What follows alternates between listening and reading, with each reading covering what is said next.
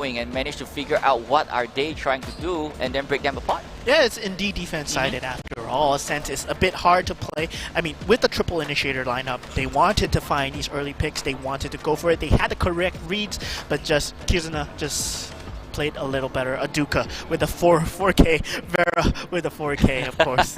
And of course, the next game that we have will be Nexga. Yep, it's going to be Nexga going up against Super Massive Bot. So, you know, this our previous champions coming in, a really stacked team coming in as well. There's so many things to actually look forward to, and I'm just excited for the second semis. Of course, we are all excited for the second semis as well. It's going to be Malaysia versus Singapore. But before that, we'll be heading into a short break. Thank you for watching this first semifinals with us. Stay tuned for the next. We'll be seeing you. This has been Moman and my fellow co-caster, Moonboy. Bye. We're still here? All right, let's go. Yeah, so how's life, bro? Life's good. Yeah. I mean, have you had lunch? I had lunch. Have you had lunch? You've had lunch already? If you guys have? Yeah. Yeah. Yeah, that's right. We're going for a break. Yeah, we're going on a break. See you guys. Goodbye.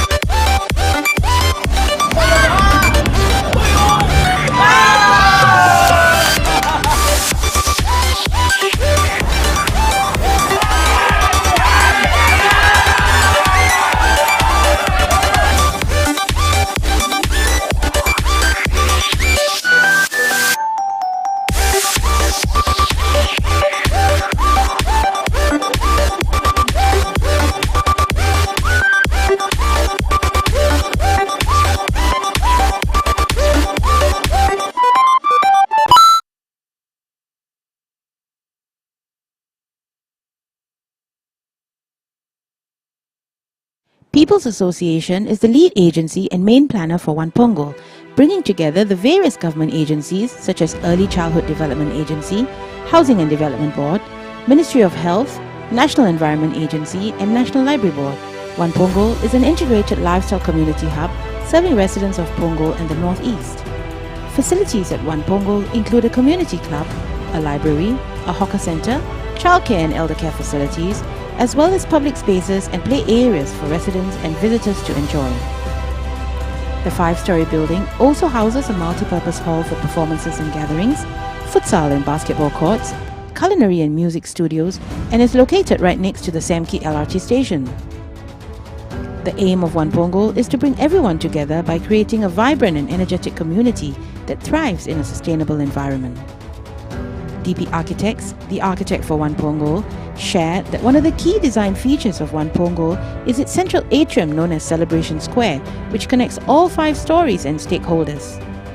The user is at the heart of everything we do at E&E, and the most interesting aspect of this project was One Punggol's drive to bring everyone together.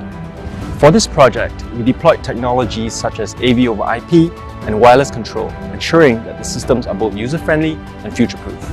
The One Punggol project was in the smack of the COVID-19 pandemic, and due to this, our teams had to navigate work restrictions, manpower challenges, and various supply chain issues.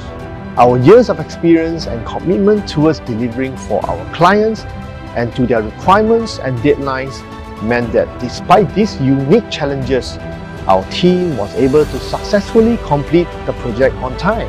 Throughout our 71-year journey, we have been blessed to be part of Singapore's nation-building efforts, having been involved in projects such as the Esplanade Theatres, Singapore Sports Hub, and many others. We are indeed honoured to continue this legacy with One Punggol.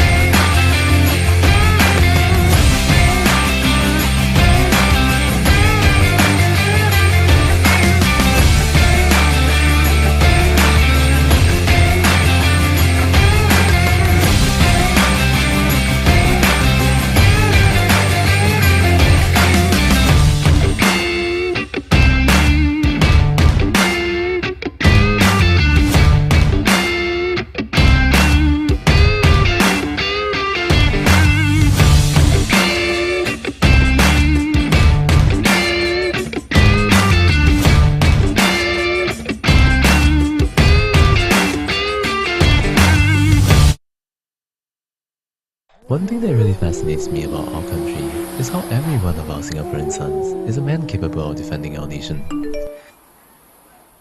Each with his untold story. I enlisted in January 2019. I don't think many of us went into it ready, we just sort of went with it. I was skinny and timid since young, and the idea of soldiering was just intimidating. Yet 3 months in, I passed out basic training. 8 months in, I earned my chevrons. 11 months in, I became a guardsman. Before we knew it, it was time for goodbyes. As we hung up our uniforms, tucked away were also the stories that we wrote with much pride. We all just sort of got on with our lives. Some went on to work, some went on to further their studies.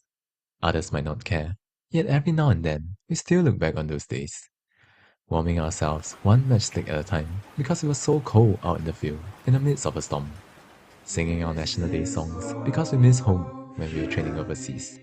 Even with our active days past, regardless of vocation, regardless of service, we will still stand ready.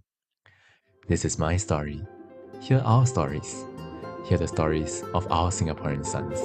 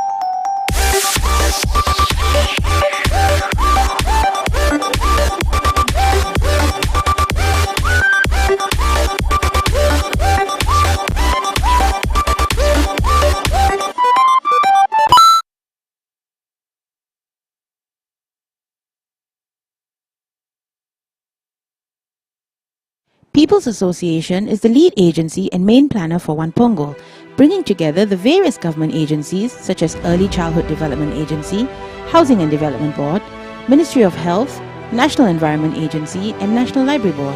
One Punggol is an integrated lifestyle community hub serving residents of Punggol and the Northeast. Facilities at One Punggol include a community club, a library, a hawker centre, childcare and elder care facilities, as well as public spaces and play areas for residents and visitors to enjoy. The 5-storey building also houses a multi-purpose hall for performances and gatherings, futsal and basketball courts, culinary and music studios, and is located right next to the Samki LRT station. The aim of One Punggol is to bring everyone together by creating a vibrant and energetic community that thrives in a sustainable environment. DP Architects, the architect for One Punggol, shared that one of the key design features of One Punggol is its central atrium known as Celebration Square, which connects all 5 stories and stakeholders. The user is at the heart of everything we do at ENE, and the most interesting aspect of this project was One Punggol's drive to bring everyone together. For this project, we deployed technologies such as AV over IP and wireless control, ensuring that the systems are both user-friendly and future-proof. The One Punggol project was in the smack of the COVID-19 pandemic, and due to this, our teams had to navigate work restrictions, manpower challenges, and various supply chain issues. Our years of experience and commitment towards delivering for our clients and to their requirements and deadlines meant that despite these unique challenges, our team was able to successfully complete the project on time. Throughout our 71-year journey, we have been blessed to be part of Singapore's nation-building efforts, having been involved in projects such as the Esplanade Theatres, Singapore Sports Hub, and many others. We are indeed honoured to continue this legacy with One Punggol.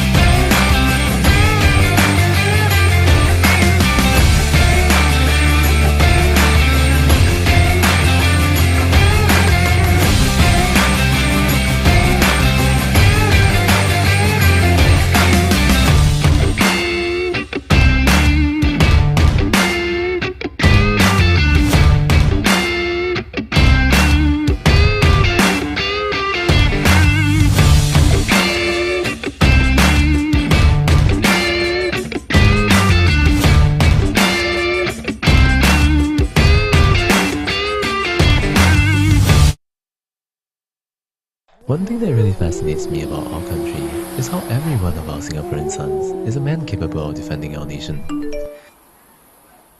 Each with his untold story. I enlisted in January 2019. I don't think many of us went into it ready, we just sort of went with it.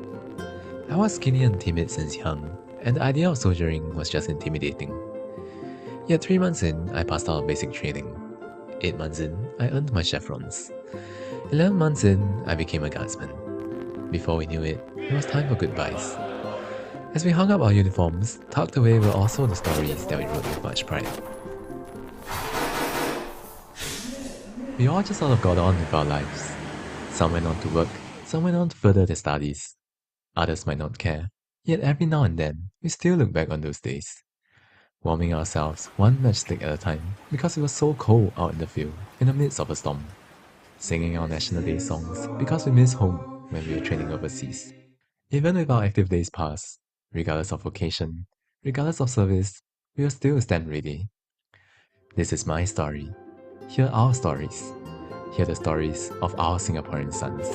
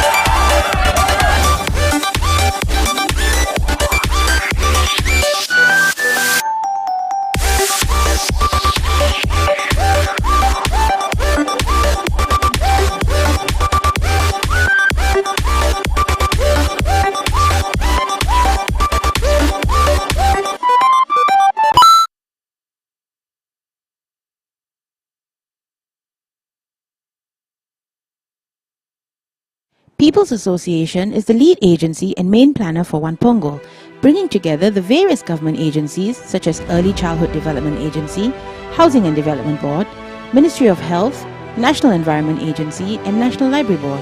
One Punggol is an integrated lifestyle community hub serving residents of Punggol and the Northeast. Facilities at One Punggol include a community club, a library, a hawker centre, childcare and elder care facilities, as well as public spaces and play areas for residents and visitors to enjoy. The 5-story building also houses a multi-purpose hall for performances and gatherings, futsal and basketball courts, culinary and music studios, and is located right next to the Samki LRT station. The aim of One Punggol is to bring everyone together by creating a vibrant and energetic community that thrives in a sustainable environment. DP Architects, the architect for One Punggol, shared that one of the key design features of One Punggol is its central atrium known as Celebration Square, which connects all 5 stories and stakeholders. The user is at the heart of everything we do at E&E, and the most interesting aspect of this project was One Punggol's drive to bring everyone together. For this project, we deployed technologies such as AV over IP and wireless control, ensuring that the systems are both user-friendly and future-proof. The One Punggol project was in the smack of the COVID-19 pandemic, and due to this, our teams had to navigate work restrictions, manpower challenges, and various supply chain issues. Our years of experience and commitment towards delivering for our clients and to their requirements and deadlines meant that despite these unique challenges, our team was able to successfully complete the project on time. Throughout our 71-year journey, we have been blessed to be part of Singapore's nation-building efforts, having been involved in projects such as the Esplanade Theatres, Singapore Sports Hub, and many others. We are indeed honoured to continue this legacy with One Punggol.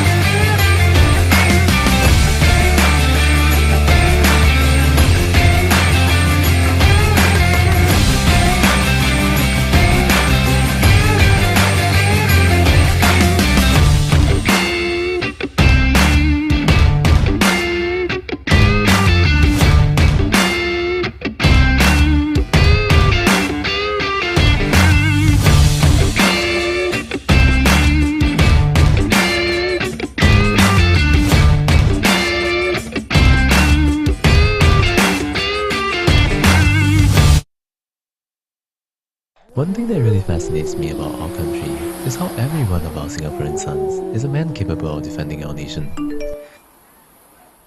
Each with his untold story. I enlisted in January 2019. I don't think many of us went into it ready, we just sort of went with it. I was skinny and timid since young, and the idea of soldiering was just intimidating. Yet 3 months in, I passed out basic training. 8 months in, I earned my chevrons. 11 months in, I became a guardsman. Before we knew it, it was time for goodbyes. As we hung up our uniforms, tucked away were also the stories that we wrote with much pride. We all just sort of got on with our lives. Some went on to work, some went on to further their studies. Others might not care, yet every now and then, we still look back on those days. Warming ourselves one matchstick at a time because it was so cold out in the field in the midst of a storm. Singing our National Day songs because we miss home when we were training overseas. Even with our active days past, regardless of vocation, regardless of service, we will still stand ready. This is my story. Hear our stories. Hear the stories of our Singaporean sons.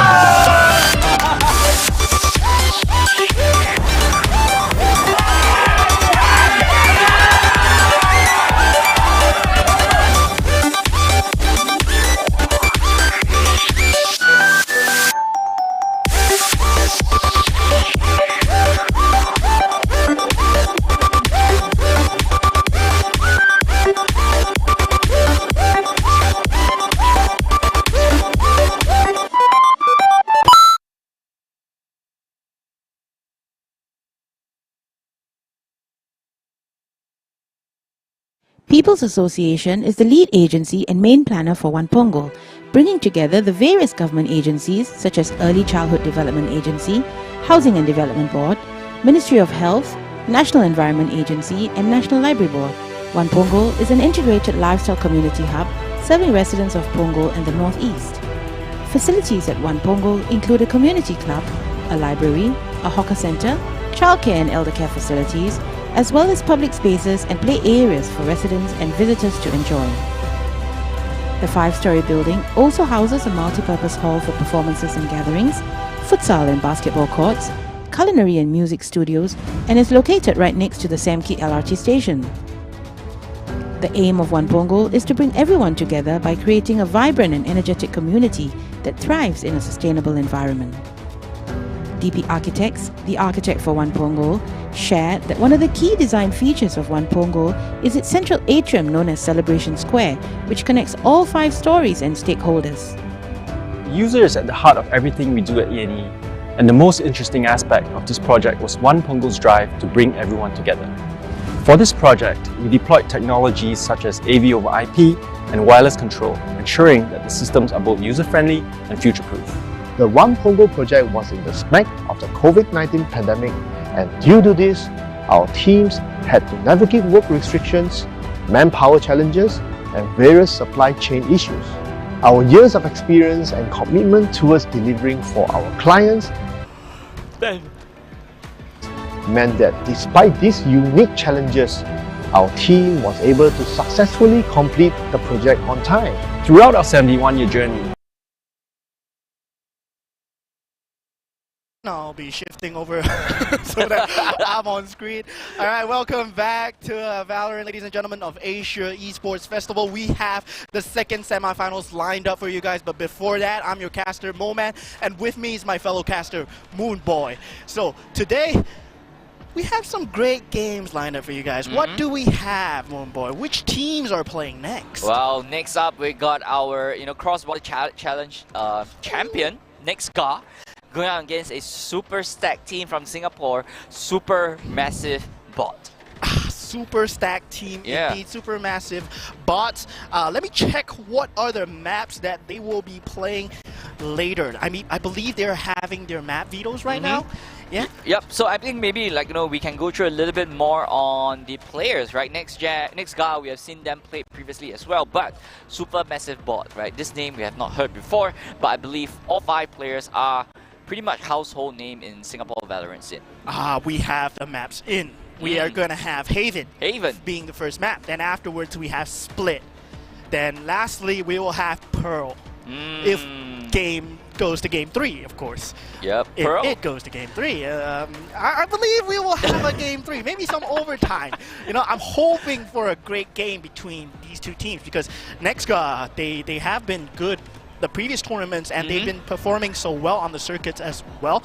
But this team from Singapore, Super Massive Bots, we've never seen these players actually play together. Yep. They've always been on separate teams. They've always been fighting each other. But of course, what happens outside, we don't know. Maybe they've been scrimming, maybe they've been playing together. But going through the roster list of the players.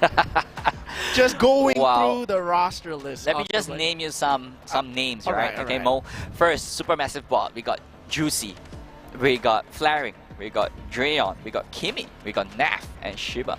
Oh my God! Yeah. I mean, that's like a lot of VCT players and a lot of finalists and grand finalists that I've been seeing winning all these prizes, taking them home. And can they take home the prizes today? Because whoever wins this is secured a spot in the grand finals. Yep, and that is like what, minimally a 500 price. Yeah, for you guys. all in Yeah, a cash Sunday's, prize. all in a Sunday's work. Yeah, just come here, have some fun with your friends, smile, smile, laugh, laugh. You got money. Easy. Yes. Great time indeed. But before that, before we head into Agent Select, of course, let's talk a little bit of our sponsor, JBL Quantum. They have kindly given a 10% off selected devices. If you come over to Kallang Wave Mall, you just need to scan the QR code that's outside of our event hall. I mean, ladies and gentlemen, those of you guys are here, if you're looking for some quality headphones, quality speakers, whatever to do with your audio needs, just head on to the outside of our event hall. There's a QR code. Just scan it. You can see what you can get for 10% off. Yep, and especially for you guys at home, if you guys are, don't know what we're talking about, what's happening today, right? Currently, this is the Asia Esports Festival happening right here in Kallang Wave Mall. So if you guys are, there's 3 events happening right now. On level 1, there's Mobile Legends Bang Bang. On level 2, there's Valorant, and there's Smash Bros as well. So if you guys have nothing to do on a Sunday afternoon, come over and join us because we got a whole day of event lineup for you guys, be it whatever kind of esports that you are looking for. Yeah, it's a Sunday after all. I mean, DPS is outside. There's a bar. You can get some beer. You can get some drinks. You can get some snacks. You can get a day drink going on. Watch some Valorant. Have some fun with your friends. Go down, watch some MLBB. I mean, play some arcade right outside the event hall as well. There's a lot of different activity for different type of people, and we're just here gathered right here in Kallang Wave Mall to have some fun. Yeah. I'm having a lot of fun watching this game. I mean, the previous game it was kind of wonky at the first map. We saw the neon pick coming out from Split, so we're going into Split again, right? I mean, the first map is going to be Haven, but with the nerf of Jet, do we still see Jet being picked? I mean, both teams still picks Jet on Ascent, but whether we see a shift in agent selection when we go into it at Haven, I mean, we expect the initiator to be a breach. 100%. I mean, I wouldn't expect anything other than a breach. I mean, the Sova is flex. I mean, you still want the information for this kind of 3 ABC map sites. As much information as possible, and not forgetting you got agents like Sky that is 100% picked in VCT as well. Right? You have a flash, you have a dog for information, you have heals, and then you got 3 cabbages to work with. I mean, what more could you ask for? It's everything in the package, right? And not forgetting, right, coming in, Killjoy is a premium pick coming into Haven as well. Just securing one site so that there's not a lot of manpower spread all around, that you are not too thin in terms of manpower department as well. So Killjoy is pretty premium, especially moving to Haven. Yeah, and I just heard that Kimmy is on the team of Supermassive Bots. Yep. The last time I casted Kimmy, I shouted until I nearly lost my voice because that guy was insane on Vector. He got like 4K after 4K. He was popping off, and let's see whether he can deliver the same performance. I mean, we have Juicy with him on the same team now. But on the likes of Nexga, we have Simon Neal as well, who delivered a stellar controller performance on the previous cross-border challenge as well. And they have a new team lined up. Yeah, for sure. And not forgetting, I believe, Fleric. Right? We've seen this player all along in the Singapore scene as well. This guy plays a really mean KO. So, I mean, if he ever choose to go with that, it's going to be a headache coming in for Nixka. Yeah, and we have somebody called Shiba on Supermassive Bots. I think he's an ex-Paper Rex player, if I'm not wrong. So we're gonna be seeing some crazy games coming out from the side. And technically, this is Singapore versus Malaysia. Yeah. Kind of thing. So my fellow co-caster below, Jays, I think he would be very excited to see this Singapore versus Malaysia. We have a kind of a side bet going on. Yeah, but I mean, speaking of next guy, they are from Malaysia, I just mentioned, and they actually flew down all the way from Malaysia to Singapore to actually participate in this particular event as well. So, we have players from all over the world, I would say. They're from different countries coming down, gather right here at this festival, just in the love of Valorant, just in the name of esports. Yeah, and well, let's just go back into brass tacks. We talk about Haven. The next map we will have Split as well. So these 2 maps we'll definitely be seeing. For Haven, what's the controller of your choice? Would you prefer the Omen? Would you prefer the Brimstone? Harbor, Viper. You have Astra as well. I mean, Astra is, of course, the most commonly picked. Yeah. We see the likes of Fnatic picking Astra. We see a lot of teams going for Astra, but after the post-patch, would teams still pick up Astra as much as Omen? I mean, there is still, utility purpose when it comes to the Astra as well. Yeah, but in my opinion, I believe Brim is really strong coming into Haven, right? You got the smokes, you got the Molotov as well. This Molly is just gonna zone people away from, you know, the spike, for example. And you have the orbital strike, the Yep. one that you talk about, the Killjoy. Yep. And we're straight away heading into the agent select. We'll see whether they actually pick these agents. They do have the double controller set up on the side of Nexga, ready going. Yeah, double controller bay locked in. Sky is the initiator of choice. Ripeye hovering around the Reyna, and Killjoy is going to be a no-brainer coming into Haven as well. But on the other hand, right, you see Neff on the bridge, just, you know, immediately locking right in. So many walls, so many corners coming in. Bridge is probably, like what you said previously, a premium pick coming in. And Neff, I know him as like a crazy mechanical player who plays a lot of Jet, who's been entering for his team. But the thing is, his breach is nothing to be scoffed at as well. The last time I casted Neff as well, his fault line didn't miss. His flashpoint blinded everybody. His aftershock got a lot of value as well. It's Rolling Thunder very, very well picked as well. And Supermassive bot, I believe, is Shiba. Yeah. Yep, and you know, Juicy going up with his, you know, really comfortable Asian right here, the Jet. We have seen him on the Jet like pretty often as well. But you know, with Jet being nerfed this time, is he gonna be performing? And not forgetting Ribeye on the Yoru.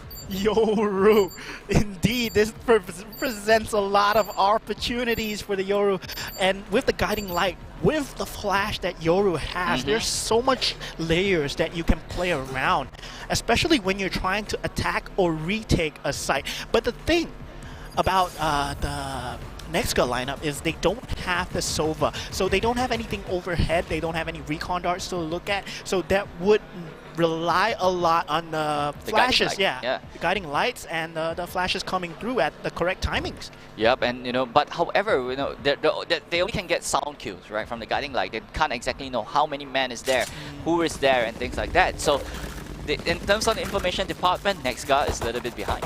Whose lineup do you favor, Moonboy? Well, I'm liking what Supermassive robots or Supermassive bots actually lineup is like. Yeah, but I'm just interested to see how Juicy is going to pilot this new Jet. Yeah, I mean, Supermassive bots, they have the new Jet, but Nexga, they will have the Yoru, the wildcard pick. I mean, we do see it out of Southeast Asian teams usually. On the VCT circuit as well, we have our favorite Paper Rex playing the Yoru as well on Forsaken. So we see what Ribeye can pull off. And ready for this pistol round, we do see the setup coming through from the side of Nexga. It's going to be a heavy B hit, and Juicy already with the pre-fires finding some damage onto the Nexga players. They do have the regrowth to work with though. Yep, and there Juicy just putting some pressure onto B side. I mean, if you want to come, you got to deal with that Sheriff in my hand, and there's a new skin coming in on the Sheriff from Juicy. Yeah, the showdown. Yeah. You know? Already. Full A-site retake will be given through by Supermassive bots as the Dark Cover and Trailblazer will be coming through for a side hit. Killjoy turret will be taken care of, and Nexga will be finding no players onto A. Yep, A is a retake right here from Nexga down to Supermassive bot. How are they going to fight back off this one? Juicy gets the first K onto Ribeye as well, as they're right here, you know, Supermassive bot is just gathering their strength right here on Haven. How are they going to take this retake? And there's going to be a massive utility flood coming through from the side of Supermassive bots. If Nexga can't hold on to this. Now Simon Nero and Mojo already good for one Durion and Juicy and 3K coming in from the side of the Killjoy. Very nice retake coming through from the side of Supermassive bots. Nexga couldn't hold on to the flood. Yeah, that's a really well coordinated push, right? They all waited for everyone together and they push in together. And that is what teamwork is all about, Mo. Yeah, that fault line coming through at the correct timing just stunned up the player in hell. They jumped through. That's suicidal, man. Yeah, but Juicy did, you know, miss a few shots right there, but you know, allowing just getting a little bit more information while the rest of the team goes up and just take out their moment from there on. So right here, I believe next guy is going in for the force buy at round 2. Stingers and nothing to scoff at. Sheriffs as well. It's a scary weapon. It's a really scary weapon, and Nexga will be choosing for the mid pressure once again. Yep, they're going and pushing in mid as the Yoru has already been spotted as well. TP has been placed. just diving straight right in. Mojo already on side, Ribeye on side as well, taking out Nap out of commission as well. As right here, I believe Supermassive Bot is just playing it chill and just waiting for their retake. Paranoia has been committed as well. Regrowth will be used. They will have the spike planted, but Juicy, his positioning is superior at the moment. If he can find a pick, already noted, and he has to find the Yoru right now. Yeah, but I believe the Viper is still at spawn right here. Just having a really good eye, getting taken out by Juicy. But Juicy gets second. Yes, and we have. As Supermassive Boss takes it 4-1 lead, and it's all down to Haka. I believe he was a little bit late to the party. He does have the lineups. I believe he was trying to shoot the lineups. He does get one, but already 3 more to go, and Flaring will find Haka's head. As we have a 2-0 scoreline, and Nexka going for the force buy would mean that their economy will not be looking too good at all. And with this new 9 ultimate orb required, you won't be seeing any ults coming through from the side of third round, but still, Supermassive Bot's looking good as they have the operator to work with right now. Yep, Juicy already have the operator in his hand, just picking up A long as the rest of next guys gathering their forces towards A side. So, you know, Juicy might get a few juicy picks right there. I see what you did there.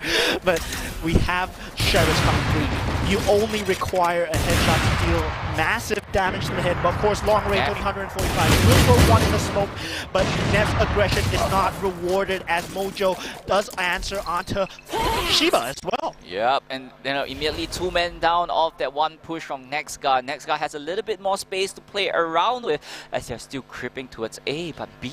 They do have the gun advantage on the side of Supermassive Bots, but Nexka have the man advantage.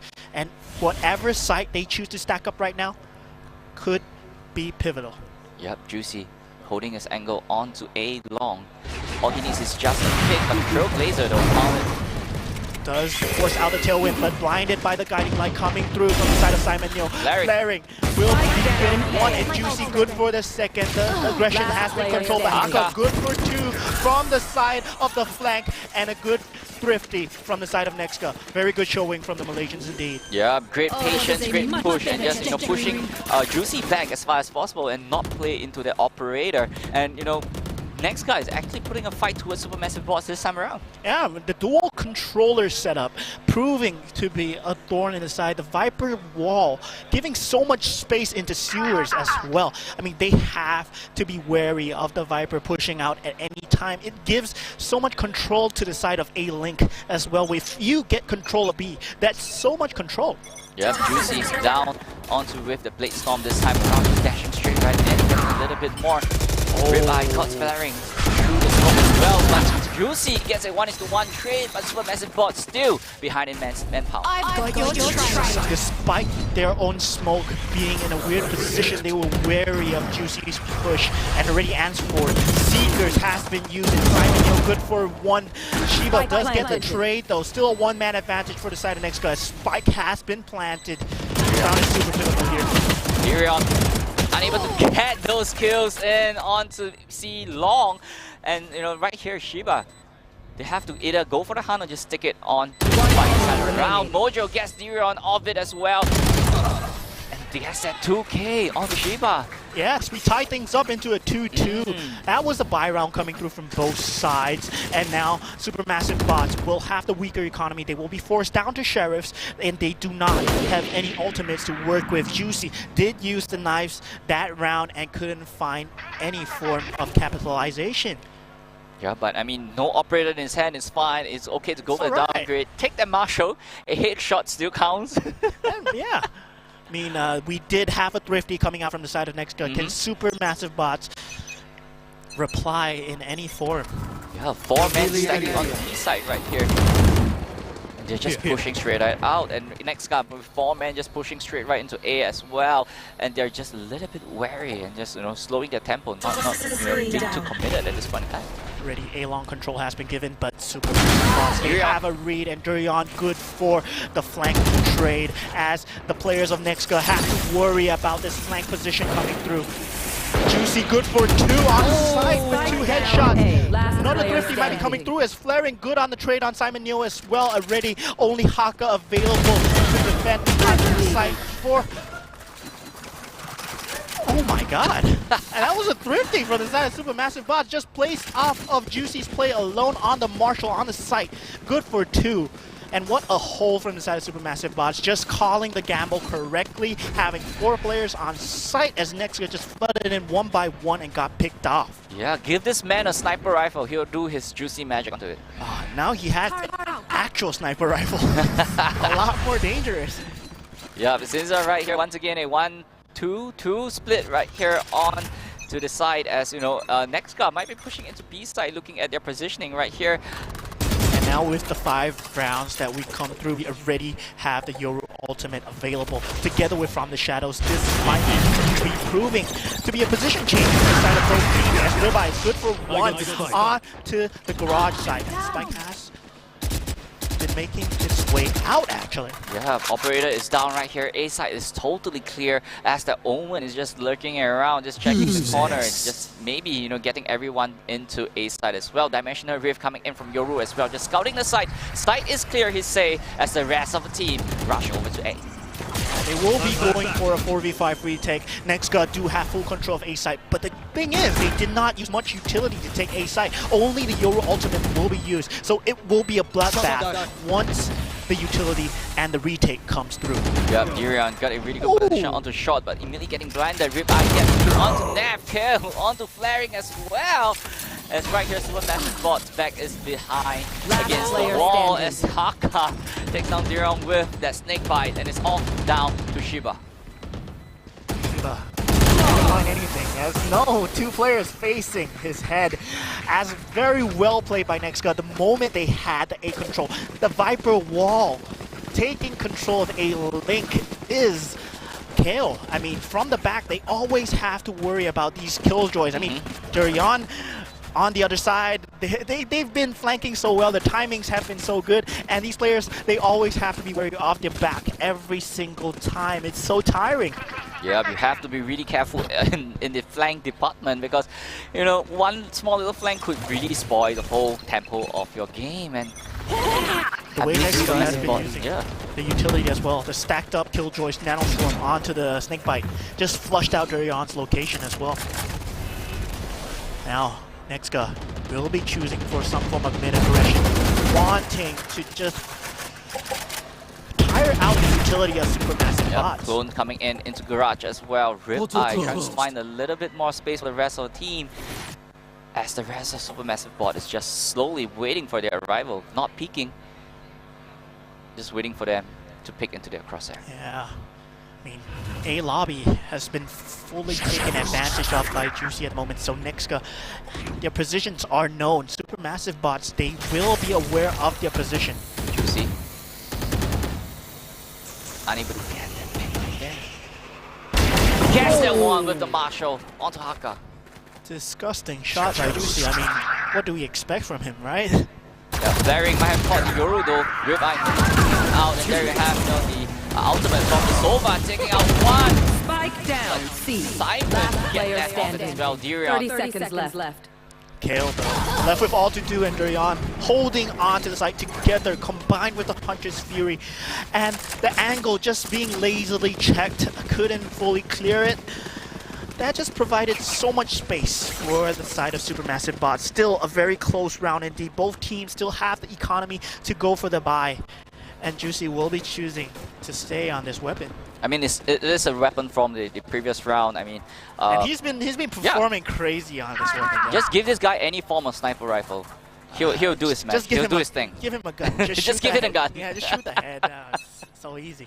But still, a 4-3, and Viper's hit available from the side of Nexga. But they will have the lockdown available for this round. And we see an early skirmish on the side of A lobby. Nothing being found for both teams, though. This Viper wall is so irritating. Every time at the start, you have to be wary of the sewers and A long as well. Yep, Juicy spots the Killjoy, but unable to land that shot onto her. Right here. Yep, so Massive Bot, you know, gathering their strength right here onto the A side, just, you know, trying to push them back, but it seems like next guy is not backing down off A side.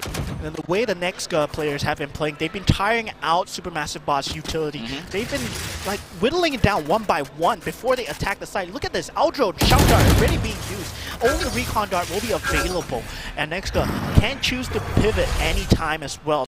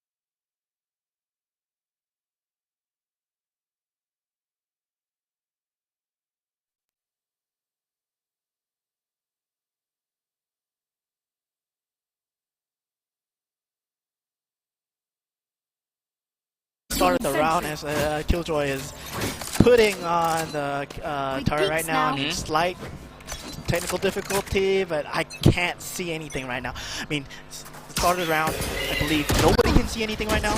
Already one pick being found high. My face. We're back. Bang, bang, bang. But yeah, the round is still going on.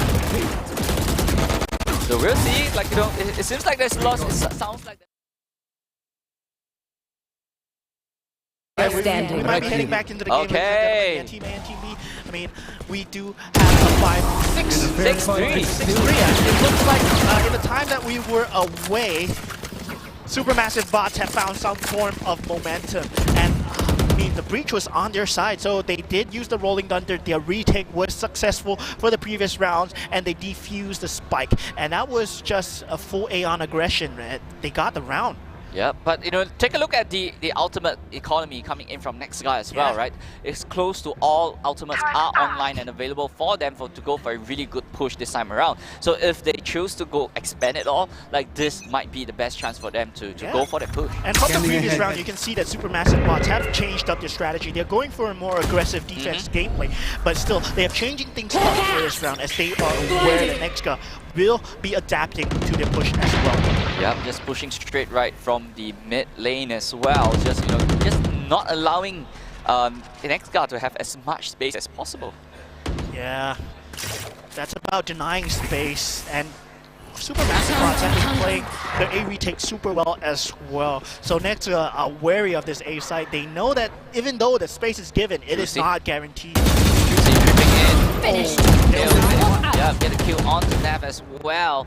As you know, this might be a chance to tell them that, you know, A is anti, let's just go. Yeah. The spike. Spike. Flash and yeah. Clearing out the site slowly as the dark cover from side Supermassive Bots. Proving utility as Juicy for one. Durian gets the second. Spike passes down. Spike's coming in. Juicy has the classic rebound. Viper. Last player standing. Mojo and Kale good for the trades, holding it on as the Killjoy lockdown comes through. Durian has ulted to Viper's pit in play.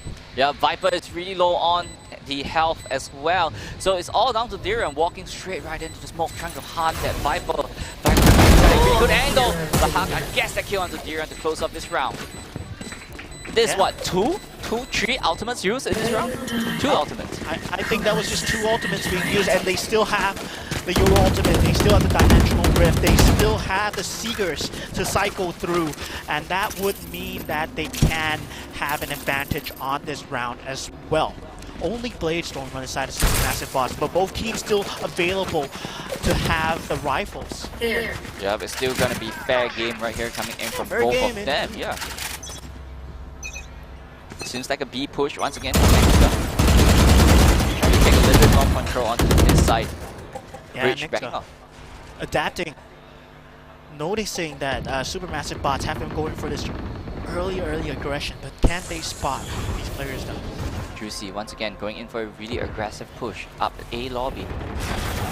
Trailblazer. One, dashes straight right away. Shiba gets another, Spike but down Riptide gets A. a venture onto Shiba as well. Seeker still available for the side of Nexka. I've got They your can kill this trail. round. They do, as they're Seekers. trying to find out the positions of the remaining players. Not much information being garnered though, but Kale good for the kill onto Neff. Entry has been found, full B-side control given, but B-side is very hard to hold on. They do have a nanoswarm, a flash being committed from the side of Ribeye. Not finding anything at the moment. As well. Trades left and Last player right. Two standing. as bleed. No, Supermassive bots will be getting the round. Oh, sorry, nearly caught him bleed. Yep, 7-4 right here. Next guy have to, whip out a good play coming in. They have to score another point. If not, too late for them. As moving into the second half, as the defender, I think that Supermassive bot is really aggressive coming in if they're on the attacker side. Yeah, it's scary for the side of Nexka. Last But the thing round is, they in the do half. have two controllers to work with. But the thing is, Supermassive bots, they have two initiators. Yep. So much info, and what I said before about smokes just not being effective when there's a flood of utility coming through, you have to pair up some form of damaging utility. You have to hope that your nanoswarm is there. You have to hope that the aftershock comes in time to disjoint the push that might be coming through from the side of Supermassive bots. Yep, 2 ultimates available for each side, so it's gonna be an equal push right here in the final round of the half. Juicy immediately gets the first pick onto Ribeye. And there we have the ultimate coming in from Shiba, unable to get anybody or any information out of there.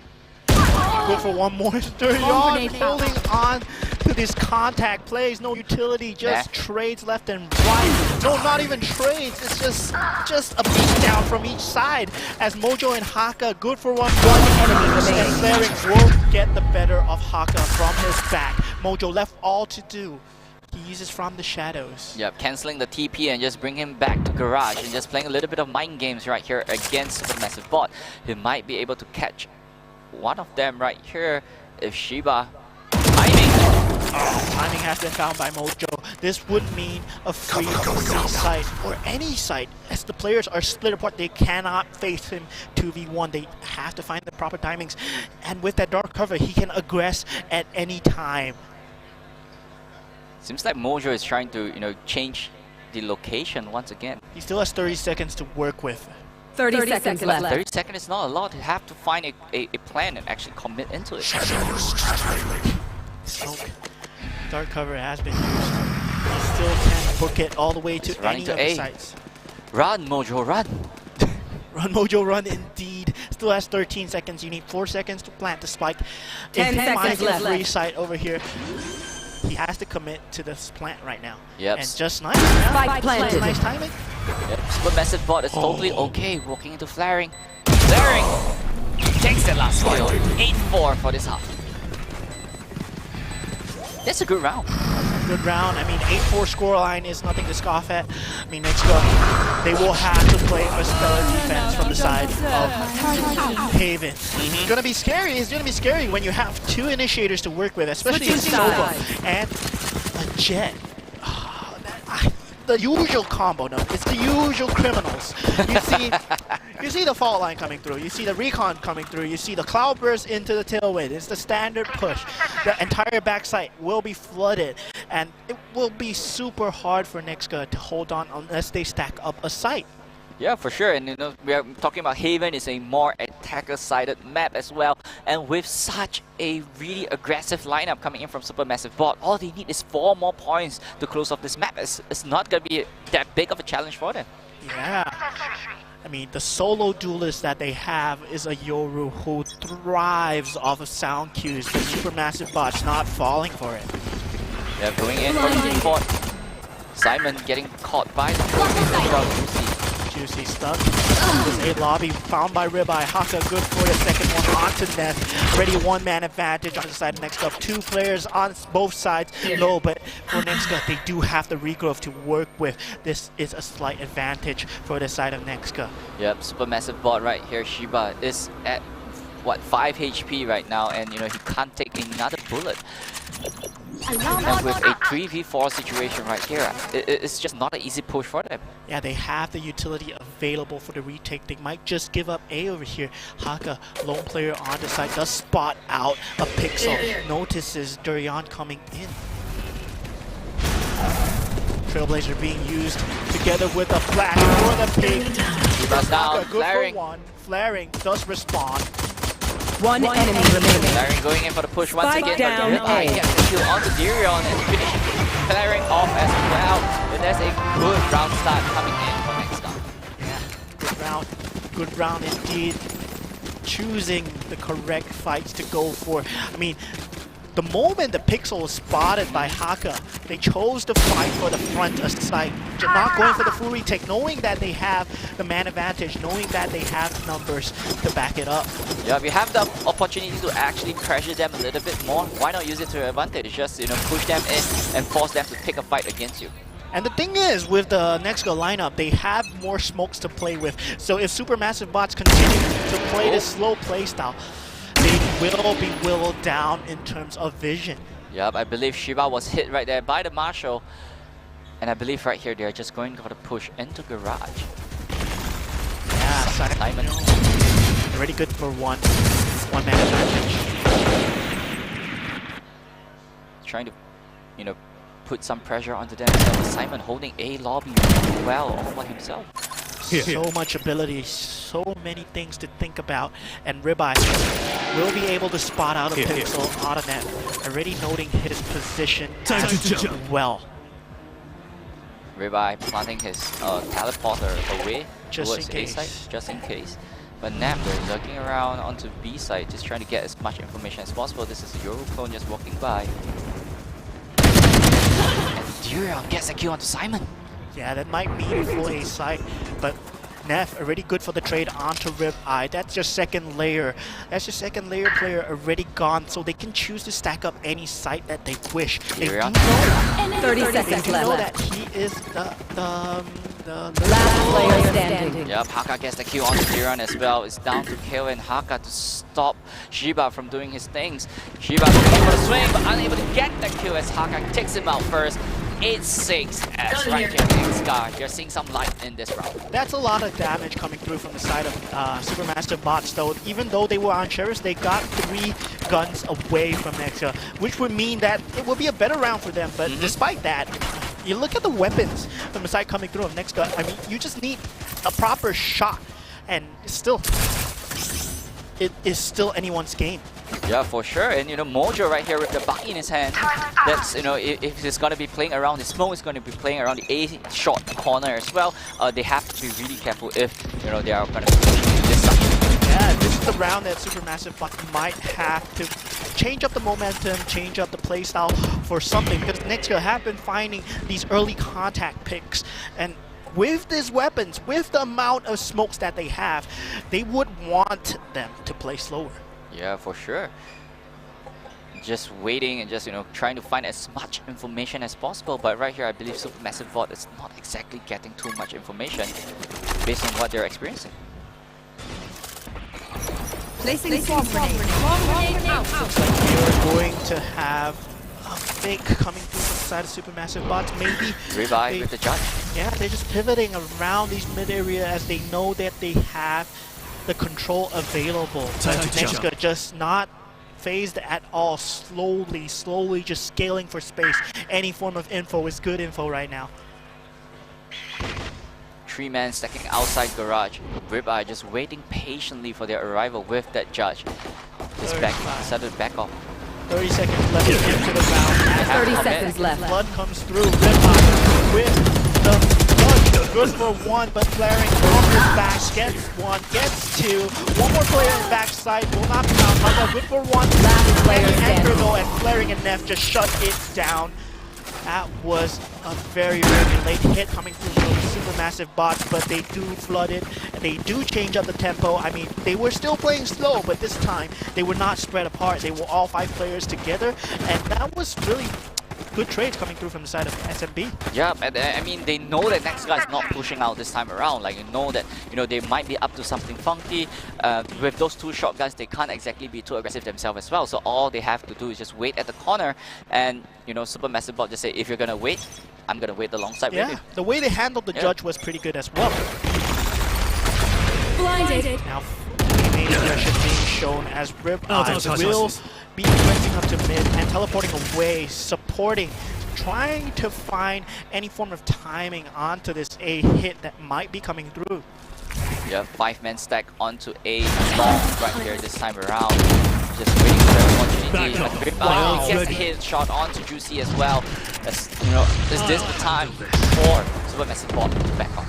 And now the Dimensional Rift being used. This is giving so much information to NextGuard. He notes the position of these players, and already there's only 1 minute left in the round. Our drone has been committed. Only a recon dart is available, and they have already lost the entry potential that is the Jet. Yep, for sure. And right here, Supermassive Bot, they have to try to commit. 40 seconds, 45 more seconds left on the clock. They have one last chance to rotate. If they have a chance to Mojo taking down Neff as well. This might be the best time for them to move out of A. It is, but they are shut down at the moment. They are locked in, and only 30 seconds left. Can't even find the time to rotate. They will have to take this 30 fight seconds over left. here. And Simon Neil playing this crossfire. One enemy Flash coming remaining. through. Good 2K Spike down from Simon A. Neil. Very nice flash by the Yoru. And now Flaring left with all to do. Gets the pick. Does have from the shadows to work. Flaring. 50 seconds though. And hunted down. Yeah, Flaring with that 2K, right? That kind of like can mess a little bit more around their economy. But even though they can afford to buy more, and but that just still do a little bit of damage against their opponent. I mean, all economy-wise, you will be looking at Haka going through nearer and nearer to the Viper's pit, only 1 point away, and Seeker still available with one more orb or one more kill. So I would highly favor NextGuard for this round, but I mean, it's anybody's game. We've been seeing Thrifties left and right, and I don't want to cast Thrifties. I mean, Juicy. They've been playing these rounds to a T. Each team trying to figure out the positions of the other team, trying to bleed out the utility of the other team as well, knowing full well the pick that might be coming through. Ribeye using one flash, not finding anything, but Juicy in the advanced position. For one here, and he does find one.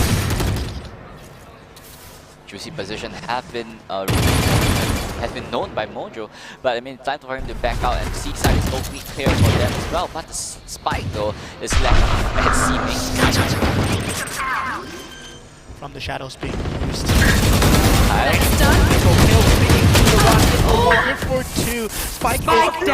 Not planted as Rolling Thunder has to be committed from Neff just to buy him some space. Look at the Viper's wall. It's so irritating. The back side cannot be cleared because of the Viper's wall. And already a 3v3 situation. Neff using a flashpoint. Durian good for one. Can he find the second though? One enemy remaining. Has to find him, but Durian good for two. This might seal the round here as Mojo has to go into a 1v3 situation. Has the paranoia available. Shadow Step being used. Cancel. Yeah, managed to catch Mojo out of that as well, and there we have taking yet another point, 10 to 7. You doing this or what? You're moving closer and closer to closing this map.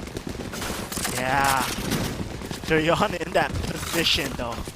At that position, he got two, despite Simon Neil just unlucky losing the duel. I mean, with a Sheriff, with the level of these players, Sheriff is as good as a Vandal. Never underestimate a Sheriff, Mo. A hit shot is a kill immediately. No questions I was asked. just saying, like, I would favor next guy, in that round, because they have ultimates, they have guns, but doesn't matter. They do have the lockdown on the side of Supermassive Bot, and they do not have any form of damage utility, but K already good for one. The fade away onto Flaring. That's the controller player down, and that's the only controller for the side of Supermassive Bot. They do not have any form of vision impairment. Yup, and I mean, getting one killed so early into the game, that's a huge disadvantage coming in from Supermassive Bot as well. And I believe right here they have to play a little bit slower, just ditching away the gun. No one is going to be having an extra Vandal coming into this round. Yeah. Slow posturing. Simon Neil does find information, but still, it's Haven. Anything can happen. Yep, Juicy 5 HP coming in with Rib Eye just hidden around the Kavi. on C-Long. He does have to teleport away if anything goes wrong. He does. Yeah, Paka trying to hold it as well, but Ribeye gets some rebound off that as well, but Nef takes down Paka. And it's going to be a 3v4 coming in for Supermassive Bot with, you know, Bridge being really low on 3v as well. They were trying to pivot onto A, but Mojo proving to be a thorn in your side. Player He's good for one. standing. Reposition, jumping down with the classic. What a play! That was Omen being played to a T right there. Very well done by Mojo indeed. There's those movement coming in from Mojo, those teleports coming straight right to the top box and just jumping straight right down, taking 2 hits along with it. Man, Mojo, that's a Omen masterclass right there. Ankle breaking, right? Like Supermassive Bots, right now they have a backwards economy. They won't have a lot of weapons to work with, but still a 2-round advantage in anyone's game. We might be seeing a very, very close scoreline here, ladies and gentlemen. Yeah, we have seen Supermassive Bot win Thrifty after Thrifty, time after time again. Could they take this home this time around? Yeah, changing up the pace indeed. And now Spike is being planted. Spike has been planted already early on the round. I mean, it's really gameplays into this Lockdown. fast play. A lockdown being committed. So much pressure being put onto B. Can these players take out the lockdown? 3 more seconds on the lockdown clock as well, as next guy immediately fleeing or retreating away from the lockdown radius, and they're on the offense. They're on the move right here. They have to start fighting. So much time. Important time as Nef gets 1 kill, gets 1 Last more player flaring, standing. and Nef, good for the trade. Now only kill left. He's on the flank and his position has been noted. 1v4 is impossible for him. Yeah, and there you have another win, Thrifty win right here from the attacker side. I mean, why buy guns, right? We just get it for free, valuable. Yeah, why buy guns? But still, I mean, that was a very good call from the side of SMB. They changed up the pace so well. Nextga not expecting such a fast gameplay, such a fast execute coming up from the side of Supermassive Bots. The moment they had B control, such decisive mid-round calling. The Killjoy ultimate, the lockdown, taking so much space away from Nextga. Yep, the big question is SMB starting to read Nextga properly? Like, you know, they know that B is the weakest link in that round and they attacked it immediately. Yeah. Now we do see a 5-man flood from the side of Supermassive Bots. Both teams aggressing. Nextga, they are on the A lobby and they already know that the players are not here. The Foundries have been given so many W's from the side of Silong. Nextga know full well where these players might be, and look at them. 3-man flanking. Oh, but look at the players. And Simon Neal, good for 1, good for the trade. That would mean that they have no more Rolling Thunder, no more fault line for this attack, for this entry. Nothing to back up this jet, only the recon are available. Yep, I love it how SMB is actually really, you know, disciplined and not chasing this guy too much. Get this guy immediately off it as well. Alarm bot being placed. Mojo gets that pick onto Dirion with that stinger. And it's a 3v3 situation right here, and Juicy is on C side, telling you guys, you know, rotate to C immediately. Yeah, from the shadows being used and lockdown already coming so early. 30 seconds still left into the round. They can wait it out, but that would mean giving up so much It's going space. for it. Flares one. And Kale does 30 get the seconds pick left. out of garage. Spike No one down, was C. holding for flaring because of the impending lockdown, and they will have to reaggress on the side. Juicy does get 1 already. A 2v2 Last player playing standing. backside, traded out 1v2. Juicy has all to do, and Mojo good for the trade. 11-9 scoreline. Nextga is bringing it back. Yep, I mean, these two teams has been going back and forth each one another, and right here, you know, next guy is still not backing down. You're 11 points, that's not close to the finishing line yet. We are catching up. Oh, I'm getting goosebumps, Yeah. man. This game is going down to the wire as Juicy. He will have the Blade Storm to work with. They have the ult advantage. They have the Hunter's Fury. They have the Rolling Thunder. Do they commit it? They are on the attack side. But on the side of Nextga, they will have Viper's Pit available. And this Viper's wall on the side of C Long has been so annoying to deal with. Guiding Light giving the information to Simon Neal, but Recon Dart doing the same thing for the other player, messing up a bit of Guiding Light on the side of A Long. Yep, Simon did not buy any shield this round as well, but immediately one headshot, Juicy takes him out also, and there's more of, you know, next guy So Team. much space he has given to his team, but Mojo trades out. Can they find any more players? No, there's no players onto A long as Supermassive Bots have fundled that. They are going for the the C push. Yep, Spike has been planted right here. It's down to next guy. How are they going for their retake? C was super open for them and they are rushing straight right to C side. And that's not a situation you want to be in for the side of Nextga. They have the Hunter series, they have the Rolling Thunder, so they will have to find the players before anything. They cannot go for the defuse. Yep, Mojo right here. Really is going in. Rolling Thunder trying to push him away from the Spike as well. And Durian takes out the two flanking players. That's the second layer gone. Nextga looking like this round is already done. One enemy Good remaining. for one for Mojo, but Flaring trades out Mojo and Ribeye is forced to save. It will be match point for SMB. Yep, they have, right here, next gun need every single gun that they need for the next round. And I don't think, it's gonna be an easy task for SMB to actually close off this map as well. And the thing is, for the side of Nextga, they're trying to get these flank plays, but Durian has been holding on to the flank so stellarly with the utility and with him peeking behind, got the 2K, just destroyed any form of second layer that Nextga had. Like they were aware that they had the Rolling Thunder, they were aware that they had the Hunter's Fury, and they had to fight these players, but still, Durian just shooting them on the head. Yeah, and in the last round, Supermassive Bot did not use the Hunter's Fury as well, so they still have ways to protect the Spike as much as possible this round to close it off. Ribeye going for the early aggression, not panning out well for him as Durian and Juicy will be taking out these next couple players. Only 3 players left. Viper's Pit still available, but a full site has been given, and Juicy will be giving so much information, feeding back to his team as the Spike makes its way to A. Yep, Juicy going in for the push as well towards the B link, as I believe he spotted Spike Kale planted. out there. And Kale going in for the push, but Juicy unaware of it as well. Timing. Found them. Killed my bot. This is match point for the side of SMB. Viper's Pit being used to get them some space to flood onto site, but Spike is ticking down. They have to force the issue.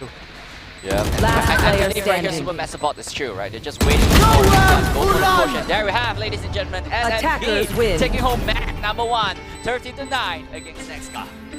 The thing is, Nextga have been reading SMB correctly, but the counter reads coming through from the side of SMB, they were done so well, especially they know that they're going to play for the post plan. We have Hunter's Fury, we have Rolling Thunder, but just hold the flank. Yeah, just hold the flank. They'll be coming in from both sides. They'll be trying to retake as much as possible, and very well played from the side of SMB. I believe we'll be heading into game 2 sooner or later, and the second round that we will have is split. And we've been seeing such good gameplay coming through from the side of both teams.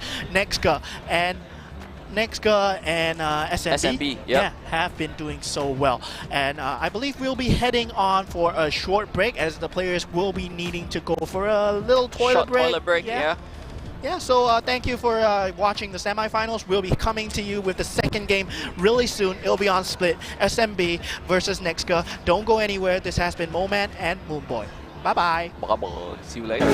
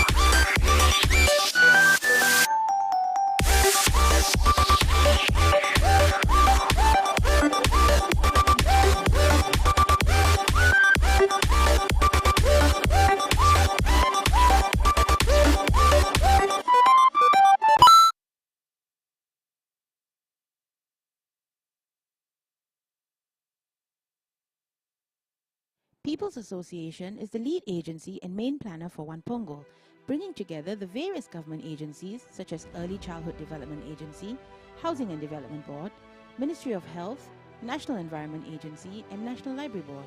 One Punggol is an integrated lifestyle community hub serving residents of Punggol and the Northeast. Facilities at One Punggol include a community club, a library, a hawker centre, childcare and elder care facilities, as well as public spaces and play areas for residents and visitors to enjoy.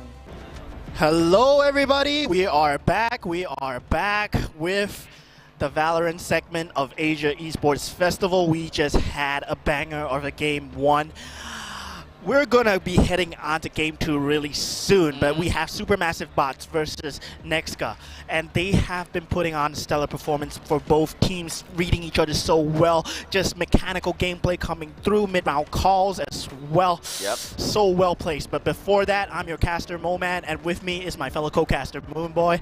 So what do you expect out of Split, Moonboy? Well, I mean, we're moving into Split. It's a much more smaller map compared to Haven, so I'm gonna be expecting a lot of aggression coming in from both teams, right? We're seeing them being so aggressive on Haven, so I mean, it's gonna be even more contact coming in onto Split as well. Yeah, and the way that Kizuna was playing just now, they used the Neon so well to attack the site. When you talk about Split, you want to control the middle of the area, like middle of the map as much as possible. But still, like the way that they placed the Neon, it was so irritating at the mid site, where you have to worry about this player coming through at any time because you know that they have control of mid. Will we see any Neon? Probably, maybe. Probably, right? You know, Neon. It can be a Raze as well, actually. I mean, Raze is a premium, right? Coming into Split, there's so many places for them to satchel around and just like being a Tarzan and just jumping around and creating so much space with the paint shell, especially with so many corners. So I believe Raze will be a premium, especially moving into the duelist segment. It's a given, it's a given. But when we talk about initiators, that's where things get a bit, you know, complicated. Complicated. Yeah. We see Sky being the most common pick in Split, but we have seen players pick up the KO sometimes, and I feel that KO pairs really well with Neon because it denies a lot of utility when you enter the site. But the thing is, there's still the breach to think about. Because you're playing in such a constricted map. The entryways are so small, they're so constricted. A paint shell, a fault line, they can deny so much space to get it combined with the aftershock as well. But that's enough about the initiator. Let's go to my favorite role, the controllers, right? We haven't been seeing Astra at all this tournament so far. So I don't know whether we'll be seeing him. But the thing is, the way that Nexka have been playing the Viper on the Haven side was so nice to watch. His walls were so irritating. His area of control, like the way that you have to think about is like they can be behind the wall in sewers. They can be behind the wall in a link, a lobby, and when he was on the defense as well, it covered the entire backside. You couldn't see into the backside control at all. But now we have the players already in Agent Select going for the picks. I'm seeing a Cypher. Well, I mean, it's the best agent in the game. Yeah. I mean, I like the Cypher, right? Like, you know, there's so many good tripwires positioned to place in as well. They could place it at a lane towards B side also. So I mean, moving for like, you know, this particular lineup coming in from Nexka, I love it. Yeah, and Simon Neo being on the initiator, I mean, a change from the previous lineup, previous games that he's been playing. But still, he is performing super well on this initiator role, especially when you see on Haven the way he took the site, the way that he uses his Trailblazer. It's amazing to watch, and the regrowth, he's always alive for the heal somehow. I mean, as a Sky, you don't want to be, you know, dead too early. You want to help out your team as much as possible, get as much information and healing them as well. But Chamber coming in from Dirion. Wow. I mean, Chamber. In the previous game, you did not see any Sentinels coming into Split, but this time around, I believe, you know, it's going to be a more balanced team coming in from both sides. And Chamber is going to be a juicy pick. I mean, it's going to be crazy because I haven't seen Chamber in such a long time in this kind of setting. And we do have the Rays, the Sky, and the Breach coming through. Yeah, so I mean, this particular composition coming in right now, you got really good flank watch coming in from the chamber as well. They could hold really nice angle with the Tour de Force. And both sides having the Rays, like, no question asked, that is the duelist of choice, especially coming into split. And we won't be seeing any neons today. But still, the Cypher pick being a very, very wild card pick, I would say, that, I mean, you do need only six. Yep. Kills ulti orbs for the neural theft, and that just gives so much information. But split, you once you get the middle of the map, you can pivot so well onto both sides, because that's what we will be seeing today, as both teams will be trying to fight for the mid, especially if you have the chamber, you have the ability to teleport away. He will be going for these early fights. Yep. Yeah. I mean, with the chamber, you're expecting like a lot of early picks coming in and just baiting your opponent to, go to a certain direction. And with the trip, the trip coming in from chamber as well, it's a really good flank watch, especially, with mid being so prominent. You could at least, deter them from moving forward in the mid side. The thing is, both teams have similar lineups. Only the Cypher and the chamber will it even matter at this point? Because I feel that the two initiators are going to be the key into taking these attack sites, because they have to pair their utilities super well for the Rays to get the entry, because only one duelist and one controller. Yeah, but I mean, ultimately, right, there's double flashes coming in, right? You got sound cue information coming in from Sky, and there's only so little choke points that they can actually enter the site from. So I believe this should be enough coming in to allow the Rays or create more space for the Rays to actually enter. But the thing is that, with next guy having that Cypher, those trip is going to be slowing down the Rays as much as possible. And you want to destroy them with Trailblazer. Yeah, you want to satchel in as much as possible. You want to... But I believe Kale's a Cypher player, right? The way that we saw his Killjoy being played just now on Haven, that was amazing. Both timings, it was very comparable to Durion's performance on the Killjoy. Both Killjoys were going crazy at this point. And right now we have a bit of technical issue, so you'll be looking at us for a while. Hello. Welcome back. I believe Flaring has the disconnection got disconnected during the loading screen as well. So I think they are trying to sort it out at this point in time. But yeah, let's not talk about the game. Let's talk about the event in general. So we do have this event going on in Kallang Wave Mall. This is not the end of the event. There will be a grand finals later on. So if, let's say, you guys are watching at home, you guys are watching somewhere else, I don't know where, maybe on the way outside on your phone, you can head down to Kallang Wave Mall and check us out. We do have live seating areas available. There is an open bar DPS outside. You can buy drinks, you can buy snacks, have your dinner here, watch some games. And if, let's say, you're not into Valorant, we have other platforms as well. There's a MLBB, Mobile Legends Bang Bang, happening downstairs on the main stage. atrium. Yeah. Yep, and not forgetting, we also have Smash Bros coming in from on level 2 as well at just beside DPS. So there's lots of events happening around today. So if you guys are around the area, if you guys are nothing to do for the rest of the Sunday, do drop down. Just come over, catch some live game, and hopefully you guys can make some friends as well.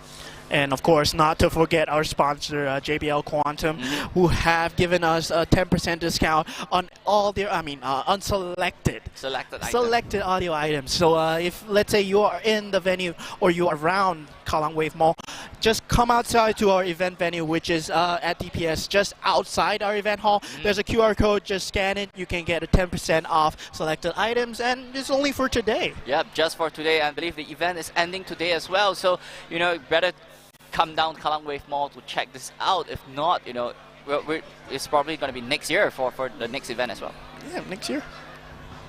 All right. And for the grand prize, right? Yeah, so looking at the prizes right here, champions will be walking home with $1.5 thousand as a team, and second place will be $500, and the third and fourth will secure $250. So Yeah, so winning this round will secure you at least $500 for cash prize for your team as well. So, You just need to win one best of 3 and you get ×2 in prize money, right? ×2 in prize Yeah, money, and then double your win prize. the grand finals, get ×3 in the prize money. So it's a lot of money at stake coming in from. I mean, it's quite a substantial amount for a Sunday afternoon.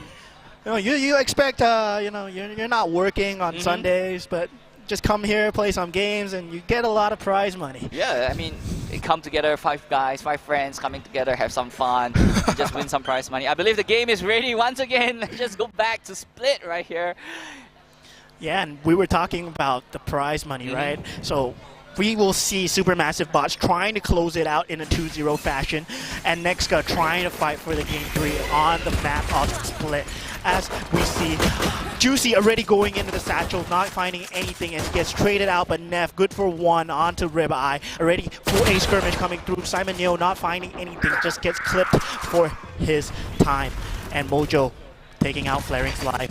That means full B-side control has been taken. Spike is making its way towards B at the moment. Yep, Supermassive Bot have to try to rotate to B as fast as possible, but at the same time manage the mid section of the map as Shiba is just holding mid all by himself. One Trailblazer coming in from Simon as Shiba is just stuck between the boxes to get that kill, but KO though gets the revenge KO onto him as well. It's 3v2 right here, or 3v1 right here onto B side. Neff left with all to do. He has a Spike in a precarious position. He has to tap or do something at the moment. He's facing 3 players as the fault line will be coming through. Spike is ticking down. Flashpoint and Paranoia on point. And Haka will be taking out Neff on the head. Pistol round going towards Nexka. Yep, throwing every single utility onto just one man just to take him out. And just whatever it takes to just win the round. I mean, it's round versus credits, right? Just use your credits, get the round, and secure the game. And Nexka, they have been performing so well in terms of the utility department, in terms of the ability department as well. So they have been using their fault lines and Paranoia combined so well. If you avoid the fault line, you will walk into my Paranoia. Yeah, so I mean, everything is just well calculated and well timed against their opponent. But right here, next guy is pushing on to B side, going in for the concuss. But immediately, Ribeye got blinded by next guy's SMB's Omen. Yeah, and the full B-side skirmish will be coming through, but Nexka, they still have a lot of time on the board as Doyon will be forced out by the guiding light and followed up by the flashpoint. Not good for 1, has to be teleporting away. And Mojo looking to scale up. Yep, Hit Hunter did not get his guy off that one as well. Simon getting a little bit of information onto Vance as well. So Vance is pretty much clear if they decide to cross over. Looking at the positions of Supermassive Bots, they will have to read proper gambles onto site. It will be a skirmish if Nexka chooses to attack the site. Yep. Next guy just gathering their forces right at B lobby right here. B main, and could we get the push that they want to as the rest of SMB is pretty on site as well. Really dashing straight right in. It's going to be a 1-for-1 trade into site as well. Next guy just pushing straight right in as well. Shiba unable to get that kill as Simon gets him out there as well. Kill and gets 2k under his belt, and right here it's all down to Juicy. Ooh.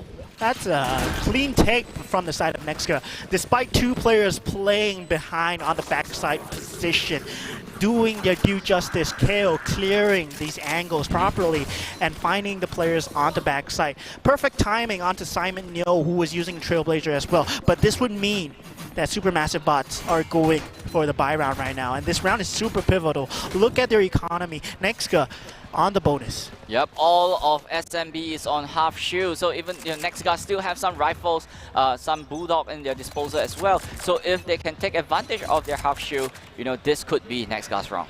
This could be indeed. As we see it now, they just go back to the slow close styles. Valerant creating some space for the team. Dark cover being used. Just holding an angle, waiting for next guy to pick. Yeah. Next wanting to fight his mid and B positions as Satchel will be coming through from the side of Ribeye, not finding anything with a Bucky. Paranoia being used as well as Neff, good for the trade. Spike is now loosed onto B, not looking too good for Nexka as Neff will put the nail in the coffin, get one more, and only 2 players from the side of Nexga. Yep. They will have a lot to deal with. Yurion, meanwhile, found K on the mid-section as well, getting him out of commission, but Haka managed to get a kill onto Nav, but Shiba closes it off for the first point for the team. Clips him on the head if he had any other weapon. I mean, Bulldog, you hit the head, it's a 115, right? So half armor was good enough on 10 HP, and now we see buy round from both sides. Yeah, once again, SMB sticking on to the half shield compared to the full shield coming in. So, I mean, they want to secure the buy round the next turn as well. And this is where the Chamber would come in together with the Cypher. Whether they're playing these lurk roles, whether they're getting the information. Because when you talk about Sky and Breach, you don't have that much information as much as a Sova, but you don't see Sova on Split. And the information game is a lot better on the Cypher. Yeah, for sure. I mean, the rendezvous itself is, such a powerful utility that a chamber could do as well. Yeah, the trademark spotting things happening at Vent. As Durian Keeping a lookout on Rams. Ribeye slowly creeping up Rams as well. Durian turns away! What a timing! Just unlucky from the side of Durian, choosing to relinquish the ankle as Ribeye will be finding the timing, but Supermassive Bots still have players stacked up onto A. Nexga going for a full pivot as they have the A site. I mean, as they have the middle of sight. Yeah, just climbing out of Vans, immediately moving straight right to B side. Mojo gets flaring off that one as well. Nav getting straight right down. Shiba gets Simon off that kill. So it's going to be 2v4 right here, with Nexga having that plant safely onto B side. Juicy and Shiba left with all to do 2v4 retake. Good for one, make it a 2v3. Fault line being used right now as Juicy and Shiba will have to retake. Yep, KO right here, just creeping up the flank of the Heaven, but immediately getting caught by Juicy, but managed to take one trade. 1-2 right here with the spike plant. Can Juicy make some magic right now? Already paint shells being expended as he will have to go down into hell and try and get this angle. Mojo, good for the trade. 3k by him. Yeah, I mean, SMB, they're not getting the space that they need, and next guy is just doing such a good, job pushing them away and just creating so much space for themselves. And Nexga has been polishing their game style from Haven as well. Like, you see how they've been playing on the Haven. They've been going for the flanks, and now they have another layer. They have 3 people on the flank. Not just 2. Durian will kill you. So now we have 3. It seems like the spike carrier is the one on the flank, right? He's alone. I mean, they are on the attack after all. They will have to split the site, and Ribeye already good with the satchel, with the judge onto 1. Neural theft being used as there are 3 players in male as Shiva just gets spammed out, and Ribeye good for this 3rd with the kill onto flaring. Only 2 players left as Durian gets traded out by the paint shells. Operator not finding too much value. Juicy left with all to do once again. Tripwire right in front of him as well. Kill is on his right. He saw his barrel, gets him. As he has 3 more men to clear him. Does use the nade to clear out the back pillar angle, but he has 3 angles to think about. 3 players to fight. And Juicy finding a pixel. Gets 1. Unable to get out Mojo's crosshair. And that's just an impossible situation for Juicy, because the player was stuck behind the boxes. You have to spam him out, and that's just so much time for the other players to just peek out and trade him. Yeah, and right now SMB is forced to save once again, as next guy have a full buy moving forward. Ribeye with the judge, right, immediately off this double satchel and just taking out the first kill for the round. And he still has the weapon. Yeah, I mean, this Ribeye is just unstoppable. I mean, the satchel gameplay, and now we have the showstopper on both sides, Rolling Thunder on both sides as well. Supermassive Bots playing a much more default location, choosing to stack players in strategic locations. Yep, Simon with the Trailblazer managed to find both of them in Haven. Information will be garnered. And Nexga making the choice to go into A side. Coming in from Ribeye, making some space. Nothing found at the moment. There.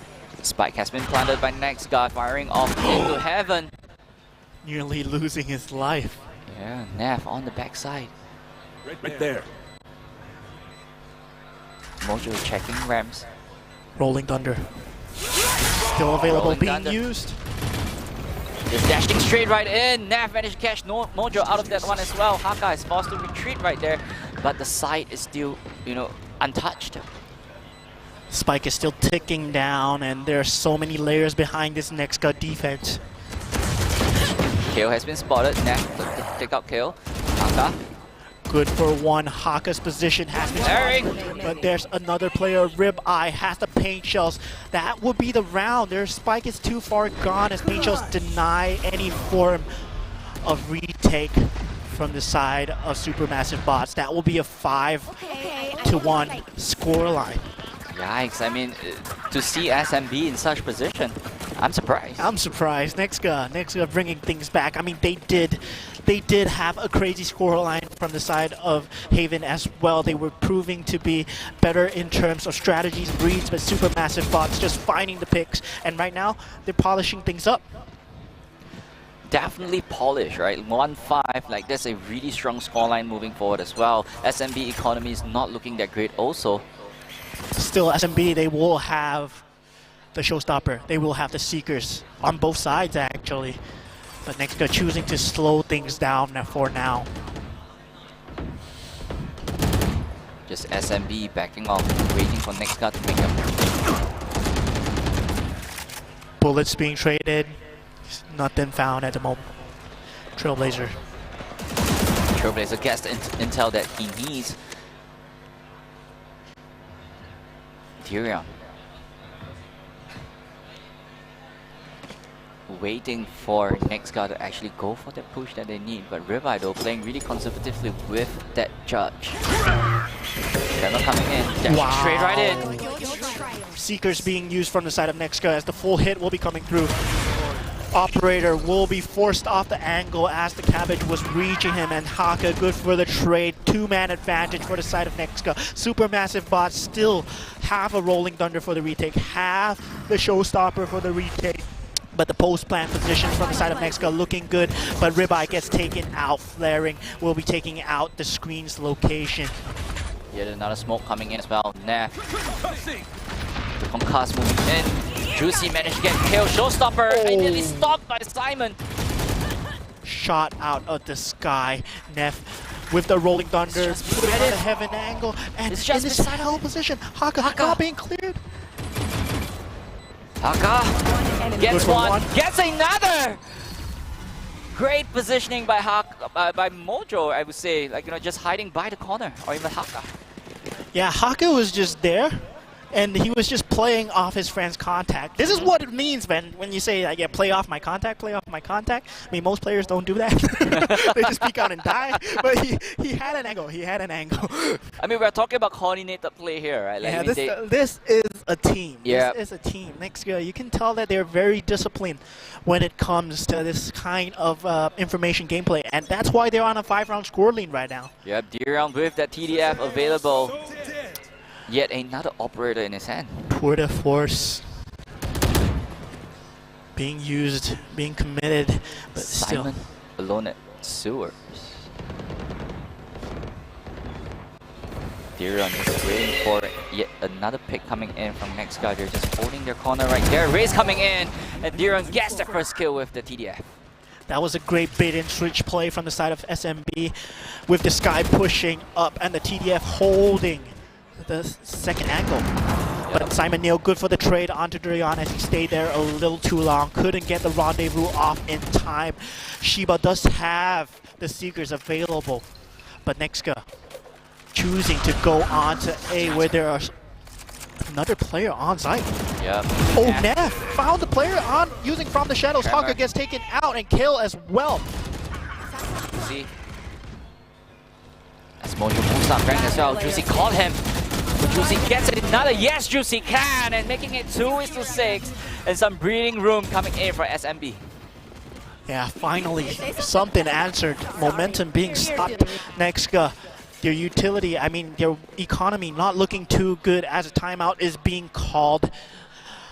So, I mean, we might see signs of life. Yeah. right? Because that was, despite having a 4-round momentum, they did lose a lot of rifles. They did lose a lot of economy going in. Every round was a skirmish. Yep. And right now, their economy doesn't look too good at all. Yeah, but I like this timeout, right? I like this timeout coming in from NextGuard. They know that their opponent might be starting to sense a little bit of weakness coming in from their strategy, and immediately calling it out, and maybe want to change of play coming in for the next off. Yeah, but still, I mean, on the attack side of Split, it's really, really one-sided, where you have to think about if you stack enough players onto site, there's a lot of utility coming through from the side of other side. So it's always the mid-round calls that always come through. Whether you move enough players to the back of site, whether you go for the full retake, and we see SMB, they have been doing it very well. They have been going for the full retake. They've been getting damage every single time. Right. It's just that they did not close out the rounds. NextGuard just having this little edge, little layer on top, the spike, the paint shells on top of the spike, not able to defuse the spike on time. For sure, as we are moving straight right in once again after yet another timeout. And NextGuard once again playing it a little bit slower. Yeah, Trailblazer being used right now. Juicy does get the pick onto kill though, and he satchels, ribeye satchels into Supermassive Bot, but Flaring, takes out the initiator player. Simon Neo down for now. Drayan location being spotted, rendezvous being forced. Yep, and they know that there will be NextGuard players coming in from B main as well. B main is, and they have already entered site immediately. Spike being planted. Spike planted. Ribeye gets one onto Nav as well. Ribeye has no choice but to change their position, but Juicy coming in. Haka gets the trade. 2-1 onto Mojo. Can Mojo clutch this out? Fault line will be available. Last player. Oh, TP straight right into their crosshair. It's down to this, and Dirion gets the kill with the operator onto Mojo to secure yet another point for SMB. They're climbing out this one. Yeah. That would mean NextGuard would be in a backwards economy right now. They do have the neural theft, but look at their economy. They're forced to go for the Bucky. I mean, Ribeye has been going for judges and shotguns every time, so I would assume that they could buy guns, but they can't. They do have the Seekers coming out in one more point, but Supermassive Bots might be able to get a hold on this game and change things around. They have the showstopper, and that can deny a fast push if NextGuard chooses to do so.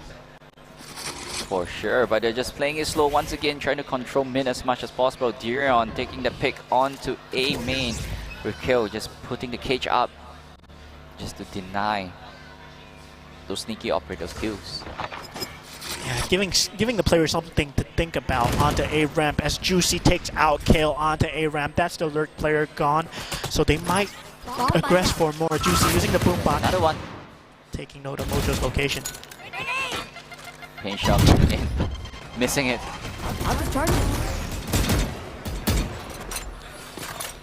Yeah, so I mean, next guy is still playing pretty slowly, right? Trying to get as much space as possible, but Shiba though spotted Simon onto, mid to heaven. Yeah, NextGuard has been going for the slow contact plays. And look up! Shiba has been spotted, but Ribeye not finding correct satchel placement as Flaring will shoot him out of the sky. Haka being spotted by the guiding light as well. Mojo going straight right down. And there you have a really good defense side from SMB. Yeah, that was really well done from the side of SMB. Just a little blunder from the side of Shiba, but not too important because it was instantly traded on time by Flaring. Very heads up play, noting that the flood will be coming through. This is what NextGuard have been doing. They've been going for these contact plays. They've been trying to save their utility as much as possible for these floods, but it might not be possible anymore. Yeah, they have to, start using their ability first or their utility first before going into the contact. I mean, if you're dead, you can't use your utility. Yeah, and now Ribeye going for the fast play once again, gets Oh. caught by his own fault line. Unlucky timing, and Neff gets the trade. No, gets the kill. onto Ribeye. That's your entry player gone. They do have the Seekers. They still have the flashes available from the side of Nexka. Yep, and Sky lurking in mid side as well, but 3 men gonna push into A side. Simon. He might have a timing. But Yeah. Neff spotting out a pixel. Does he spot out a pixel though? Saw the barrel, swinging right in. Juicy gets killed off A main as well, as in both of them will be moving straight right into A. Juicy just spring into the smoke, caught it, but Mojo gets their first bullet onto him as well. Some damage, but still a 4v2 retake, as Spike will be making its way into A as it gets planted. But Supermassive bots, they have a massive advantage. Nexka, only the Rolling Thunder to work with. Yeah, all 4 of them is going in a 2-2 formation, trying to go for the pincer play right here. Rolling Thunder coming in by Mojo. 1v4 for Mojo, we've seen it before. Haka being brought down, but Flaring finishing off with a headshot to Mojo. And there you have yet another point going straight right to SMB. And that's a key round. Yeah. That's a key round because they bought for that round, and their economy will not be looking too good going into the next round. They will have the showstopper, they will have the Seekers to work with, but yeah, I mean, bits and pieces here and there. Guardian here, Judge here, Bulldog here. I mean, it's the last round after all. Yeah, but Juicy have a showstopper of his own, right? Rolling Thunder is coming up pretty soon as well. And Flaring, like, he still have his ultimate to play around and just have those quick rotates that he wants, or even have some sneaky plays that he chooses to. Scary indeed, scary indeed. Supermassive bots having a stellar comeback, responding back with 4 rounds of their own. Durian stunned up by the fault line, but still available to get one. Rendezvous away, free pick for him. Yeah. Just have to be a little bit more disciplined. You know that there's an operator there, you have to be really careful. Simon backing off from it. That's your breach gone. Fault line being used, but flashpoints already no value now. Seeker still available for the side of Nexka. Will they choose to commit it towards this hit? Juicy, paint shell into B main, sorry, A main. Giving some form of delay. Sewers has been taken by Neff. Durian gets another one. Juicy gets hit onto Simon. Just going in with the showstopper. Could he find one? Yes, he can. On the kill, but down goes Haka. 6-6. SMB even this up, moving straight right to the second half. Neff selling out his teammate over there as he put his crosshair on the head and just yeah, you know, troll a little bit. It's my kill. It's my kill. Give me the ace. I mean, it's a 6-6 scoreline. It's still anyone's game at this point. And now Supermassive bots will be on the attack side. And we've seen what they can do on the attack side as well. But Nexka, they've been responding so well at the start of the round. Supermassive bots just having a better read at the second half of the game. Can they continue this momentum?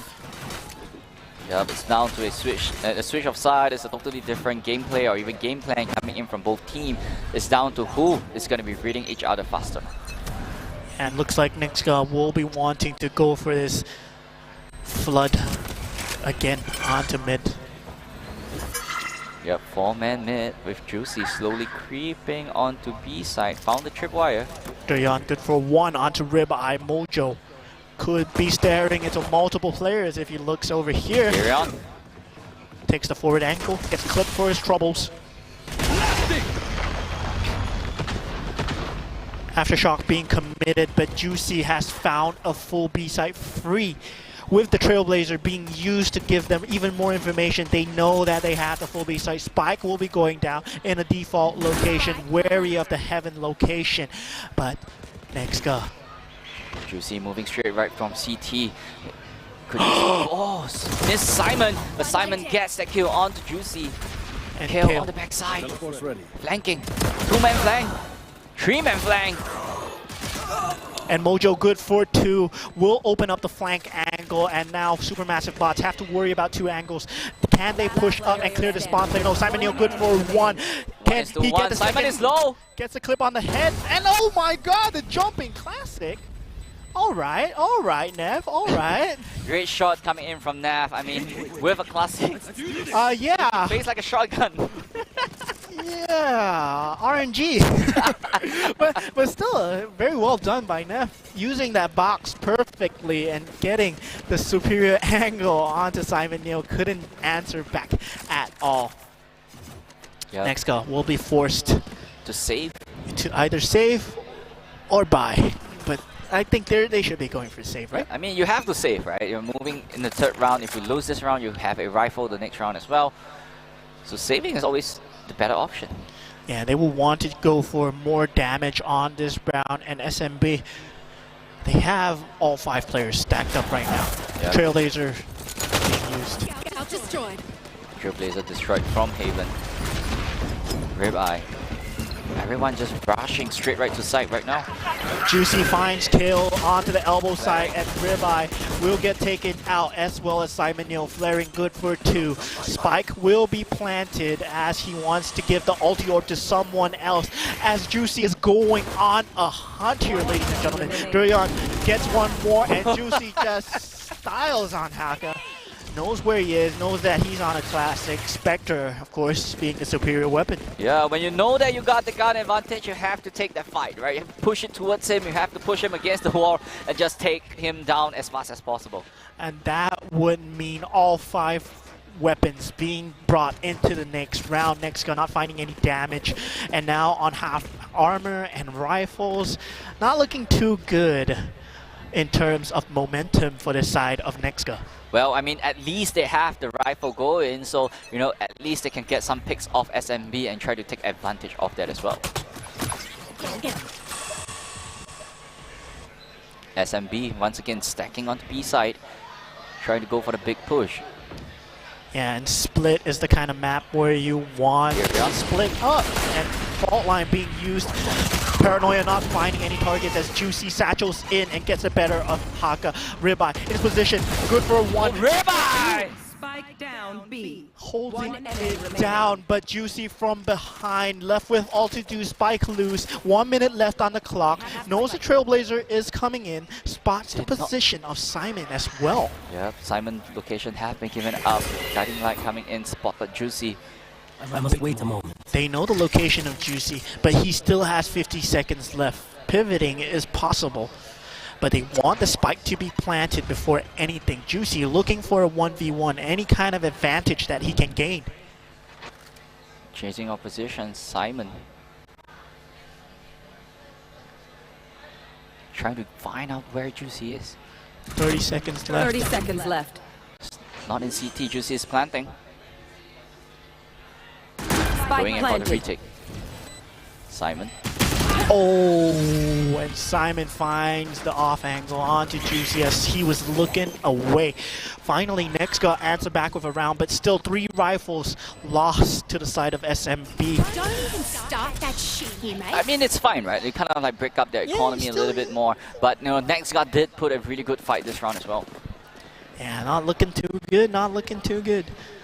I mean, with the 3 rifles gone, they will be on a broken bye. But we have Ribeye on his signature weapon, of course. The judge. I mean, we can't discount that. You know, Ribeye did a really good 3K just at B main, just not allowing them to come in as much as possible. But, you know, did a lot of damage to SMB. And the thing is, Kale has been finding these timings on the flank side, on these backward timings on the flank as well.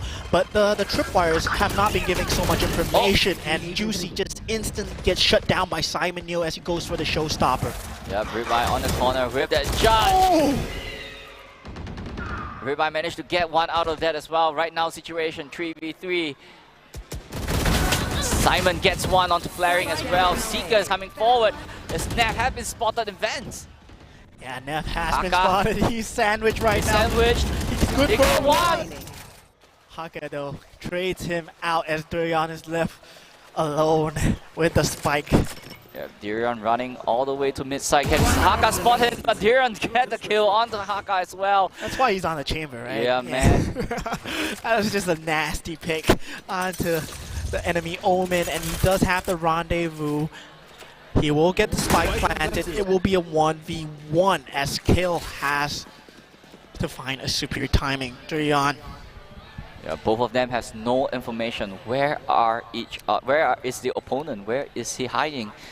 As Kale moving straight right to CT, but Diron still A main, but Diron still looking at CT. I mean, he does have the superior angle. Diron does have the superior angle. might have Onto the spotted kill. Kale. And that's another round going to the way of Supermassive Bots. Nexka will be on a broken economy this round. They will not be able to get full rifles. And on the defense, though, on split, I would say that, I mean, if you have shotguns, right, you have to clear it with your utility, and that will fall onto SMB having the better form of entry, having the better execution, and this would be very important for this round. Whether they change up the pace, whether they go fast, and Nexka looking like they also want to respond in kind.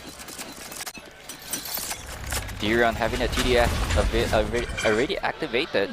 As Ribeye just waiting once again with the shotgun at the corner.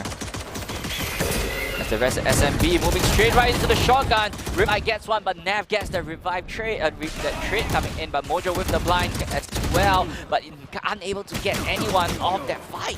Haka with the Sheriff, good for one. Trailblazer coming through to him, spam not connecting. Simon Neal will be flushed out with the pink shells as they get full B heaven control. Juicy going into Satchel, good for the kill.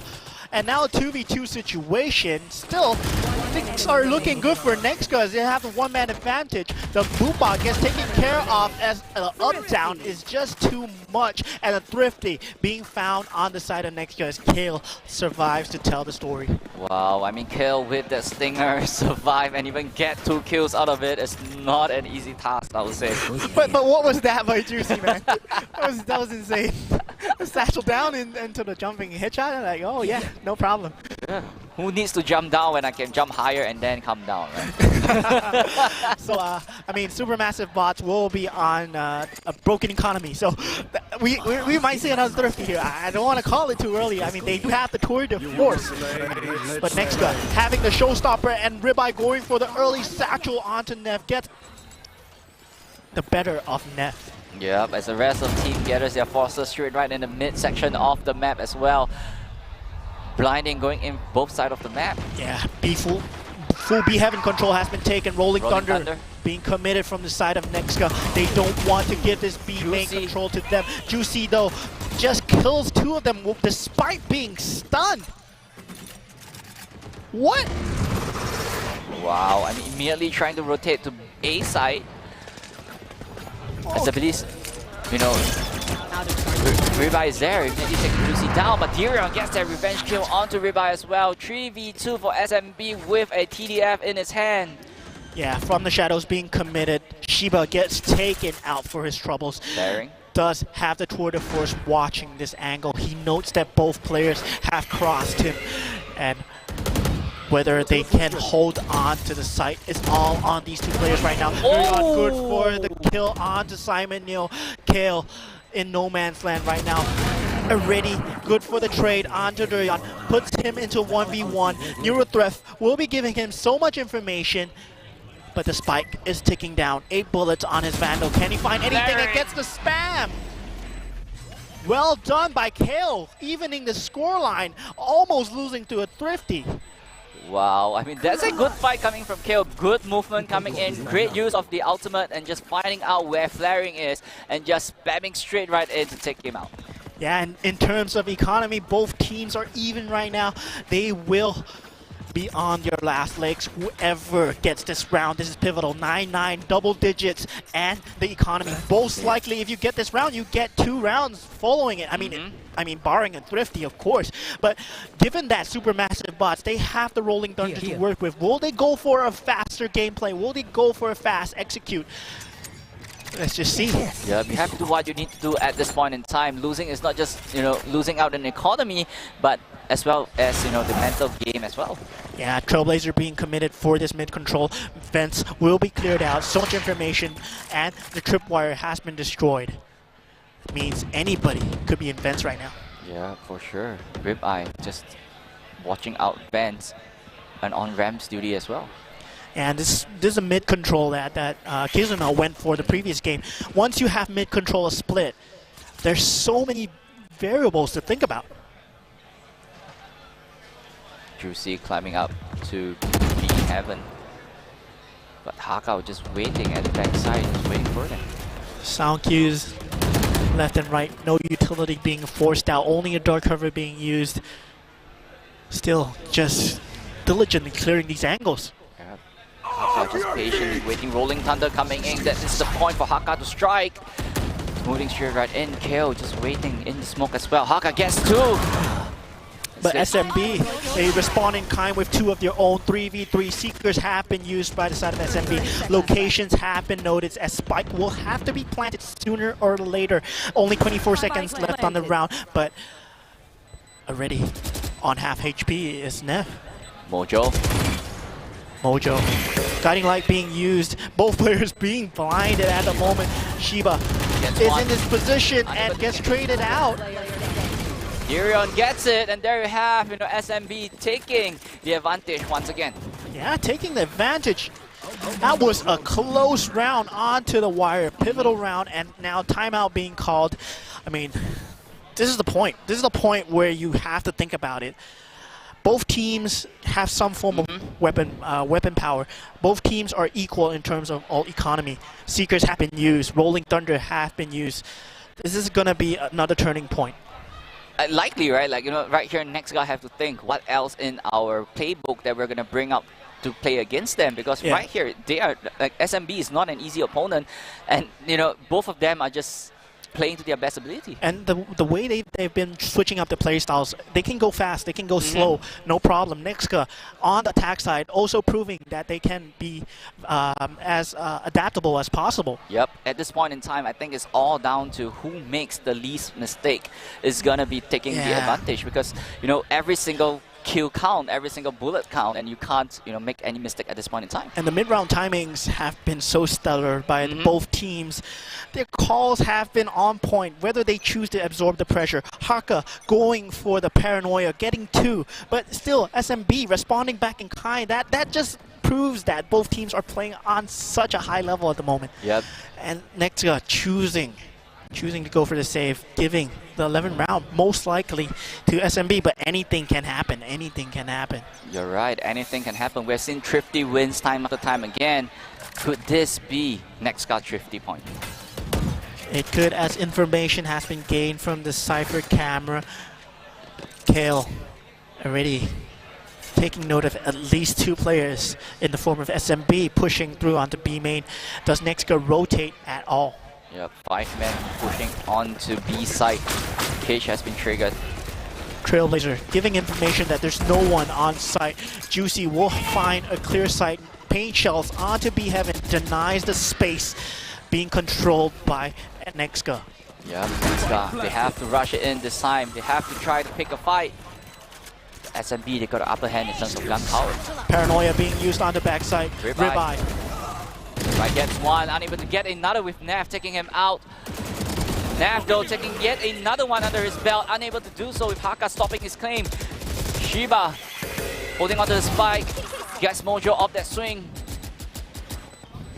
3v2 right now. 3 players in B main. Spike has been smoked off, but not a shot for Haka. Couldn't defuse the spike at all, can't even touch it as the players just flood through.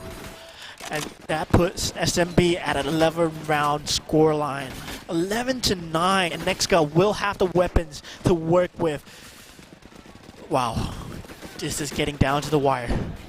I mean, at this point in time, Nexga have to win this round, right? They have to. If not, it's going to be forced into a match point round with Thrifty. It's not going to be, it's not the ideal, final round that you want to deal with. And, they have to try to win this round as fast as possible, or else they'll be forced to a Thrifty round next turn. And the thing is, Juicy does have a showstopper to work with for this round.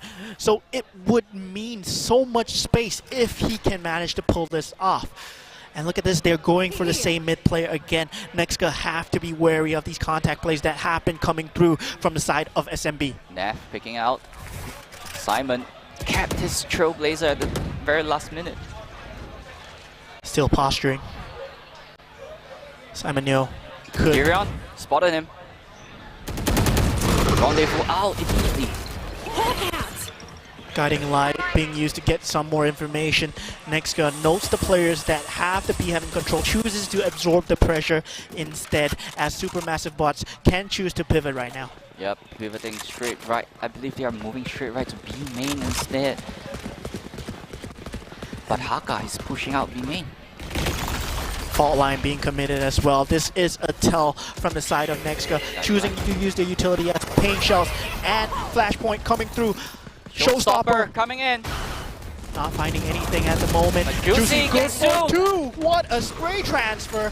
And now a 3v4 situation. One-man advantage as Duryan turns it into a two-man advantage. And now make that a one-man advantage for the side of Supermassive Bots. Spike is still not planted as flaring is good for the trade onto Mojo. They are on the cusp of match point over here, ladies and gentlemen. And Juicy gets the classic kill onto Ribeye as he finds him with utility.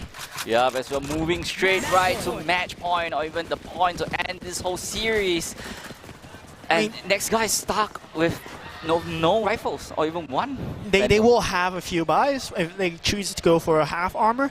But the thing is, they do have the ult economy. They have the ult advantage. They will have the showstopper. They will have the Seekers to work with. But whether Supermassive Bots go for a fast play, find these players in these default locations, and bring the fight to them.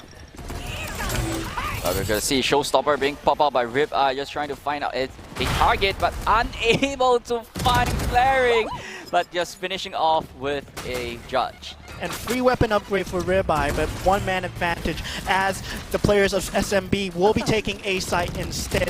The tripwire does spot out Neff, but not good for the kill, as Neff will take out Kale. But still, 4v4 situation. Juicy good for one, instantly traded out by another teammate. No, Juicy is still alive as he gets another one. Yep, kills left and right here Mojo moving straight right to tower. And with Juicy holding the fault, Mojo takes out Juicy. And already a Rolling Thunder being used, Mojo left with all to do. This is for the grand finals. 2v1 and just clamping him down. Neff takes out Mojo and just close off the series. 13-9, SMB moves on to the grand finals. Well played by both teams, giving us moments of really hair-standing points. Yeah, you don't know which team is going to win. And this is what we expect out of the grand finals as well. As we move into the grand finals, we'll be looking at Supermassive Bots versus Kizuna. But well done to both teams. Congratulations on moving so far into our Asia Esports Festival. And both teams, Nexga. Yep. And what's the other team again? Nexgar and Quintuplets. Yeah, they will be walking away with $250. Supermassive Bots and Kizuna will be fighting for the grand finals later on at 4:30 p.m. But before that, I'm Oman, and this has been my fellow co-caster, Moonboy, and we'll be going for a short break. See you guys later on. The five-story building also houses a multi-purpose hall for performances and gatherings, futsal and basketball courts, culinary and music studios, and is located right next to the Samki LRT station. The aim of One Punggol is to bring everyone together by creating a vibrant and energetic community that thrives in a sustainable environment. DP Architects, the architect for One Punggol, shared that one of the key design features of One Punggol is its central atrium known as Celebration Square, which connects all 5 stories and stakeholders. The user is at the heart of everything we do at ENE, and the most interesting aspect of this project was One Punggol's drive to bring everyone together. For this project, we deployed technologies such as AV over IP and wireless control, ensuring that the systems are both user-friendly and future-proof.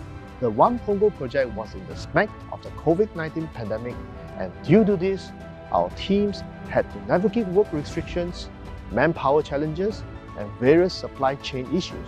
Our years of experience and commitment towards delivering for our clients and to their requirements and deadlines meant that despite these unique challenges, our team was able to successfully complete the project on time.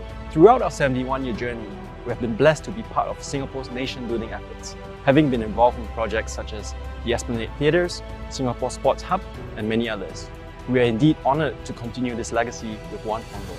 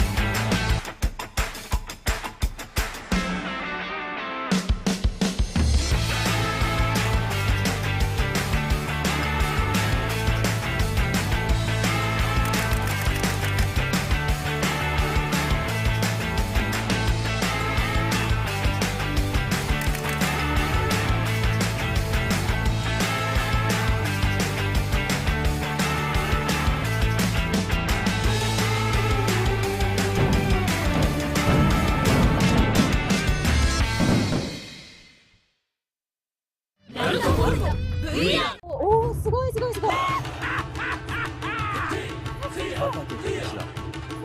誰がおばちゃんよ。ちゃんと見なさい。先生、何が疲れたかい？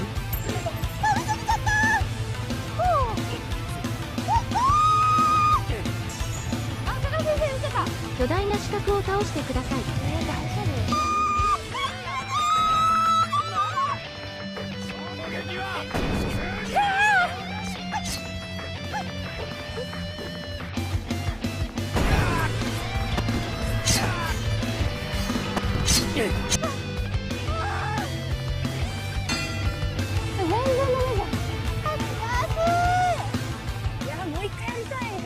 悔しいですよ、やっぱり。ナルトボルト VR。One thing that really fascinates me about our country is how every one of our Singaporean sons is a man capable of defending our nation. Each with his untold story. I enlisted in January 2019. I don't think many of us went into it ready, we just sort of went with it. I was skinny and timid since young, and the idea of soldiering was just intimidating. Yet 3 months in, I passed out basic training. 8 months in, I earned my chevrons. 11 months in, I became a guardsman. Before we knew it, it was time for goodbyes. As we hung up our uniforms, tucked away were also the stories that we wrote with much pride. We all just sort of got on with our lives.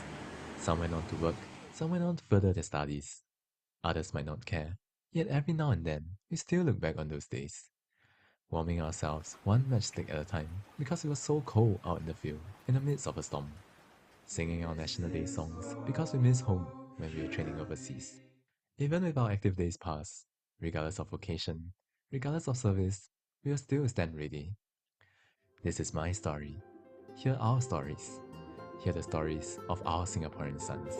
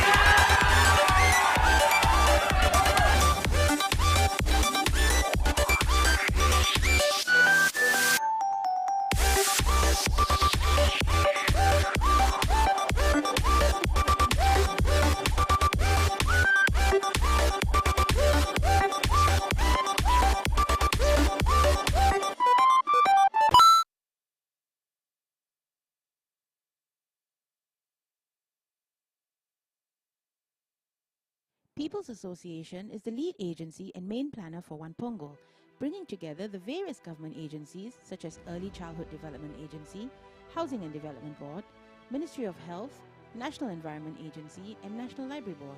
One Punggol is an integrated lifestyle community hub serving residents of Punggol and the Northeast. Facilities at One Punggol include a community club, a library, a hawker centre, childcare and elder care facilities, as well as public spaces and play areas for residents and visitors to enjoy. The 5-story building also houses a multi-purpose hall for performances and gatherings, futsal and basketball courts, culinary and music studios, and is located right next to the Samki LRT station. The aim of One Punggol is to bring everyone together by creating a vibrant and energetic community that thrives in a sustainable environment. DP Architects, the architect for One Punggol, shared that one of the key design features of One Punggol is its central atrium known as Celebration Square, which connects all 5 stories and stakeholders. The user is at the heart of everything we do at E&E, and the most interesting aspect of this project was One Punggol's drive to bring everyone together.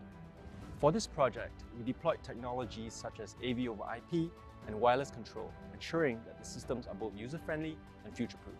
The One Punggol project was in the smack of the COVID-19 pandemic, and due to this, our teams had to navigate work restrictions, manpower challenges, and various supply chain issues. Our years of experience and commitment towards delivering for our clients and to their requirements and deadlines meant that despite these unique challenges, our team was able to successfully complete the project on time. Throughout our 71-year journey, we have been blessed to be part of Singapore's nation-building efforts, having been involved in projects such as the Esplanade Theatres, Singapore Sports Hub, and many others. We are indeed honoured to continue this legacy with One Punggol.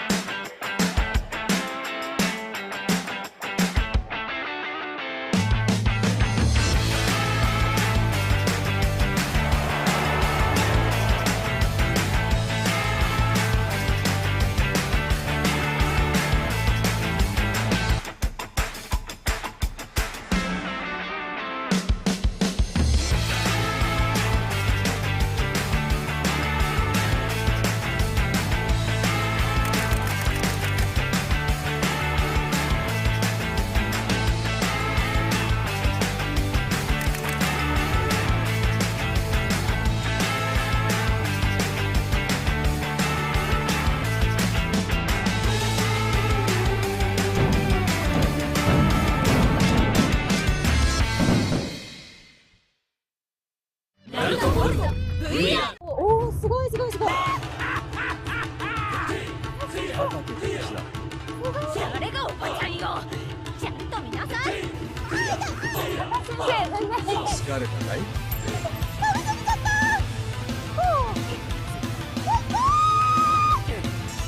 あ、高橋先生見てた。巨大な四角を倒してください。大丈夫。その劇は全然ダメじゃん。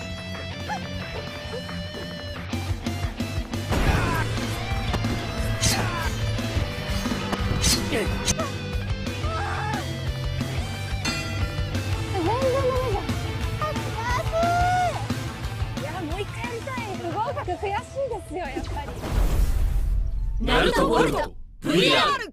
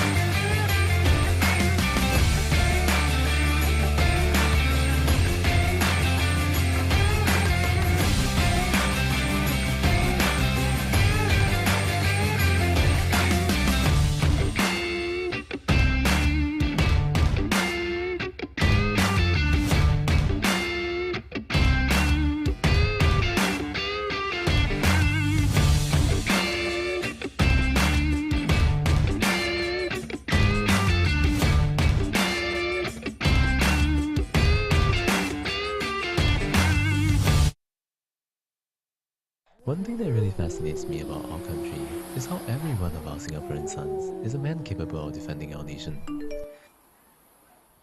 Each with his untold story. I enlisted in January 2019. I don't think many of us went into it ready, we just sort of went with it. I was skinny and timid since young, and the idea of soldiering was just intimidating. Yet 3 months in, I passed out of basic training. 8 months in, I earned my chevrons. 11 months in, I became a guardsman. Before we knew it, it was time for goodbyes. As we hung up our uniforms, tucked away were also the stories that we wrote with much pride. We all just sort of got on with our lives. Some went on to work, some went on to further their studies. Others might not care, yet every now and then, we still look back on those days. Warming ourselves one matchstick at a time because it was so cold out in the field in the midst of a storm. Singing our National Day songs because we miss home when we were training overseas. Even with our active days past, regardless of vocation, regardless of service, we will still stand ready. This is my story. Hear our stories. Hear the stories of our Singaporean sons.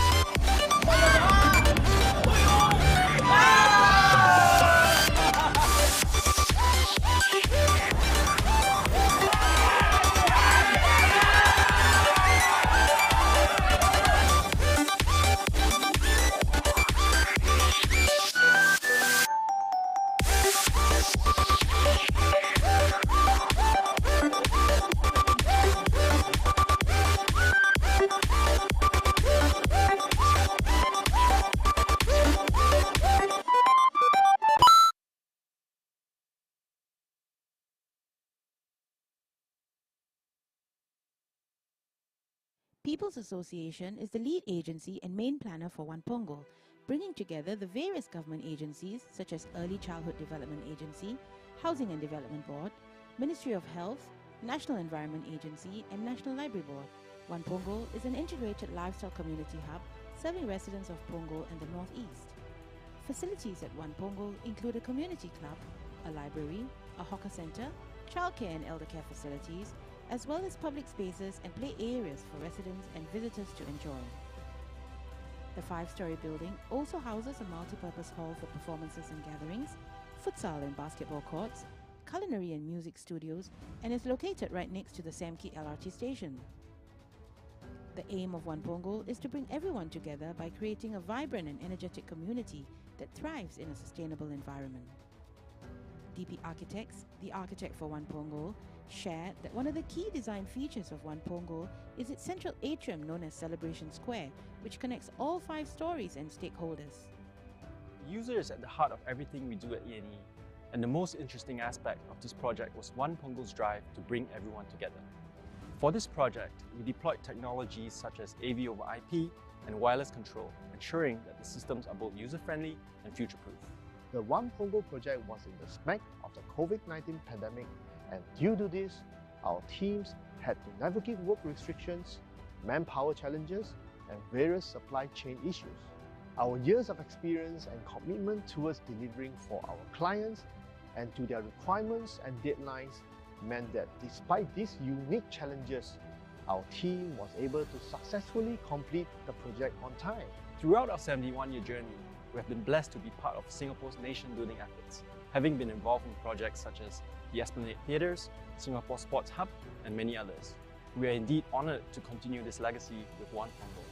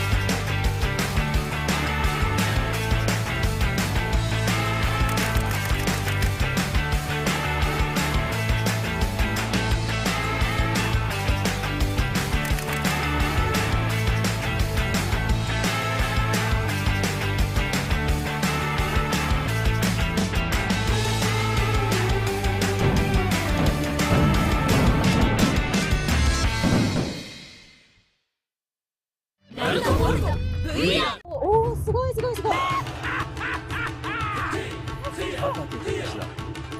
誰がおばちゃんよ。ちゃんと見なさい。先生、全然。疲れたかい？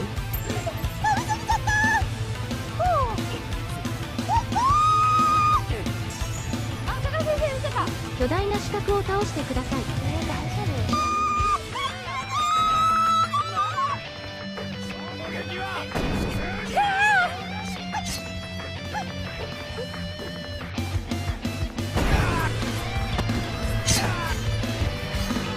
悔しい。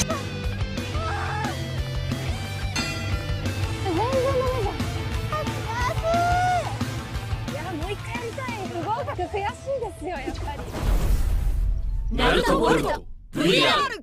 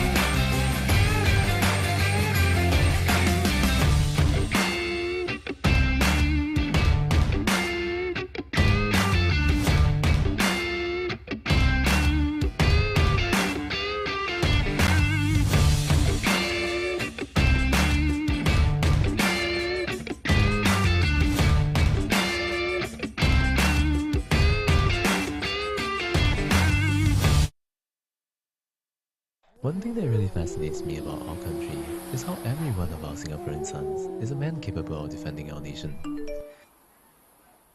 Each with his untold story. I enlisted in January 2019. I don't think many of us went into it ready. We just sort of went with it. I was skinny and timid since young, and the idea of soldiering was just intimidating. Yet 3 months in, I passed out of basic training. 8 months in, I earned my chevrons. 11 months in, I became a guardsman. Before we knew it, it was time for goodbyes. As we hung up our uniforms, tucked away were also the stories that we wrote with much pride. We all just sort of got on with our lives. Some went on to work, some went on to further their studies. Others might not care, yet every now and then, we still look back on those days. Warming ourselves one matchstick at a time because it was so cold out in the field in the midst of a storm. Singing our National Day songs because we miss home when we were training overseas.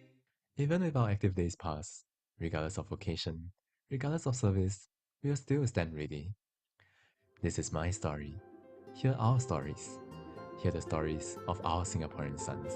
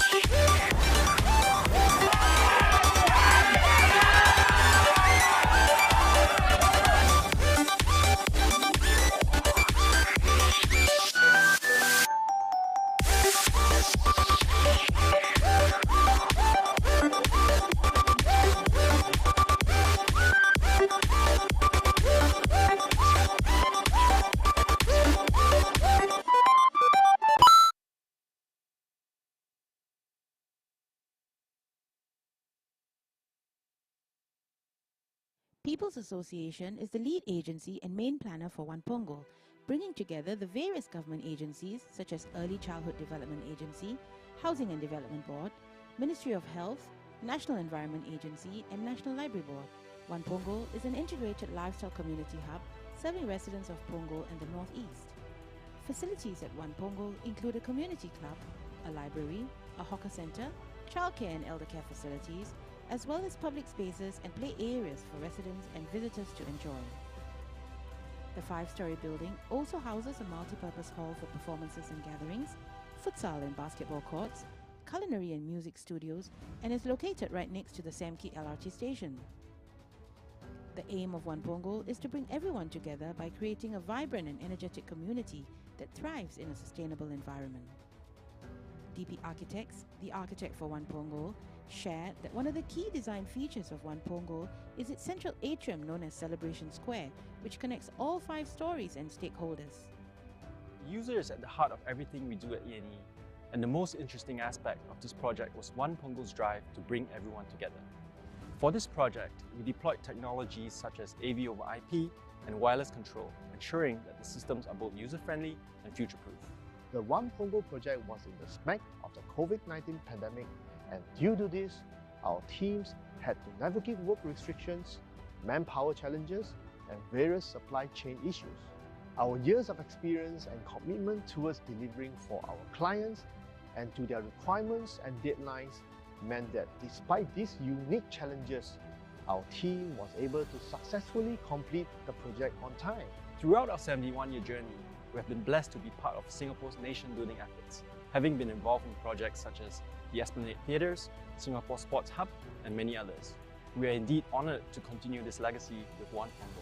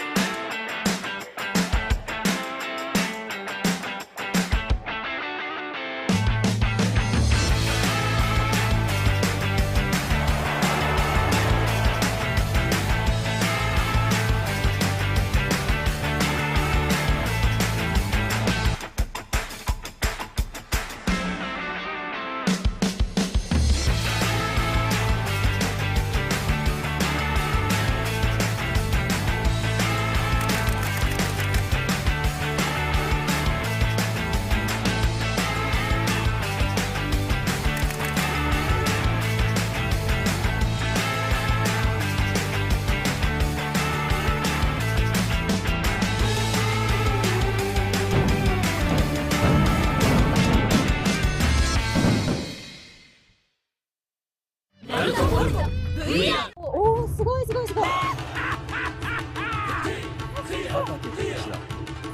誰がおばちゃんよ。ちゃんと見なさい。先生、疲れたかい？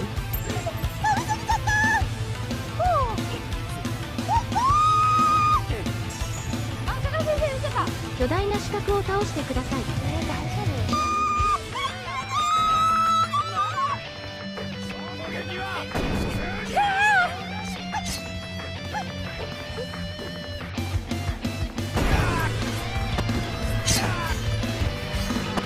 い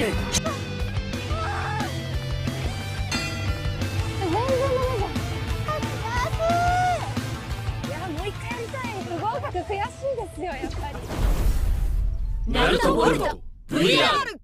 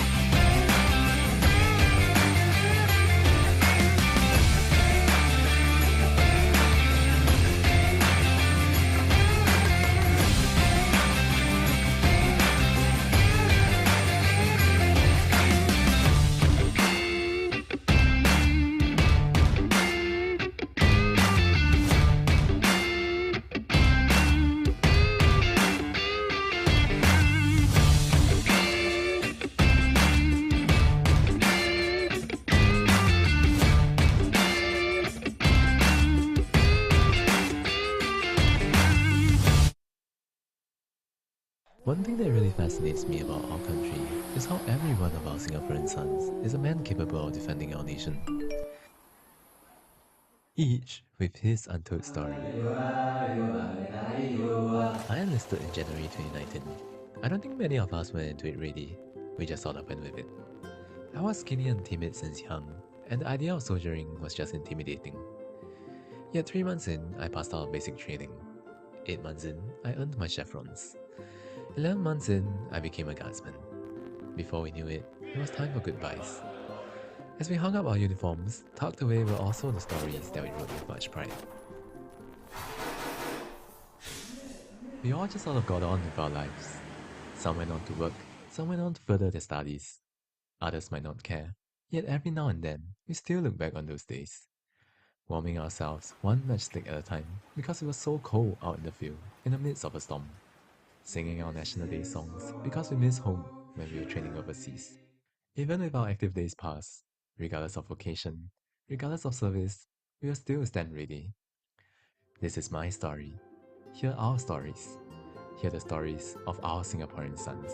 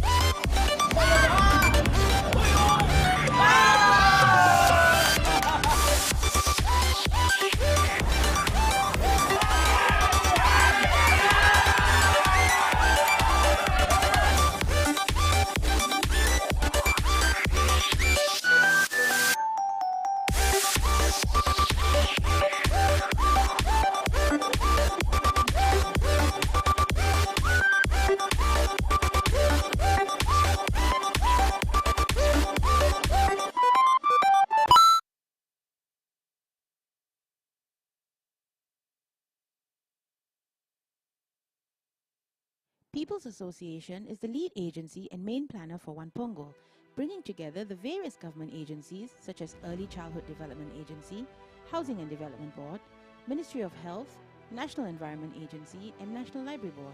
One Punggol is an integrated lifestyle community hub serving residents of Punggol and the northeast. Facilities at One Punggol include a community club, a library, a hawker centre, childcare and elder care facilities, as well as public spaces and play areas for residents and visitors to enjoy.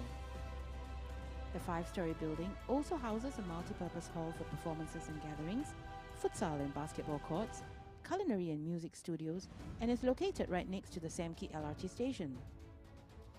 The aim of One Punggol is to bring everyone together by creating a vibrant and energetic community that thrives in a sustainable environment. DP Architects, the architect for One Punggol, shared that one of the key design features of One Punggol is its central atrium known as Celebration Square, which connects all 5 stories and stakeholders. The user is at the heart of everything we do at E&E, and the most interesting aspect of this project was One Punggol's drive to bring everyone together. For this project, we deployed technologies such as AV over IP and wireless control, ensuring that the systems are both user-friendly and future-proof. The One Punggol project was in the smack of the COVID-19 pandemic, and due to this, our teams had to navigate work restrictions, manpower challenges, and various supply chain issues. Our years of experience and commitment towards delivering for our clients and to their requirements and deadlines meant that despite these unique challenges, our team was able to successfully complete the project on time. Throughout our 71-year journey, we have been blessed to be part of Singapore's nation-building efforts, having been involved in projects such as the Esplanade Theatres, Singapore Sports Hub, and many others. We are indeed honoured to continue this legacy with One Punggol.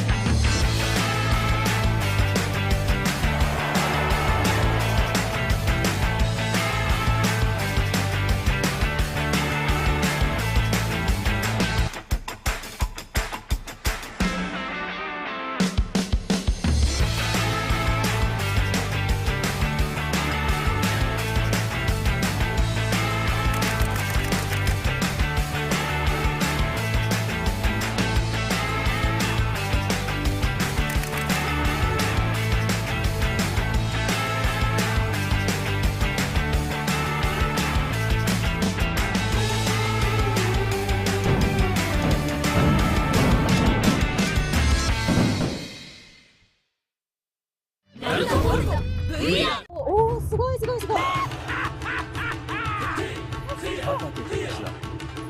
誰がおばちゃんよ。ちゃんと見なさい。先生、何々。疲れたかい？倒れてきちゃった。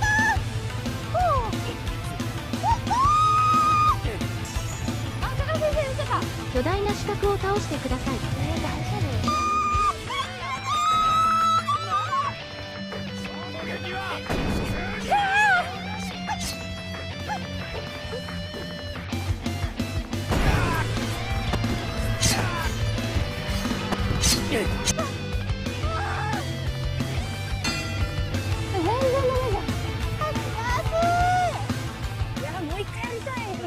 悔しいですよ、やっぱり。ナルトボルト VR。Ladies and gentlemen, boys and girls, welcome back to Asia Esports Festival for the Valorant segment. My name is Moonboy. I'm joined by Moman. How are you doing? I'm just chilling here. I'm just chilling. I have the JBL Quantum with us right now. This is the Quantum 910 wireless. Our sponsors are JBL. So let me talk to you a bit about this little wireless headset that I have right here. Okay. Yeah, it's going on 10% off. So if anyone is over here wanting to buy a wireless headset, gaming one for yourself, you feel free to scan the QR code outside and you get 10% off. So let me talk a bit about this little speaker. I've been playing with the functions that they have. So apparently, if you put it down, you're ready to talk. And if you just like put this little dongle up, this little mic up, you're muted. So if let's say you're just like you just don't want to talk, just put it up. Feel like talking, just scold some teammates, and then you're done. And apparently there's a little button over here where you can change between game audio and chat audio. So let's say you want to hear more of the game and less of Discord, less of your teammates. It's freely adjustable over here without changing the volume settings on your computer. Right. Yeah, so let's say your teammates are getting a bit too loud. You want to focus on the clutch. Just turn it to the game setting right here, and then you can totally hear everything. Of course, it comes with RGB lighting, very nice lighting. Who don't love RGB? Yeah, it's Bluetooth compatible as well, fully wireless. Rechargeable batteries as well. If let's say you want to be wired, there's a 3.5 mm audio jack as well to be used. Yeah, and there's also a button over here. It's just a mute button. So if you click the button, you don't have to use this function. You can just mute it. Yeah, you can just mute it as well. Yes, amazing headset. But it's pretty sturdy as well. Yeah, cushions on all sides. Yeah. Yeah, get it. Yeah, it's leather cushion as well, so it's like it's not like those lousy leather that they use. Yeah, it's nice, it's comfortable. It's good, great quality. We know JBL, household name for good music as well. Yeah. All right, I think I'm gonna change my headset right now. You got me convinced, bro. So yes, guys. So if you guys are at home, currently right now at Kallang Wave Mall, right? We have a lot of 3 different stations right here. We got Valorant right here on level 2. We got Smash Bros on level 2 as well. Level 1 we got MLBB. So if you guys are interested, we are having this event coming in. I think all the way to late evening. Right, and so we're moving into the grand finals for the Valorant segment really soon as well. So if you guys want to catch it live, want to have a live audience and realize how a whole esports experience feels like, do come down to Kallang Wave Mall. Yeah, and for the grand finals, we're gonna have the 2 teams that have been playing in the semifinals. Supermassive Bots versus Team Kizuna. I'm pretty sure these players have been playing with each other, like be it in competitive, being in the scene, be it on the same team in other tournaments as well. They have faced each other many, many times. But for the first time, this is going to be a full team versus, of course, Supermassive Bots as well. So the new roster of Kizuna will be going versus Supermassive Bots. Yep. And from what we saw just now, the mechanical gameplay on both sides, both teams are at the top tier. I mean, they can aim. Their crosshair placement is on point. Yep. There's nothing to scoff at. There's nothing to fault them about when it comes to mechanical gameplay. But when it comes down to strategy, when it comes down to the maps, when it comes down to calling and timings, that's going to decide who goes home with the $1,500 today. Yeah, for sure. First place, as what it said, will be walking home with 1,500 Singapore dollars, and the second place will be walking home with $500. So players, both teams here already have secured $500, and we're moving into our very first map for the grand finals is Fracture. Yeah, we're going to have Fracture, and for the first time today, we already see some insane picks coming through. I mean, for Fracture, you expect the controller to be a Brimstone, right? I mean, you don't see anyone else except for the Big Daddy Brimstone. Our observer was telling us that you have the 2 uncles. 2 uncle composition. Yeah, 2 uncle composition. Yes. On this map. 2 human with the mustache. Yeah, with the beard, So yeah, we get the 2 uncles, of course. On the side of Kizuna, we already see the Breach and the Brimstone. And a little of a new pick coming through from the side of the newer meta. We have the Sova. I mean, it's not most of the time that you see a Sova on this map because of how slow the recon dart takes to pop. But the shock darts proving to that very good in destroying the utility as well. It can destroy the Killjoy lockdown if there is one. But on the side of Supermassive Bots, they're not choosing for the Killjoy, instead opting for the Cypher. Yeah, for sure. I mean, Sova is a really good pick as well. Like those recon darts could pick out like things like arcade or even drop dish, right? Like these are good angles for them to clear, so that they don't really have to, utilize manpower to actually be there to clear that site. Yeah, in terms of attack, it might not bring much, and in terms of retake, though, there's so much potential behind the recon dart, behind the owl drone as well. Because most of the times, when we go into Fracture, we do see a lot of Breach being played, and Breach being the singular initiator does not give that much information. So having another initiator that gives so much information might mean a change in game plan. Yep, for sure. And right here on SMB side of the field, we're seeing double duelists, while on Kizuna, we're seeing a double initiator. So that's the only difference when it comes to team composition. Both teams have their uncles locked in as well, like the two uncles. So yeah, I believe like that is going to be, the way moving forward. But Fracture, what are we going to be looking out for, Mo? Usually Fracture, I expect the teams to have a set strat where they want to push a site from both extremities. So when you go to B, you talk about arcade B main. When you talk about A, you have dish and A main. Yep. And these will be contested for very heavily, as we see right now. Vera already getting trade, and Shiba finding the frag onto Vera as well. So already one man down for each team. And Aduka in this position will be able to fight for his life as Shiba gets taken out with a classic right click. Yep, and there you have, Kizuna actually having a really good position right there on drop as well. So, and it's just going to be a face down right here. But the thing about Fracture is that there's 4 entry points, and it's in front and behind. So you have to be really careful, especially on flank watch as well. Yeah, and 2 ships passing each other in the night. Yeah. This position will be cleared. He gets the headshot before he gets stunned, though. Nev, good for 1. And that might be good enough, or is it not? As Kizuna already have the spike up in tower and being planted into B right now. Supermassive bots will have to do this 2v3 as Juicy gets taken out by Wayne. Yeah, Flaring going in for the push out of smoke as well. Immediately taken out by Wayne, and Kizuna takes home the first win for this match. Yeah, that was a pretty lucky call onto the stun, the fault line on catching where Neff was. He could have gotten more than 1 if the angle wasn't clear. Just nice, clipping him on the fault line. And now we do see a bonus round coming through from the side of Kizuna. And what we expect out of the Raze players is always to have the paint shells to deny the angles. And when you talk about A, the stand area, it denies so much space with the boombot. And the satchel coming through, so much movement as well.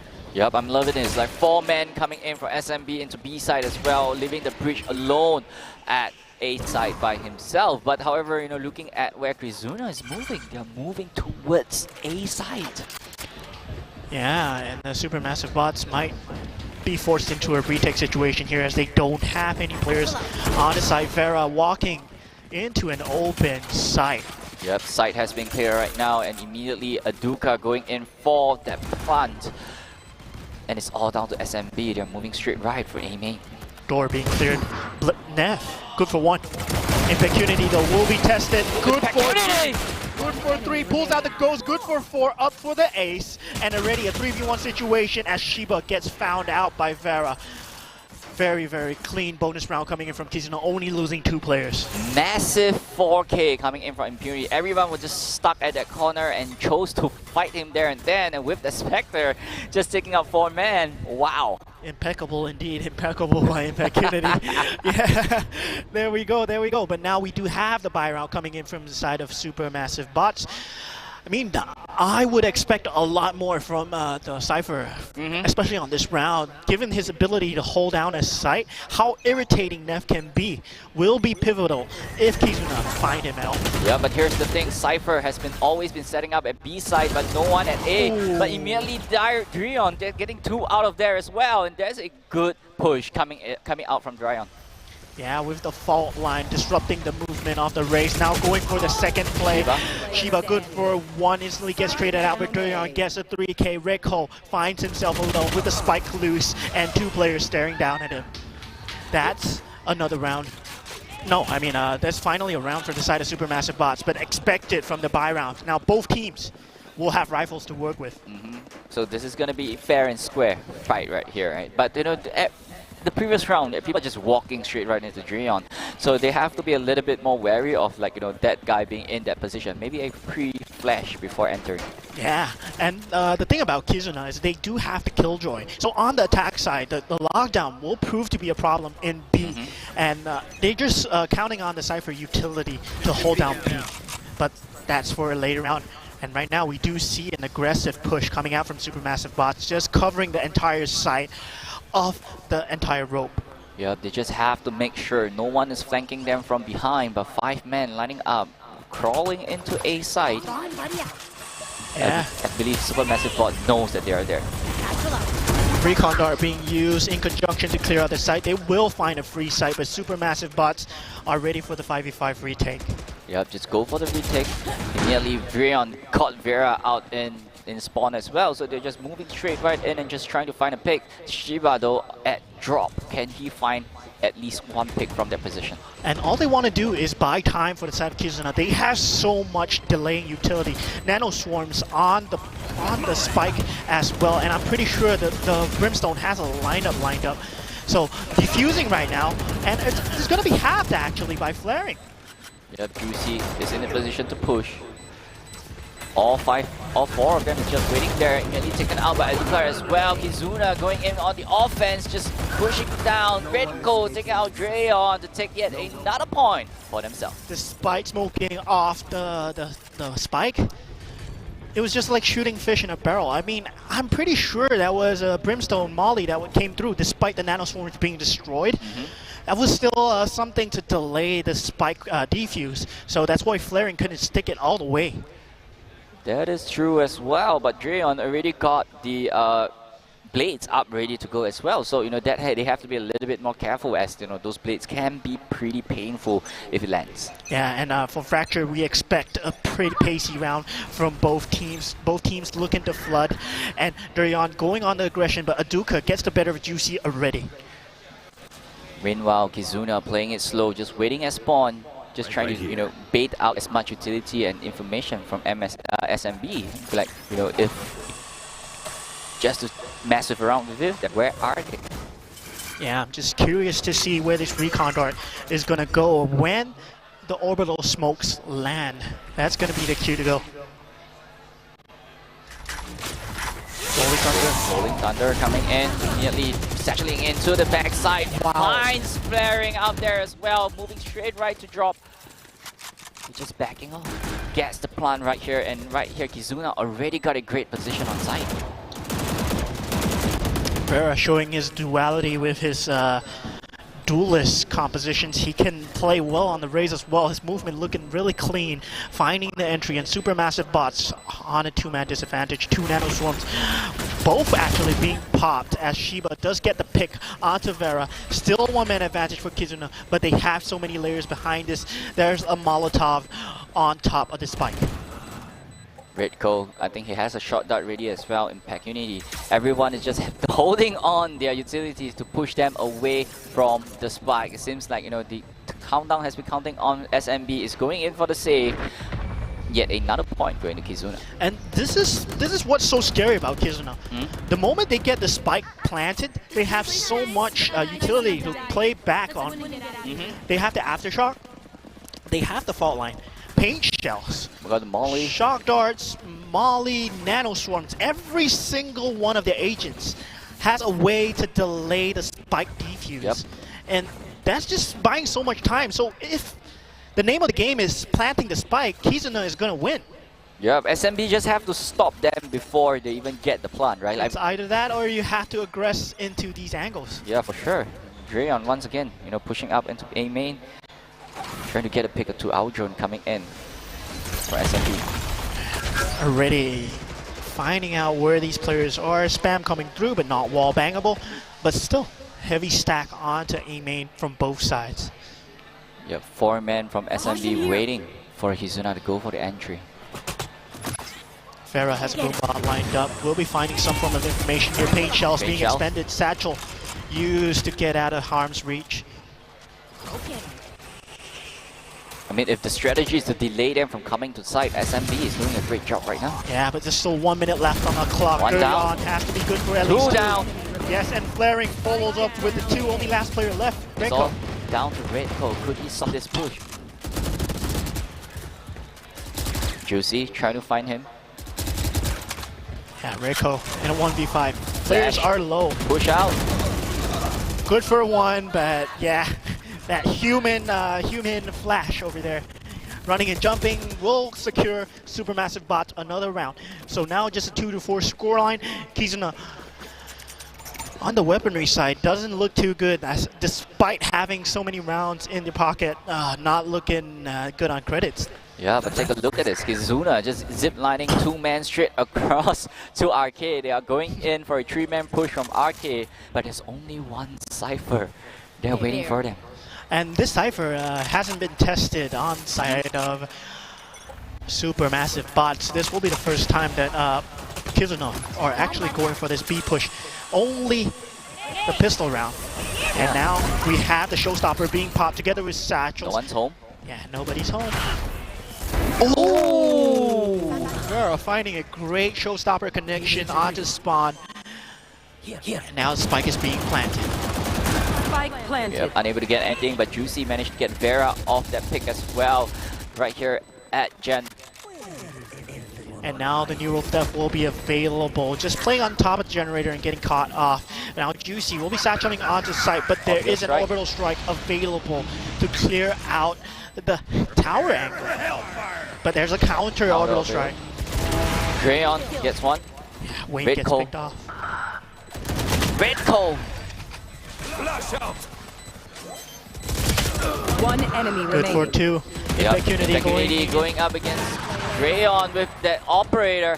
It's down to Red Cole taking him out in a single man leaving 5-2. Kizuna just taking on the lead. And they did have the Hunter's Fury to work with, but now Kizuna, they do have the lockdown. And the problem with the lockdown is that they don't have any form of utility that can come from a safe angle to clear it. They only have the Aftershock. Unless they have some kind of crazy paint shell lineup, I don't think they can clear this lockdown at all. So I would expect them to just go for this lockdown straight away.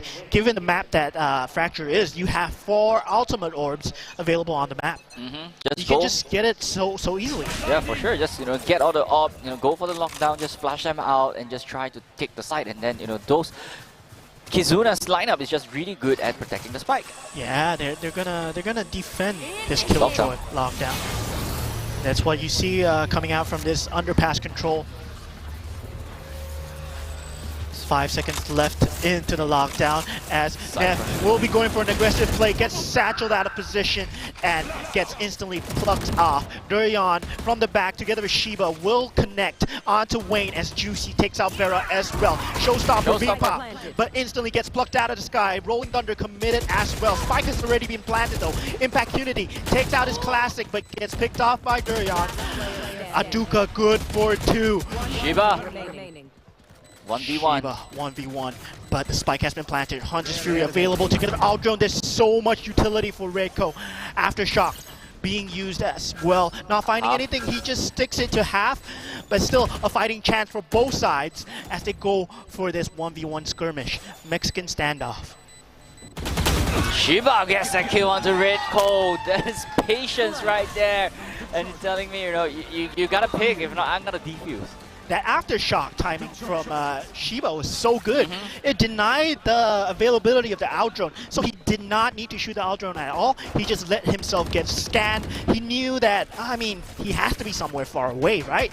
You can't expect him to be outdroning that close. So just not going for the pick, just sticking it to half and forcing the fight. That's a good fight. Yeah, he couldn't use Hunter's Fury. It's already halved. And now, look at Kizuna's economy. It's not looking too good indeed. Yeah, no rifles coming in, but Sheriffs though. We've seen Kizuna done really well with those Sheriff in their hand, so it's still a threat. They have to be really careful with those engagement against Kizuna. And looks like Incendiary being used super early on into the round to prevent this B flood from coming in. And Durian and Shiba have so much information right now. They're going in for the flank once again. Waiting for them at tunnel. Flaring. Moving away. Patience is the name of the game as Neff explodes out with one. Juicy gets two. And that's the spike. Loose as Durian connects on the other side. The flank coming through. Clean round coming down from the side of SMB. I mean, it was a save round from Kizuna. The players. And we have the players and the crowd go with just popping off. Yeah, I mean, this is LAN, right? This is how LAN event works. You know, players are just shouting at each other and just having fun. I mean, back in the day. Ah. Back in the day where, you know, LANs were the thing. Once again, let's just take a look at the minimap right there. Kizuna, 4-man right top on. RK just moving straight right in. And now Kizuna will be on the buy round. They will be changing up the momentum, going for this dual-pronged hit. But only one player into B main. Vera does get spotted out by the trap wire, but instantly gets taken out. Now Neff's position has to be noted. And Impecunity knows that Neff is here somewhere. Yep. Neff, good for one though. The cage bouncing back to him, not giving him good timing as Vera plucks him off. Kizuna, they still have the Hunter's Fury. They still have the Rolling Thunder available. 4v4 retake. Juicy unable to get those kills right there. And there you have Vera missing out on Vera, immediately taken down by Flaring as well. And Rolling off the Thunder. spike plant. I mean, spike being used. Aduka with the Rolling Thunder gets the better of Shiba. Flaring left with all to do 1v3, not looking too good for him as the recon dart distracts him. It's just nice for Aduka to get the second K. Wow, I mean, that was just really well played when it comes to, like, you know, use mixture of utilities and everything and just keeping SMB away from the spike. Yeah, that's how you play solo. That's how you play an initiator. You want to use your utility to distract your opponents as much as possible, and despite not having these kind of lineups that you require for Fracture, I mean, it's so complicated when you think about lineups, especially on a map such as Fracture. Yep. You don't need it. You just need a perfect timing for the recon dart, perfect timing for your shock darts to clear out these utilities. Deploying drone. Once again, 5-man push on B main, aiming. And Hunter's Fury Hunter's being Fury. used. Managed to get Shiba out of this. Well, Dreon is caught right there, but Nev gets a kill onto Impunity. Ready, neural theft. Finding out the positions of these players, but Aduka with the aftershock, good for one. Juicy trades out Vera, but instantly gets answered for. Aduka and Wayne answering together. Neff 1v3. Can he do anything here? Spike still needs to be planted. He was aware. Spike planted. Cage trigger. Cage has been put, but Wayne with a big swing taking down Nev. Kizuna proving to have the superior gun power when it comes to attacking a site. I mean, yeah, that the way that Aduka and Wayne was playing, they just covered the entry so well, despite them having to use utility in the first place. They still find the timing to connect together with a hit. For sure, and you know, right here we're just at the final round for the first half. So fast paced. I mean, this is what you expect out of Fracture. Didn't even feel like, you know, 11 rounds had passed. Oh, already early shot missed from the side of Vera. Yeah, it's what you said, Moon Boy. It's 7-4 already. feels like the first 2 rounds. Once again, Kizuna playing it really slowly, just creeping up onto A side once again. And supermassive bots, they will have a lot to answer for once the push comes through. Orbital Strike will Shot be done. the tell for the hit, as Juicy will be committing a pain shells. Orbital Strike forcing him out of the location as Reiko finds a spam kill on Juicy. Dreon is on a mission with those knives. He's dashing straight right in onto site. Could he find them? Vera really low, managed to get him out of it as well. Dashing straight right in, managed to take out Aduka before the plant, but dropping down to Impecunity. Yes, 2v3 situation right now. 1-man advantage on 1 HP is Redco, but supermassive bot, aka Shiba, is still stuck in drop, and Neff gets instantly traded out, but he does get Wayne. It's still very doable for him, very winnable. He has 2 flashpoints remaining, and the spike is loose all the way into A site. There is nothing to stop this lockdown, but there will be so little time, and Rico is on a sliver of health. Look at his angle. Yep. If he gets one here, Shiba is in the it's really so good winnable. position. Oh no, Rico, his half is really low. He got the spike. 4 seconds left. Uses both flash points. Spike planted. Shiba has to go for the fight. Recon dart committed. Oh! Redco gets the headshot onto Shiba. That's what he needed. You can't just rely on one bullet because he's on 5 HP. He just needs to shoot the head. And he does that. All right. Okay. Okay, we have an A4 round now. Oh my god, I didn't expect that, but that was insane. And now we do have an 8-4 scoreline, 4-round advantage towards the side of Kizuna. I mean, Supermassive Bots, they will have to turn up the pace. They don't have the 2 initiators, but they do have 2 duelists. I mean, there's lots of high entry potential, right? They're just going in, making space, but they have to stay alive to make it work. But the thing about Kizuna is they have a lot of utilities to disjoint the push. They have an aftershock, they have paint shells, they have shock darts, they have nano swarms. So many damaging utility. You can't just go in, you can't just 5-man rush. And Supermassive Bots, they're playing it correctly. They're going slow, feeling out the utility before committing. Yeah, 4-man push onto drop. Drayon slowly pushing it in. Waiting for the right moment to go. Tailwind activator, dashing straight right in, spotting Red Call right at the site. Yeah, and flaring a Neff. Good for 2 on the site as Durion picks up the 3rd. The site player has been cleared. It has been a free spike plant. And now Kizuna left on 2 men. Can Wayne do anything here? 2-man against 5 from SMB. I mean, we have seen Impunity before. He gets a 4K just now. Dashing straight right in, Impunity being spotted. Neff running in with a 9. Dashing in. He just gets a 2K for his troubles. I mean, not that bad, but still. I was like, kind of a free 2K. The player's just running in. And we do have a tech pause coming through. I'm not sure what's going on, but hello, welcome once again. We're in the grand finals, and we'll be going into this grand final with an 8-5 scoreline already. If you're just joining us, we are having the grand finals right now.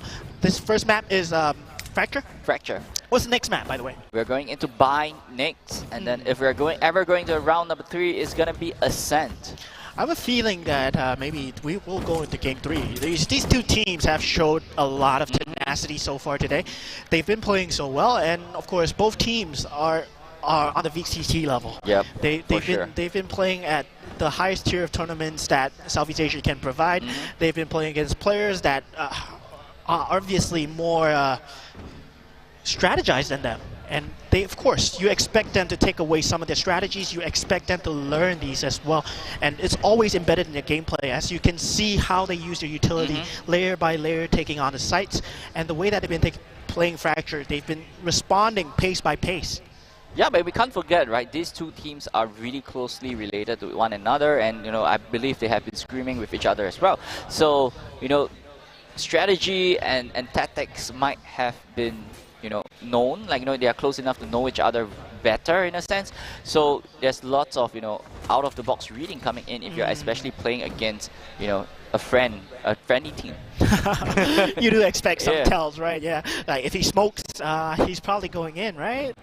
And of course, when you talk about Fracture, usually in European regions, you see them playing 2 controllers. Yep. But in terms of Southeast Asia, we only use the Brimstone. So yeah, only one uncle to back up everything. So once the sky smokes go in, it's most likely the hit is coming through, right? Yep. But for just now, what we saw was the Jet actually going in first without the sky smokes. So that was like, oh, you didn't even expect the rotation coming through. Yeah, the hit coming through, the rotation couldn't come through on time, and site was overwhelmed so fast. Yep, I mean, with the Jet already dashed in, I mean, he has the cloud burst to actually act as a temporary smoke per se for about 2 seconds. 2.5? Even though 2.5 is even though it's nerfed, right? But it still does its job, right? Just cover it for a while until the sky smokes comes down to take over the position of that the Jet smoke. Yeah, and with 2.5 seconds and with the tailwind being nerfed, with only 1 updraft, you still see Jet entering on such a crazy level. So how overpowered was Jet? I wouldn't say that, you know, Jet is That's just not overpowered. yeah, it's not overpowered. It's just you need really good precision to actually pilot this new Jet today. Yeah. You will be very easily punished if you are like, you know, not that good at the Jet. Yeah, and sometimes it's not just credit to the agent as well. It's credit to the players as well. Learning how the agent works and working around their faults, working around their advantages as well. Yep. Now, with the new Jet now, you have to find a very particular timing, and when you decide on a hit, it's most likely that you can't pivot away, and you're leaving the Jet alone if you do pivot away. It's because the tailwind has been expanded. Cloud Burst is only 2.5 seconds now, and it's similar to how the Chamber was previously, where he had a lot of options with the Rendezvous. Now currently the Rendezvous has been nerfed to the ground, and the trademark as only one. I mean, Chamber was indeed overpowered, maybe. Right there. I wouldn't say Chamber is nerfed. Right? I would say he's reworked. Yeah, he's reworked. Yeah, reworked. Yeah, he feels much more like a Sentinel right now. Yeah, like, you know, you just have to play him a little bit differently. And Supermassive Bots going back into this game. 8-5 scoreline. They do have the weapons to work with. Already full aiming hit. I mean, the sound cue will be coming through. Sky Smokes have been committed, and Juicy does find a pixel onto Redco as he gets taken out. Spam coming through as the spike gets planted, and this is what's so scary from the side of Supermassive Bots. Yeah, Juicy just standing at level 2 off the side right there and just trying to get as much picks as possible. Vera might be in a little bit of a situation right there, as him and Juicy might have a stare-down contest. Yeah, both teams still just chilling. And already Sky Smoke's being used. That might be a tell for the hit. Fault line being queued up. And it looks like Kizuna just wants to go for the damage here, as Juicy and Nev will be going in, but Nev gets taken out by Duka. Already a 2-man advantage for the side of Supermassive Bots, but the round is too far gone, as Shiba does get a 2K. Easy 2 alt orbs for him, but I mean, Kizuna will have the weaker weapons, and now it's Valerant. Yeah, and I think right here Kizuna is going to be having the bigger guns right now as well. It's going to be a Kizuna has a higher chance of actually holding the site right here, unless SMB pull a really interesting trick up their sleeve. Indeed, Kizuna will require some form of holding power against Supermassive Bots right now, because the thing is, the Breach and Raze and Jet are still as lethal as a Sova and Breach. And Juicy going for the early satchel play gets counter fault line and instantly traded out by a Duka. No, I mean, just not even traded, just killed. And Neff trying to pull some space, taking away the Killjoy utility that is in B main. This will pull some rotations, maybe. No, they're not buying it. Yeah, they're not buying it at all. Vera just taking a really good angle onto main as well. Took out Flaring out of that fight. Drayon is in there, just stuck right there as well. Drayon managed to get out there alive, but it's a 3v5 situation right here, and it's not looking good for SMB to actually get this push. Yeah, fault line being used, and the Recon Dart not finding its mark, but Vera already good for 2, and with the spam will be the 4K out for Vera. Very well done. I mean, just finding the timing onto Supermassive Bots. Just not looking too good on the entry from the side of Juicy, just satcheling in, unlucky timing, caught by the fault line, instantly just get plucked off. Yeah. Now, buy round though. It is that fault line, right? That fault line literally stopped Juicy from the satchel combo and just allow it to just be stuck at the position. Yeah. It's amazing that the fault line can stun you midair. Shouldn't it be on the ground? I'm flying for heaven's sake, you know? Right now SMB going in for a 4-man arcade push right now, and just pushing in and just putting a little bit more pressure coming in. Juicy put a lot of damage onto Kizuna's Brimstone going in, but Drayon managed to get 1 kill at tower. Yeah, already the entry being proven, and Juicy with the paint shells gets the better of Wayne. Neff though, playing, still holding control of this B main location, just tag up Vera as well. Aduka though, takes out Juicy's life. Spotted it. Will have to fight for this. Yep. Redco only 1 left, 1v3, 9-6 scoreline. Swings in, Redco gets 1 kill. Just 2 more to go. and does not find, just swinging a little bit too wide, looking into two players. Yeah, good positioning right there coming for SMB, right? Just knowing that, you know, Red Coal is there and staggering themselves in a way whereby, you know, they could get the shot onto Red Coal before Red Coal get the shot on them. Yeah, and now you will see that the economy is not looking too good for the side of Kizuna. Finally, as we see, Wayne is being forced up on a stinger. I mean, he is the uncle after all, so you want to give the uncle the stinger. Yeah, the uncle and his stinging stick. But Kizuna, they do have the showstopper to work with for this round as they pull it closer and closer. Super massive bots slowly just creeping up to an even scoreline. Yeah, Vera going in with the pin shell coming in as well. That was so much value from the paint shells, despite not finding any damage. That just delayed a lot of timing for the side of Supermassive Bots. Yeah, it pushed back all 4 men of them going in for the rush as well, but immediately getting the rotate to B side. There's a Killjoy there as well, you know, with everything set up, ready to fire. Stim beacon down. Kizuna is ready for the fight. Goes through. Impecunity gets taken out, but traded out instantly. Durian is dead, but Hunter's Fury. Reko not finding anything, and Flaring and Juicy will be entering. And already 4v2, Kizuna, they do have the showstopper. They will have to pull off a 2v4, and Aduka makes it a 2v2. Showstopper, big commit. Showstopper. Finding the pick onto Flaring. Suddenly, it is a 1v2. It was a 4v2, ladies and gentlemen. Aduka just brought it back. And now Kizuna will be bringing things to a double-digit scoreline. Wow, I mean, that play is all on Aduka.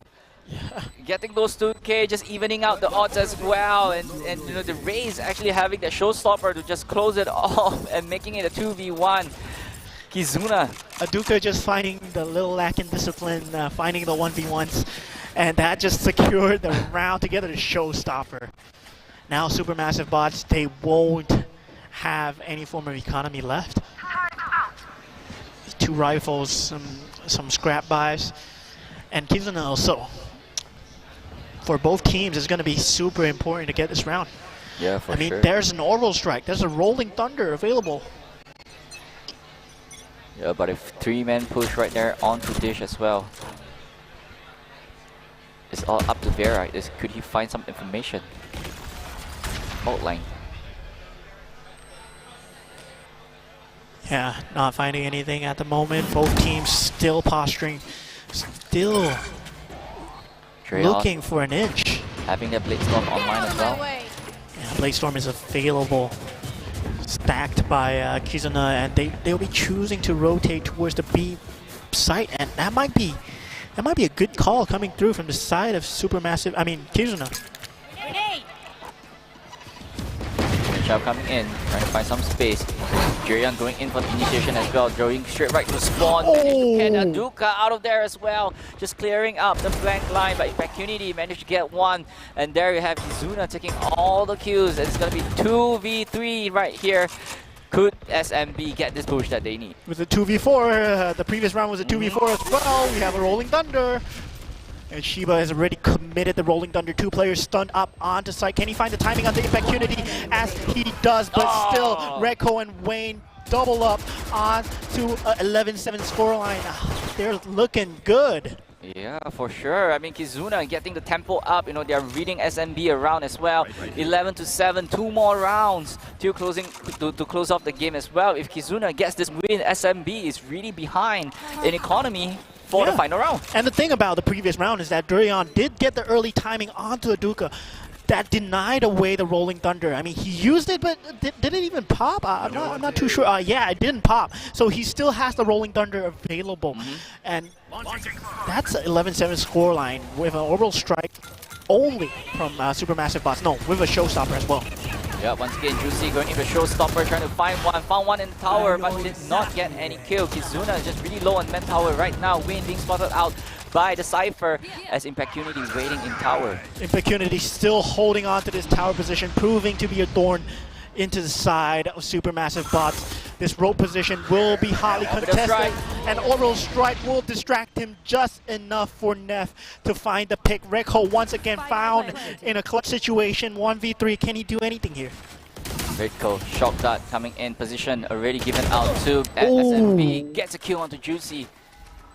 Still winnable. He has a recon dart available. And the timing just not being found. Neff with the 4K on the attacking Cypher. I mean, yeah. Cypher is an entry agent. Here's the thing, right? When Cypher uses his ultimate, yeah, his dot becomes smaller because his head is gone, right? Does it? Does it? Can pick better because like the head don't poke out first. Yeah, correct. I guess so. But I'm pretty sure you're looking out for the player's shoulders, right? When you peek out. And now Kizuna does not have any form of gun, any form of weaponry to work with. They will have the lockdown for the retake, but still a very fast pace pulled out by Supermassive Bots, knowing that they're on a weaker economy. Very fast pace from the tower control already given to the side of Supermassive Bots. Yep, immediately going straight right to the side. Valerant getting a kill onto Impactunity as well. Wayne trying to find a pick off backside, but Naf though win that duel against it. Vera get a kill with that classic onto Flaring. And Rolling Thunder being committed from the side of Kizuna, not finding its mark as Vera gets picked off from a Durian who's unaffected. He gets the 2K and now he's up for the third. Can he find the player as Juicy will clean it out? Supermassive Bots will be getting this round, putting it to a 2-score difference. Yeah, it's getting close. It's getting really close. Yeah, I mean, it's still anybody's game at this point in time. SMB actually have a really good game plan, just rushing right from arcade. But I think, you know, it's time for them to change it up a little bit more because, you know, just one directional attack is not going to work all the time. And of course, they will be trying to find out where this Killjoy is playing. They won't want it to be a liability. They won't want the wild card of a Killjoy lockdown during the Kizuna retake, especially when SMB gets a sight. This Durian and Vera going for this early matchup. I mean, Neff, and he gets plucked off. The entry Cypher already dead. Yep, Juicy trying to get some kills off. Our drone being picked out. What a spray transfer by Juicy. As the rest of SMB immediately moving straight right to the side as well. Juicy gets another one under his belt. It's going to be 3v2 right here. SMB is going to be punting the spike by Flaring. Wayne going in for the push. And Wayne has this position available. Juicy caught off guard as Flaring trades him out. Impecunity with a judge trades away for this Phantom. His sound cue has been noted. Both players on opposite sides, very hard for him. Can he find the 1v1s needed as Durian has a superior angle, putting things to double digits on both sides. It's getting closer and closer to an even scoreline. 10-11. One more point, and we're gonna be you know, equalizing this thing up for SMB. So if they're on the momentum, they have the momentum moving forward as well. Kizuna is on a downwards economy, but a timeout coming in from Kizuna. I mean, for Kizuna, even though they only have probably Stingers, Sheriffs, I mean, Spectres to work with, they will still have a Hunter's Fury, they will still have a lockdown for the retake. And if they find themselves in a situation where they are up a man or up two people at least, that will look quite favorable for them because they will have the ult advantage to work with as well. Yep, for sure. But I mean, there's still ways to stop SMB from actually entering the site. But, you know, SMB having so much firepower, I mean, they are so fast, right? Their tempo is just really fast. It's all up to Kizuna. How are they going to slow them down from these rushes? And the way Durian has been playing is like a man possessed. He, like when he went for the Blade Storm, he just went in to spawn and just started running in. Didn't even care about the back. The person at the back and just got shot. But still, he's been finding these entries consistently every time, putting trust into the back of his initiator player, knowing that the fault line will land. And that's what you need to do as a duelist player. You gotta commit to the utility that your teammates are putting in, and that's what the team has been doing so far. Yeah, for sure, right? You are a duelist, you are there to create space, and he's actually creating much more space for the backline to actually, you know, not allow any reinforcement to actually come in. And the round will be underway. 1 minute 30 seconds left. Both teams still posturing. As we see, I think they're just trying to pause the match timer. I'm not too sure, but yeah, the round is underway. Yeah, round is on the way. 10-11, and SMB really needs this point to equalize this as well. Wayne waiting atop a tower as the rest of the team just moving straight right from Arcade. Playing for this early contact as the Sky Smokes have already been committed from both sides. Power. Durian gets the first pick onto Impecunity. That's the Killjoy gone. That's your anchor. Can he find the other player? He's stunned up. Oh! What was that? Durian and Juicy connecting together for the 2K, and Haduka with the classic and long range. Vera gets a pick, but nothing more as Flaring just cleans things up. It will be an 11-11 scoreline. Yep, SMB managed to equalize this one as well. 2 more points to 13. Who is going to be getting there first? Or are we going straight right to our very first overtime? Overtime? I mean, make a wish, ladies and gentlemen, because it's the 1-1-1-1 scoreline at it. If it reaches the 11 seconds, Lazada is probably going to have a sale. I'm just kidding. Alright, yeah. So we've been reaching the 11-11 scoreline, and 9-9 is coming really close as well. But still, we have 3 ultimates available from the side of Kizuna. They have the lockdown, they still have the Hunter's Fury, and now showstoppers in the mix for both teams. SMB has been playing this, flank kind of position, and they're always attacking from behind. And it's always working really well for them. They've been breaking up the map really well, especially since they have Neff. And Neff has been finding these timings, distracting them each time. Just finding the little gaps required for them to win the round. Yep, as the rest of SMB immediately rotates straight right to the B side. Neff managed to get one of it as well. Cage to actually get out of there. Oh, look at this! Neff, the little rat! Yeah. He just throws down 2 cages and runs away. Yeah, managed to plant the spike as well. So right here, SMB is in a very favorable position. Could Kizuna turn this around? They still have a lot of ults, but the Sky Smokes have been taken out. Wayne is already out of the equation. Still 5v3, Neff and Juicy make it a 5v1. Impecunity left on a 1v5. Flaring does find the final kill. And now it's up to match point or overtime for both teams. Yep, SMB have a really good momentum. They've been winning like what, 5 rounds straight immediately as well. But Kizuna on the other hand, it's not going to be a full buy moving forward into this round as well. Can they pick this up? Can we go into overtime? It's do or die. It's do or die.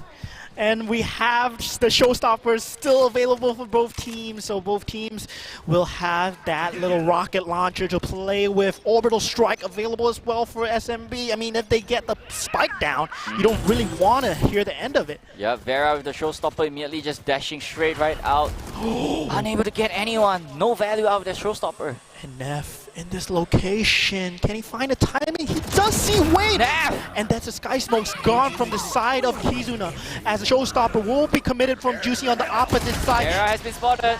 Oh, and that's a 1v4. Redco once again in a 1v5. And Juicy will be finding the final frag. First map going into the way of Supermassive Bots. Very, very competitive game, and we won't have overtime. That's a really close game, Mo. I mean, I'm seeing you shaking, my friend. Are you okay, brother? I'm trembling. Oh my God! Look at that, Durian and Neff. What is that? What is that? I mean, you look at that. I mean, Neff have been like really ratty, right? Like he's always on the flank, always behind, just taking those sneaky kills. But Dreon though, with those with the jet just dashing straight right in, popping those blades, and just taking at least 2 kills every single turn. 7 first blood, bro. 6 first bloods on a Cypher. I mean, yeah, Cypher should be watching the flank. No, watch the front. Watch the front. I got the entry, guys, ladies and gentlemen. Yeah, that's me. That's the entry Cypher right there. But bro, here's the thing, right? When it comes to fracture, there's no such thing as flank. Yeah, there's no such thing as flank. It is a circle. It is a circle. But for the next map, we will have bind. So we'll be seeing these 2 teams, Supermassive Bots versus Kizuna, going for bind. SMB looking to clear things up at 2-0 and hoping for a 1-1 will be Kizuna. And before that, we'll be going for a break. We'll be catching you at the next game. See you guys and stay tuned.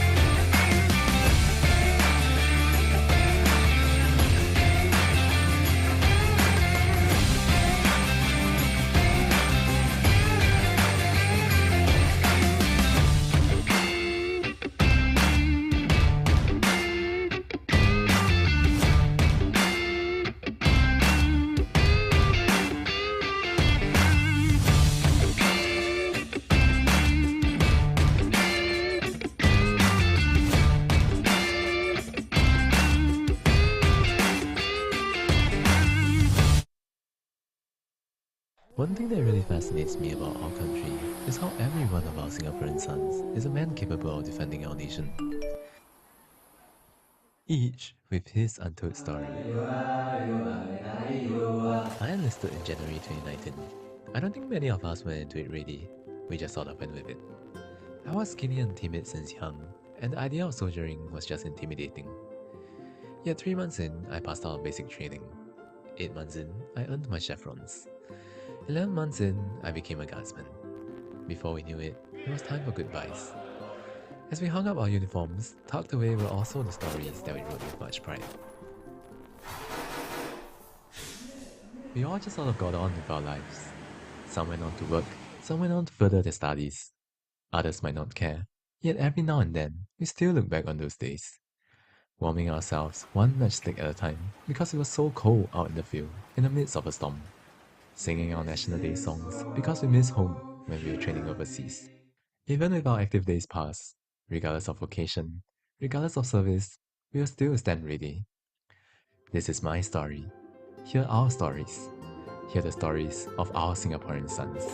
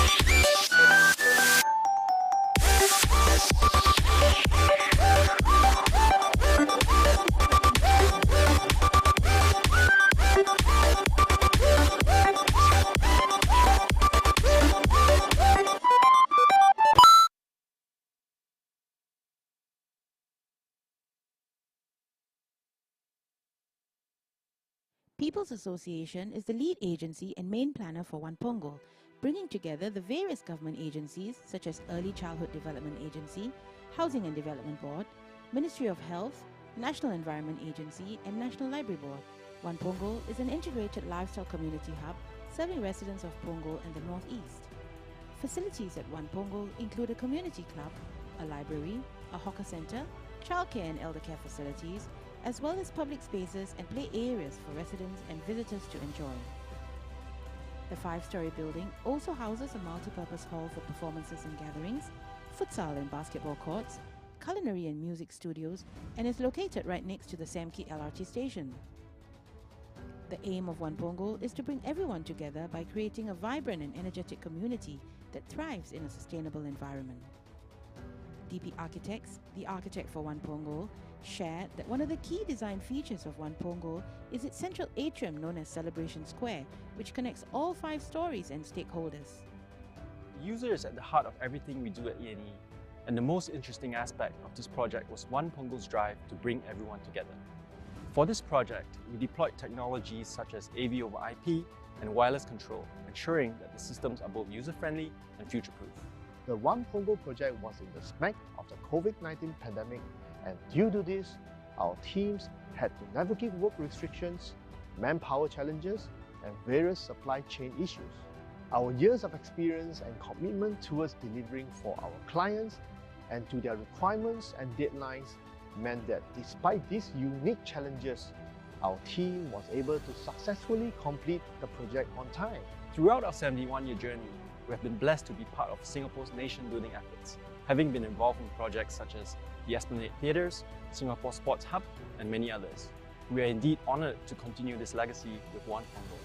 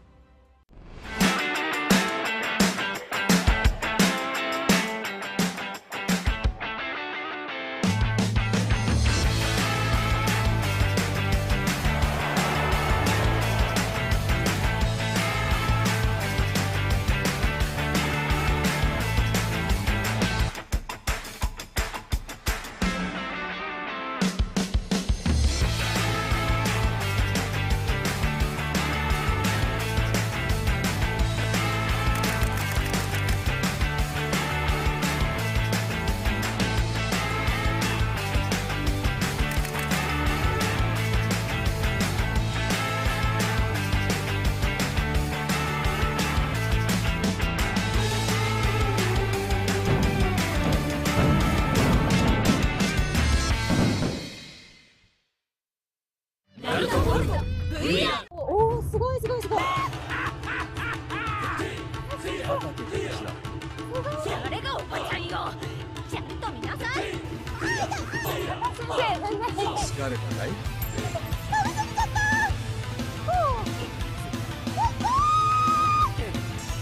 あ、高橋先生見てた。巨大な四角を倒してください。大丈夫。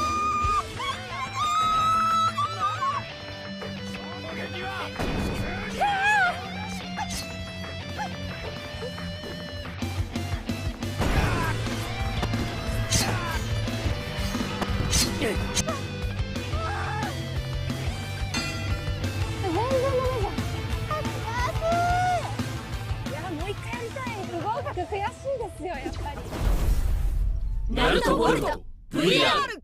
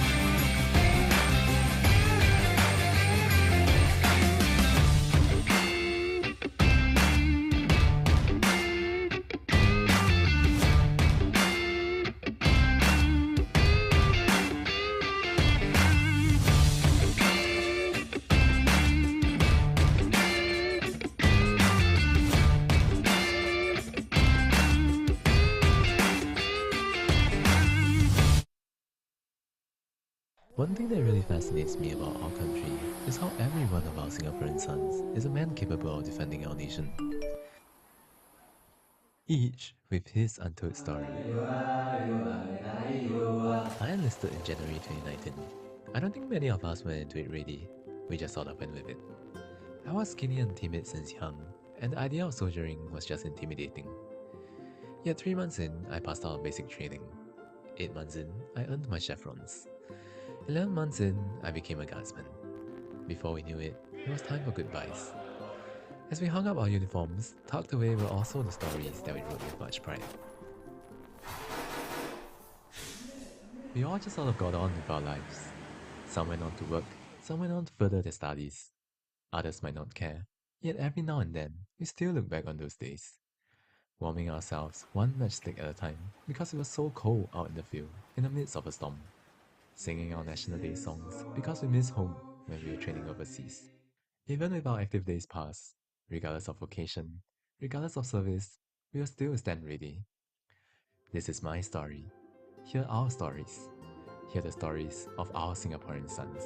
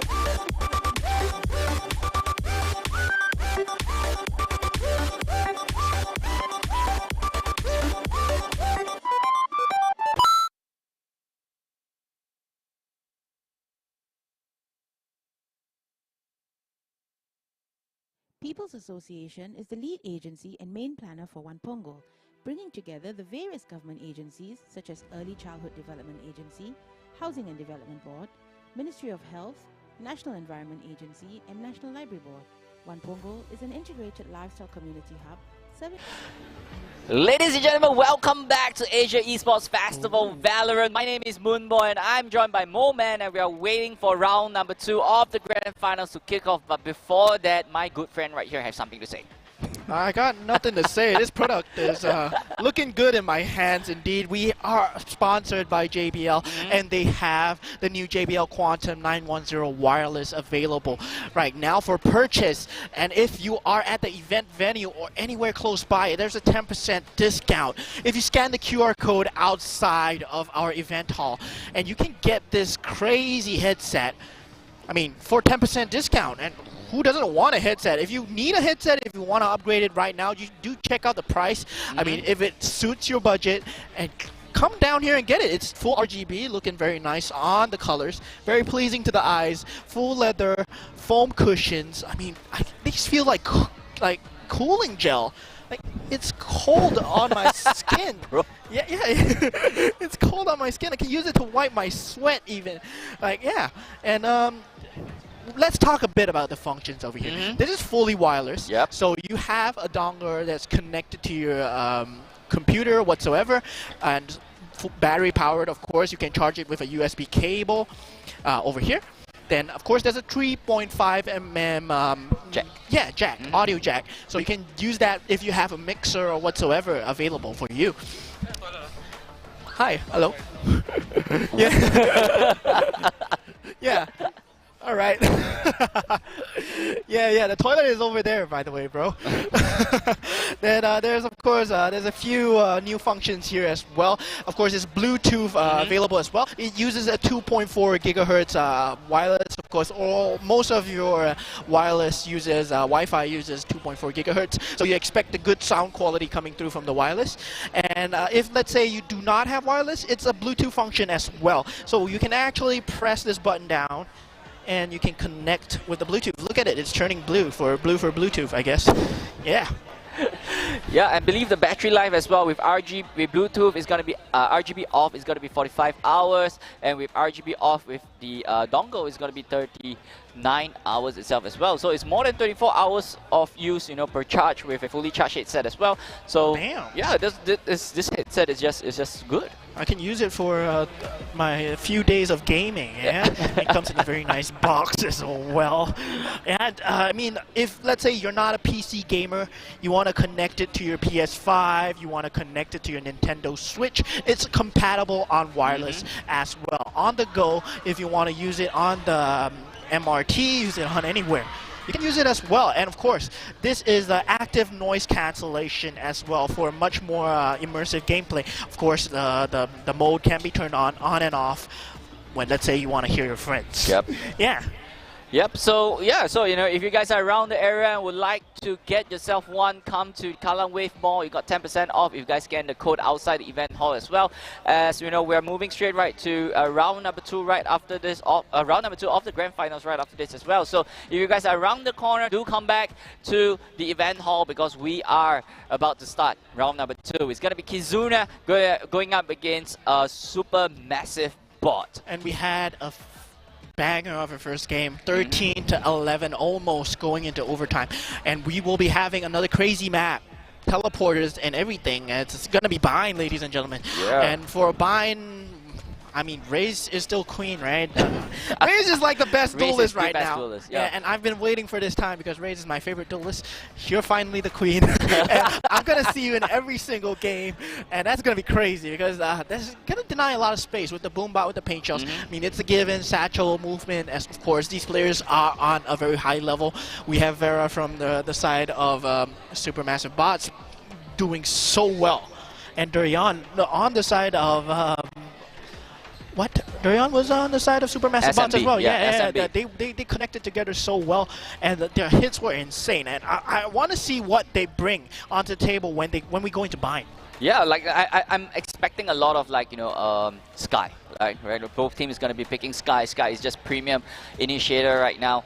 Probably I don't know, Brimstone, like, it's a pretty good smoker coming in Yeah, I and mean, controller with the coming in as orbital well. strike, you Yeah. deny so much space away from the enemy team as well. But for the controller side of, I mean, we do have dual controllers coming in from the side of the previous patch. Yep.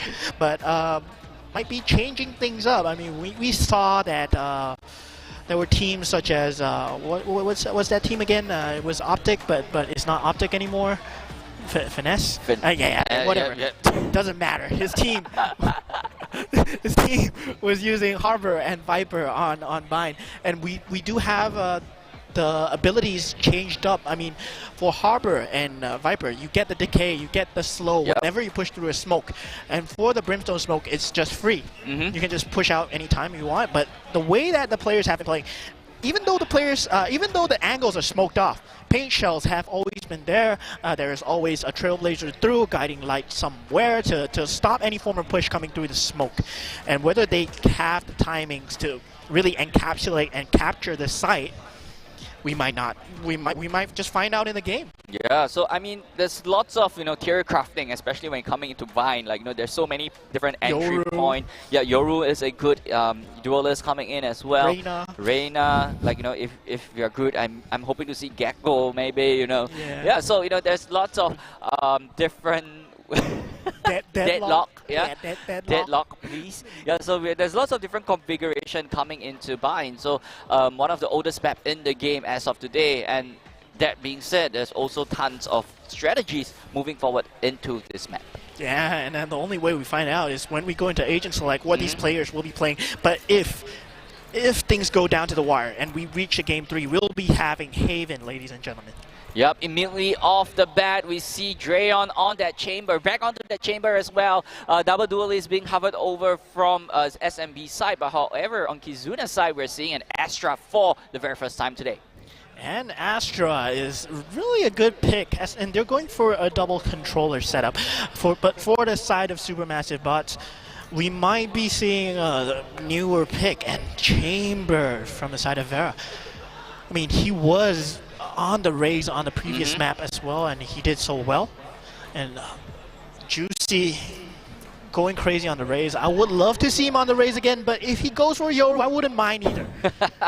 Yeah, but I mean, maybe the Yoru might be the pick. Maybe just hovering there, to create some excitement. We still got about 30 more seconds for them to lock in their decision as well. But however, Kizuna has already fully locked in their lineup coming in, and Rays, no questions asked. But however, on the left side, SMB have yet to lock in their duelist of choice. Is it really gonna be the Yoru? I don't think so. Right? Right? We have 5 seconds left. There's only one way to find out. He's going for it. And there we go. There you have we Yoru. have a Yoru. Yeah, let's go. Yeah, I mean, Yoru, we have seen it being played previously as well. With the Dimensional Rift, it's basically a human recon dart just running around and just getting all the information he needs from the opponent backline. Yeah, and surprising to see double controller setup coming in from the side of Kizuna. Of course, the Viper gives you so much space into the U-Haul, into the A short angle with the wall and the Viper smoke. Yeah, you can provide so much doubt into the enemy team. You need to think about whether they have gained the space behind the smoke or whether they're just faking it. Yep, so ladies and gentlemen, off we go. This is game number 2 in Bind. It's going to be Kizuna going up against Supermassive Bots, with SMB having a point lead right here, and this might be game point, championship point for SMB. And let's see what Kizuna brings to the table on this pistol round. Both teams having different duelists might mean a different change in strats, a different change in pace as well, but opting for the breach on the side of Supermassive Bots. Yeah, so I believe SMB might be a little bit more aggressive with the breach in the lineup as well, but Drayon immediately dashes straight right out, gets their first butt onto Vera with the hit hunter. And with Kizuna just dashing straight right from showers. And the thing about Supermassive Bots is that they have 6 flashes. Juicy in this U-Haul angle gets instantly shut down with a jumping classic from Juicy. Yeah, Riot say they nerfed the jumping classic though. Yeah, I don't think so, right? It's not the gun, it's the pilot. Yeah, it's not the gun, it's the pilot, yes. And Yep. Supermassive Bot, I mean, Shiba still using the guiding light, not finding any information inside Flaring. the wall. And Flaring, flanking all the way through, finding Redco. Takes out the controller player. Paint shells being used to delay the spike plant. Yep, and meanwhile, the rest of Kizuna is just stuck in showers. Guiding light coming in. Rendezvous immediately going out. Wayne gets flaring. Wayne gets another KO on Drayon as well. But Adoka closing it off on Nav. Kizuna gets the first point. Yeah, first point going the way of Kizuna. And I mean, that's just a crazy gameplay. You don't see Viper jumping into U-Haul with a classic and right-clicking. That's just mad by Wayne with the 4K. He's possessed. Yeah, that man with a pistol, like, well, those right clicks is just paying out for him. It's me, Bruce Wayne, Batman. Let's go. Cause I'm Batman. And now we will have the buy round coming through from the side of Kizuna. They will have the Bulldogs. They will have the Spectres to work with as well. And Wayne instantly gets a 2K at the start of the round. Juicy, good for one, trades it back, but still one-man advantage for the side of Kizuna. Yeah, Juicy is really low at 12 HP right now, and Kizuna have a really good push at being shot and gets another one onto Juicy from Adoka. And just Trailblazer going right in, getting more intel for himself. All right, Trailblazer going through onto the side of Octagon, not finding any information.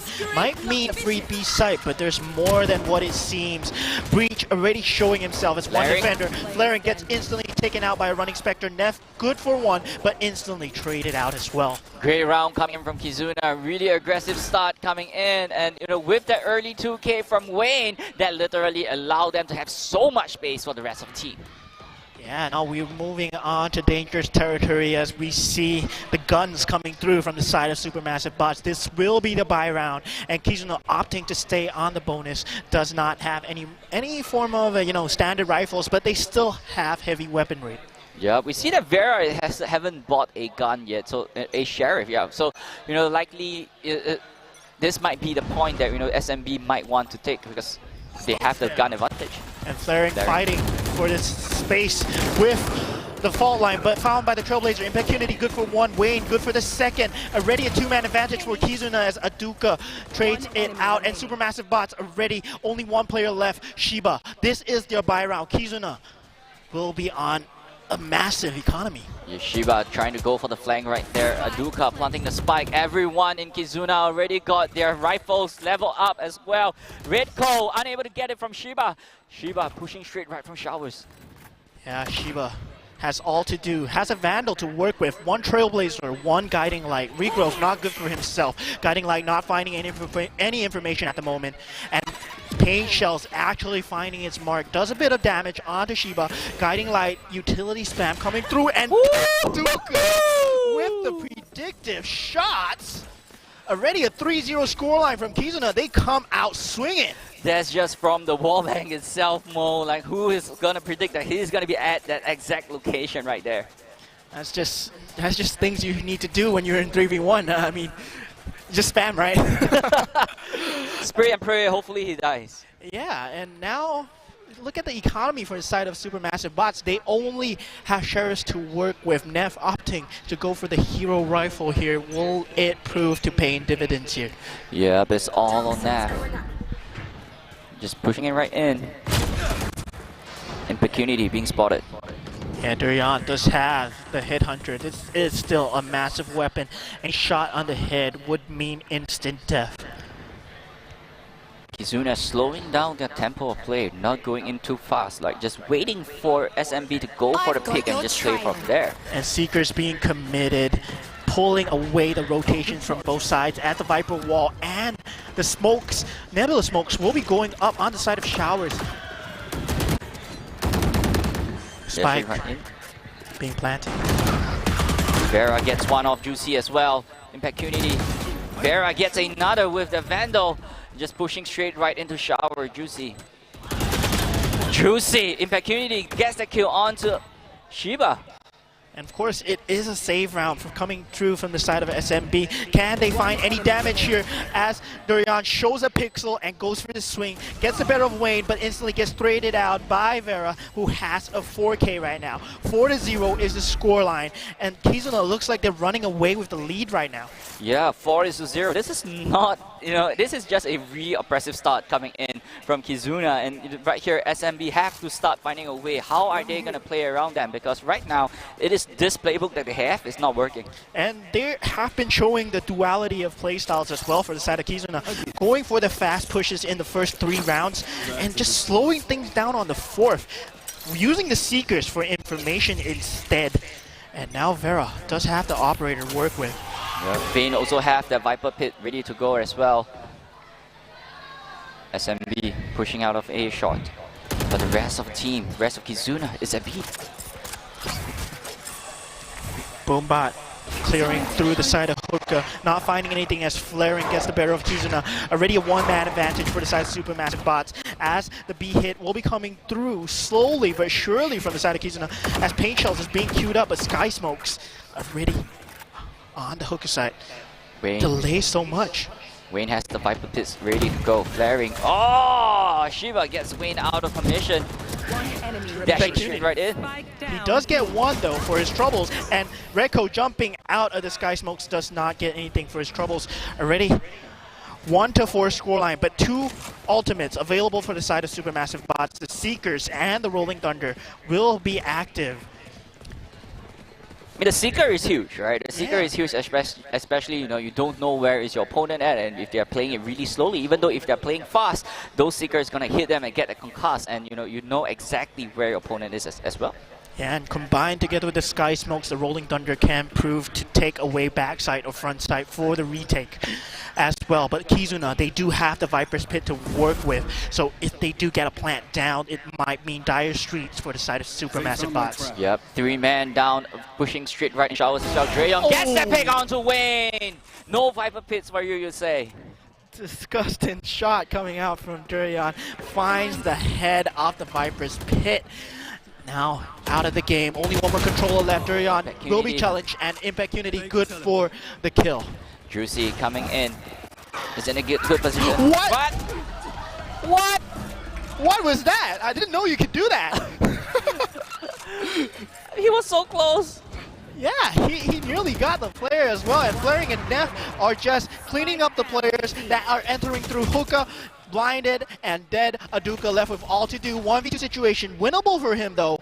1 player is on half HP, but both players playing at separate angles can find a 1v1. Oh, unable to get that with Naf taking that kill. Aduka being a little bit wary from the opponent coming in from Hookah. Yeah. Just unlucky, maybe? Nah, that was just Neff being out. Yeah. Up and coming. He just knew that there might be a push coming through, because they were in a 2v1 situation after all. And now, Kizuna, they will have the showstopper. Whether they continue the pace that they've been playing at, or Supermassive Bots, do they have a read on how they've been playing? I mean, they were aggressing up onto Belong, and they found a pick on the pistol round, and they might be doing the same this round. Dreyoung picking the same angle once again. Trap destroyed.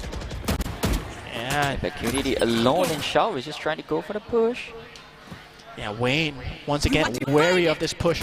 And Durian just spotting a pixel. Cosmic Divide being used together with Paint Shells for the side of Kizuna. But the A-long, A-short angle is not being watched as Impact Unity gets plucked off.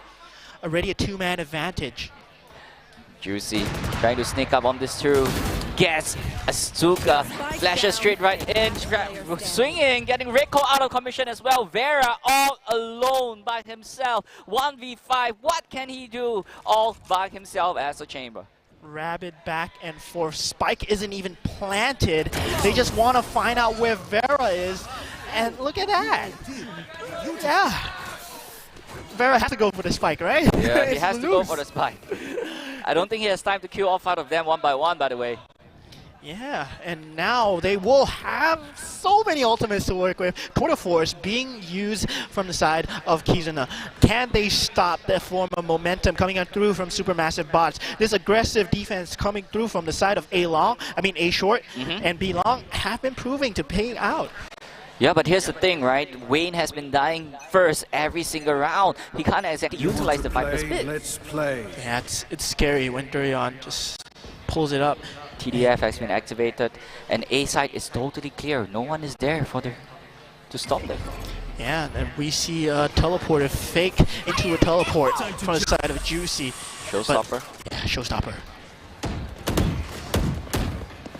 Shiba on the backside, managed to go. Showstopper going straight right to Shiba as well. Doka going straight right for the plant. And there we have Juicy going in, but unable to teleport there out of their life. Get me out of here! What's going on? And now the Seekers are being popped as well. Jericho gets the better of Durian, and the spike is being planted, is ticking down. Things are looking good for Kizuna. Supermassive bots, they do have an orbital strike to work with, but Flaring, the only player left, 1v3 situation. Can he find the 1v1s needed to secure this round? Flaring moving straight right to Lambs. Nope, decided not to. Retreating straight right there. 3-man just waiting for him to show up to their crosshair. Aduka spotted him. Flaring gets the kill onto Aduka. 1v2. Can Flaring clutch this out?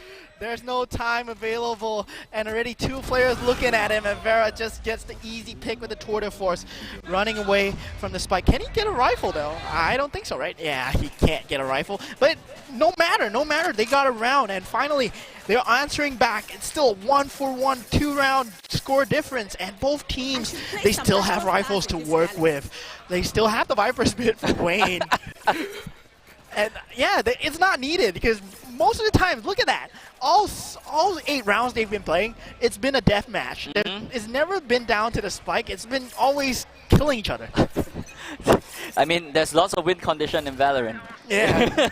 I mean, the best win condition is to kill them, right? Yeah.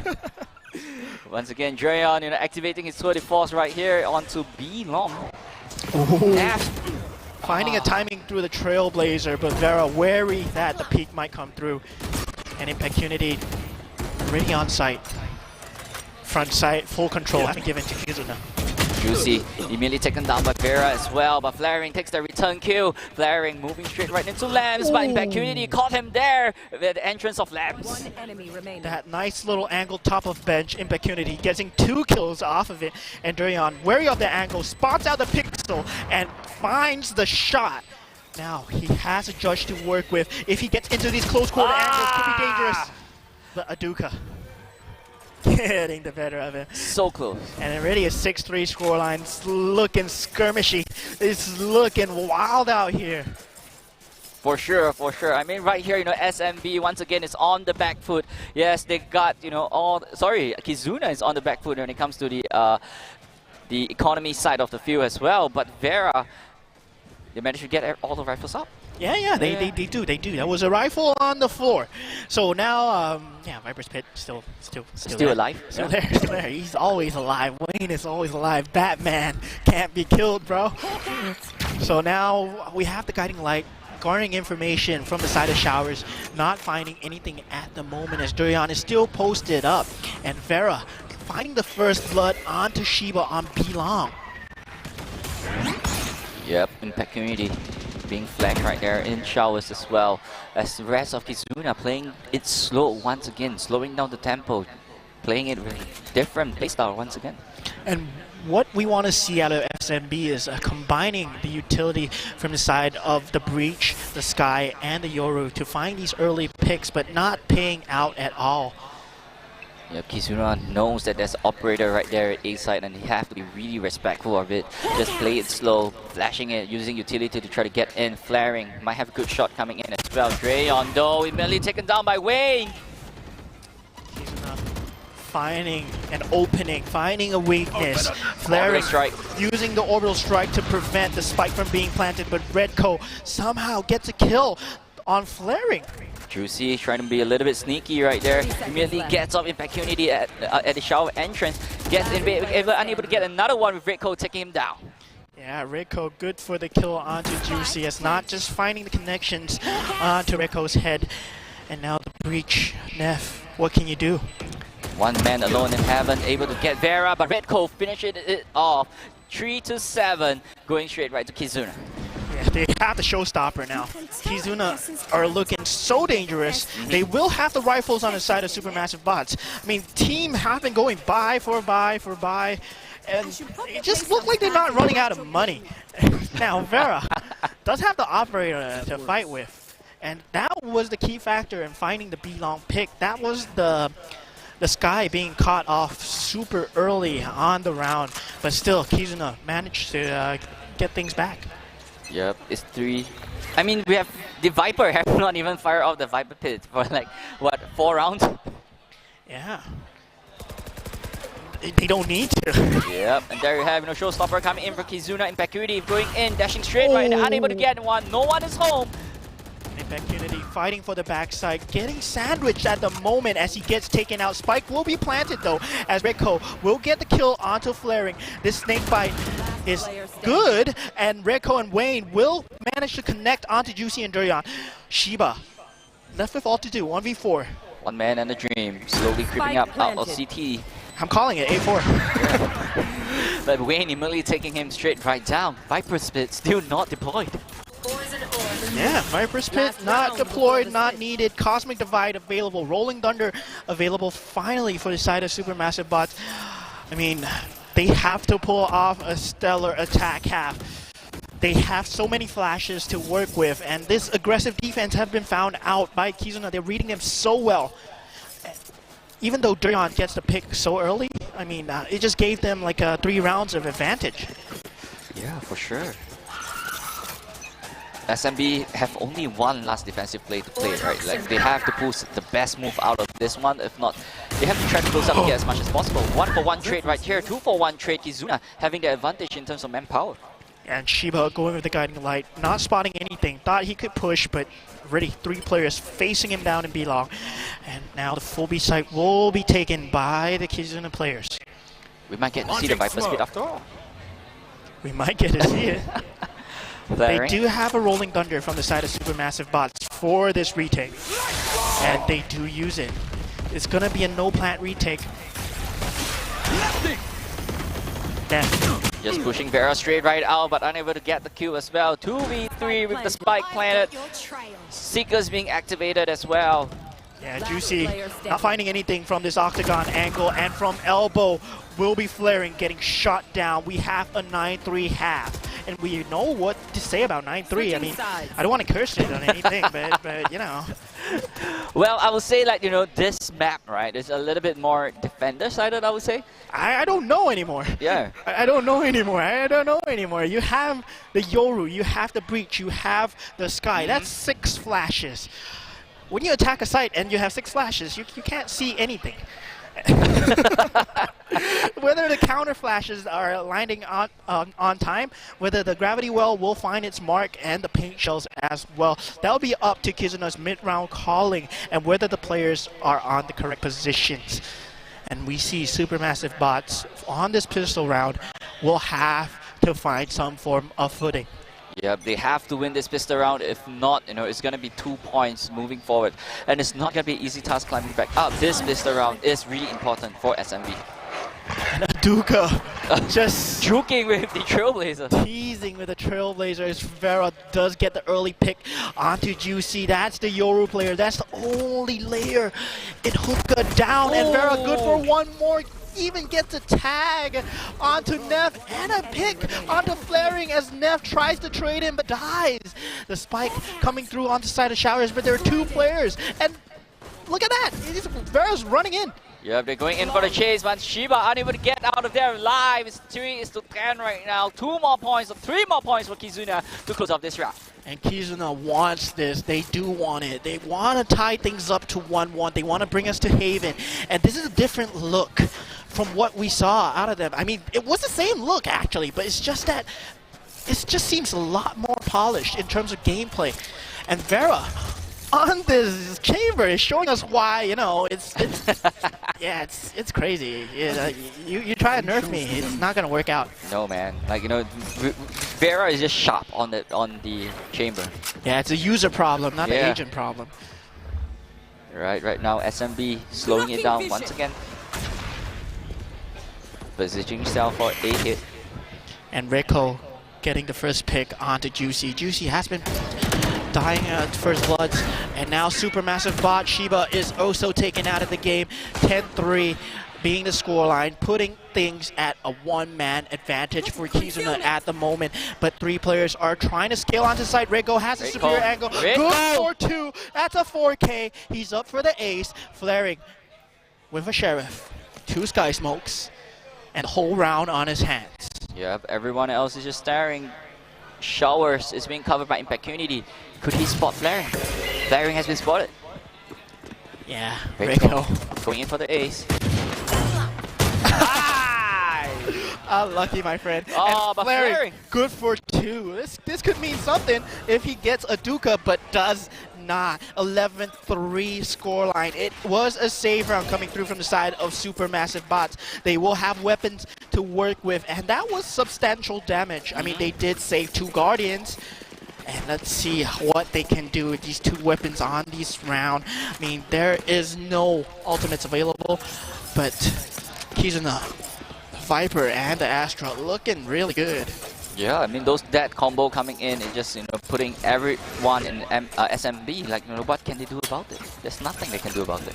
Yeah, and the difference about having these 2 controllers is that they clear the spaces behind the smokes with the utility. They use the paint shells, they use the gravity well and the guiding light behind these spots where the players might be. 3 men pushing up to hookah. 3 men in B from Kizuna's side of the field as well. Yeah, and Kizuna fighting to bring things to control as Supermassive Bots try to claw their way back, and Trailblazer already being fouled. Durian Spike down. getting the easy pick, and Juicy going for the frag. First time Supermassive Bots in a long time having the man advantage, but the spike is down onto Hookah and Impact Unity. Already finding the pick onto Juicy, he has to retreat away. Flaring, finding and scrambling his way out of Hookah as Shiba will be here to heal him up. Durian all the way in spawn though, taking out Impact Unity's life, instantly gets traded out. Aduka on 1 sliver of health. Yep, Aduka at 13 HP right there with 2 opponents with a full health bar. They have to be really careful of how he's going to approach this one. Just 1 bullet, he's dead. Yeah, 1 bullet is all it takes. He only has the Trailblazer guiding light coming out in 5 seconds. But does he find an angle? And nothing found as Shiba just spots him jumping out of the sky. Ay, ay, ay. We know what we're doing. 11 rounds for Kizuna. That is scary. I mean, they do have the round advantage coming through, but still, it's an attack side for Supermassive Bots. They will decide the momentum. They will try and swing these players around. They have the teleporters to work with. We haven't seen that much in play. Only the Yoru has been using it. Kizuna trying to defend this with their life right here. They're just so close to closing this map. Clone coming in, getting shot down. Juicy gets the first kill onto Wayne. Oh my god, that was so comical by Juicy, setting in the clone, jumping up and getting the kill. And now Rico in this U-Haul position will be tested as a Trailblazer. Will be trying to find him. Does get the bite onto Rico. They know his position, but he is good for the anchoring as Juicy gets taken out.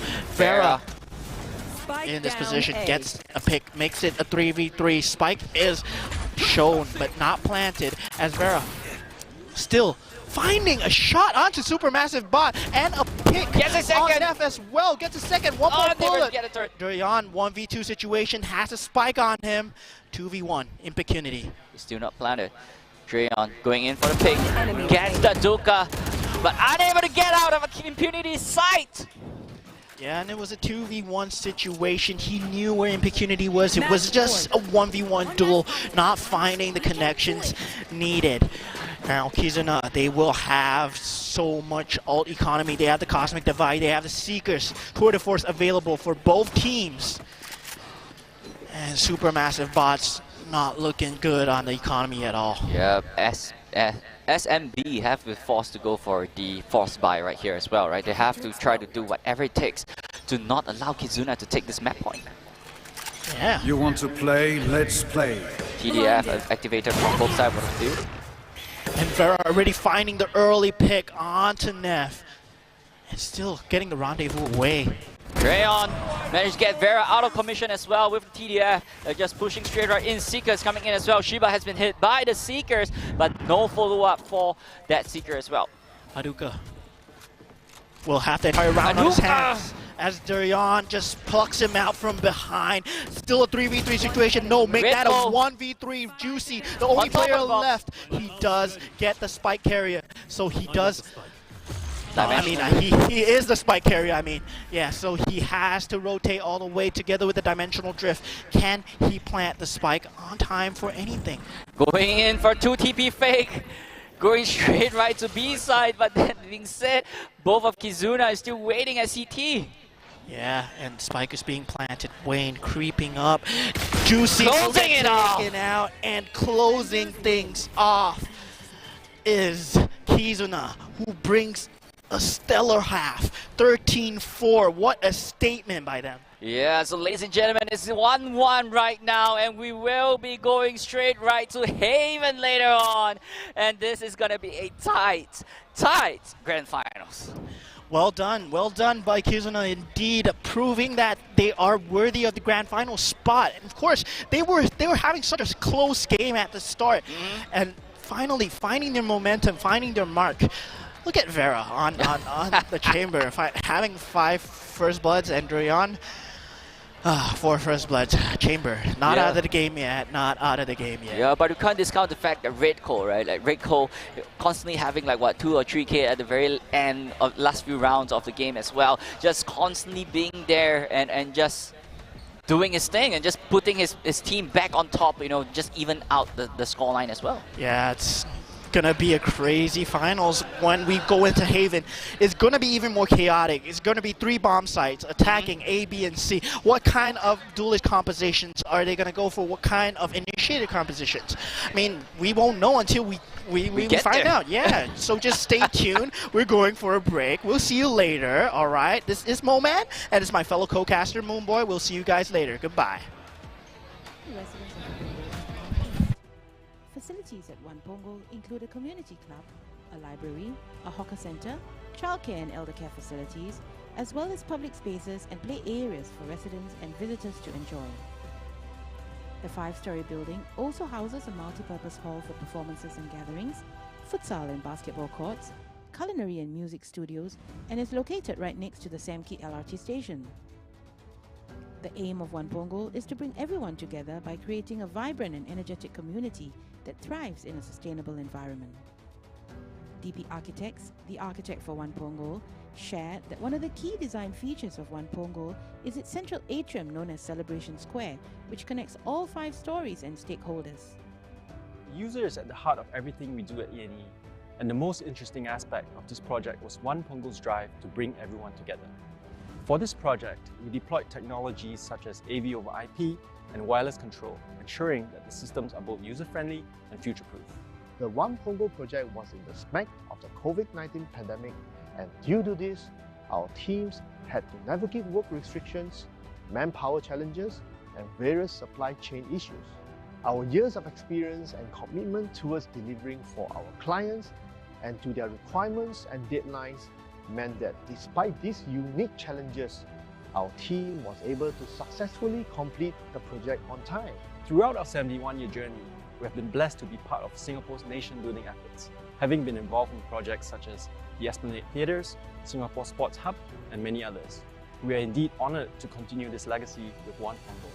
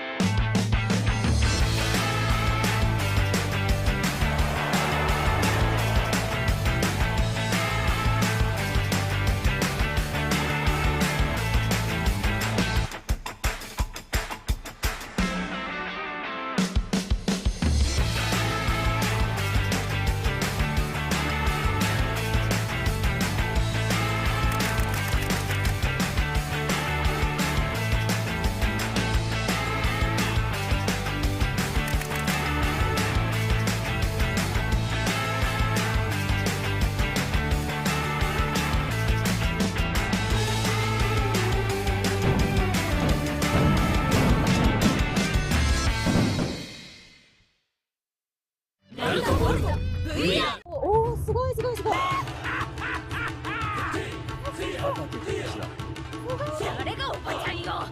ちゃんと見なさい。先生、全然。疲れたかい？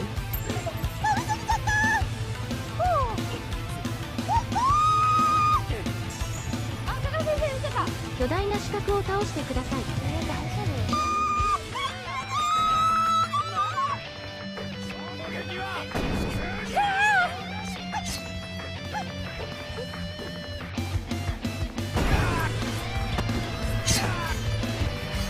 悔しい。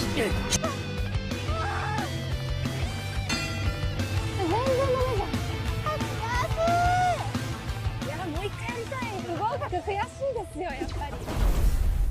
ナルトボルト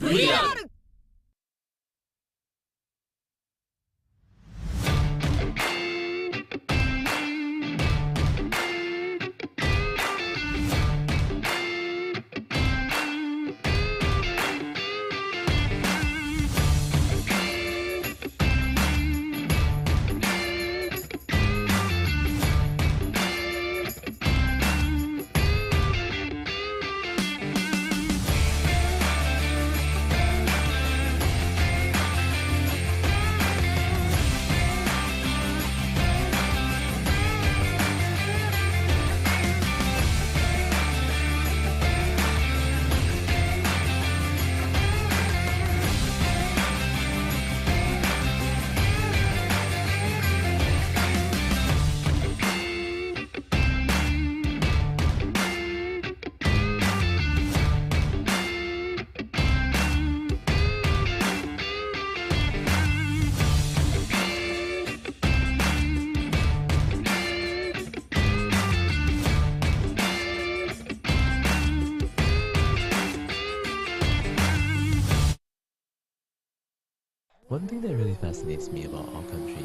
is how every one of our Singaporean sons is a man capable of defending our nation. Each with his untold story.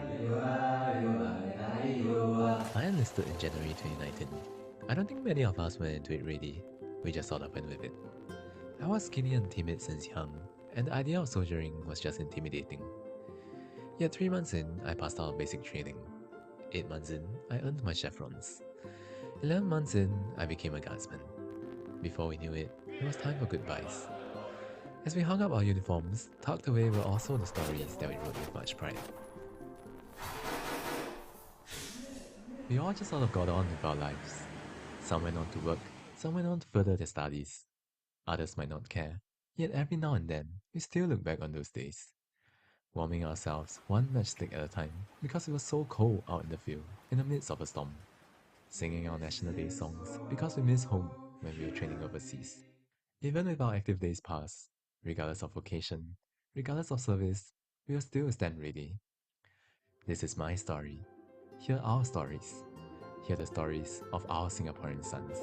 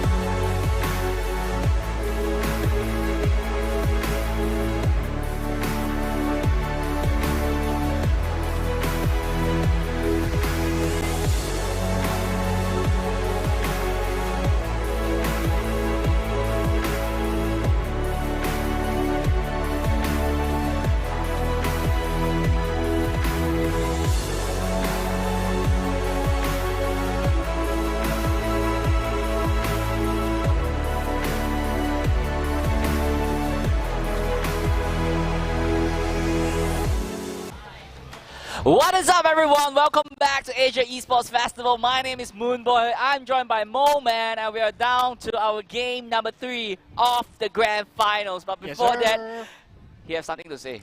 What? I don't have anything to say. I mean, the product speaks for itself. So our sponsor is JBL.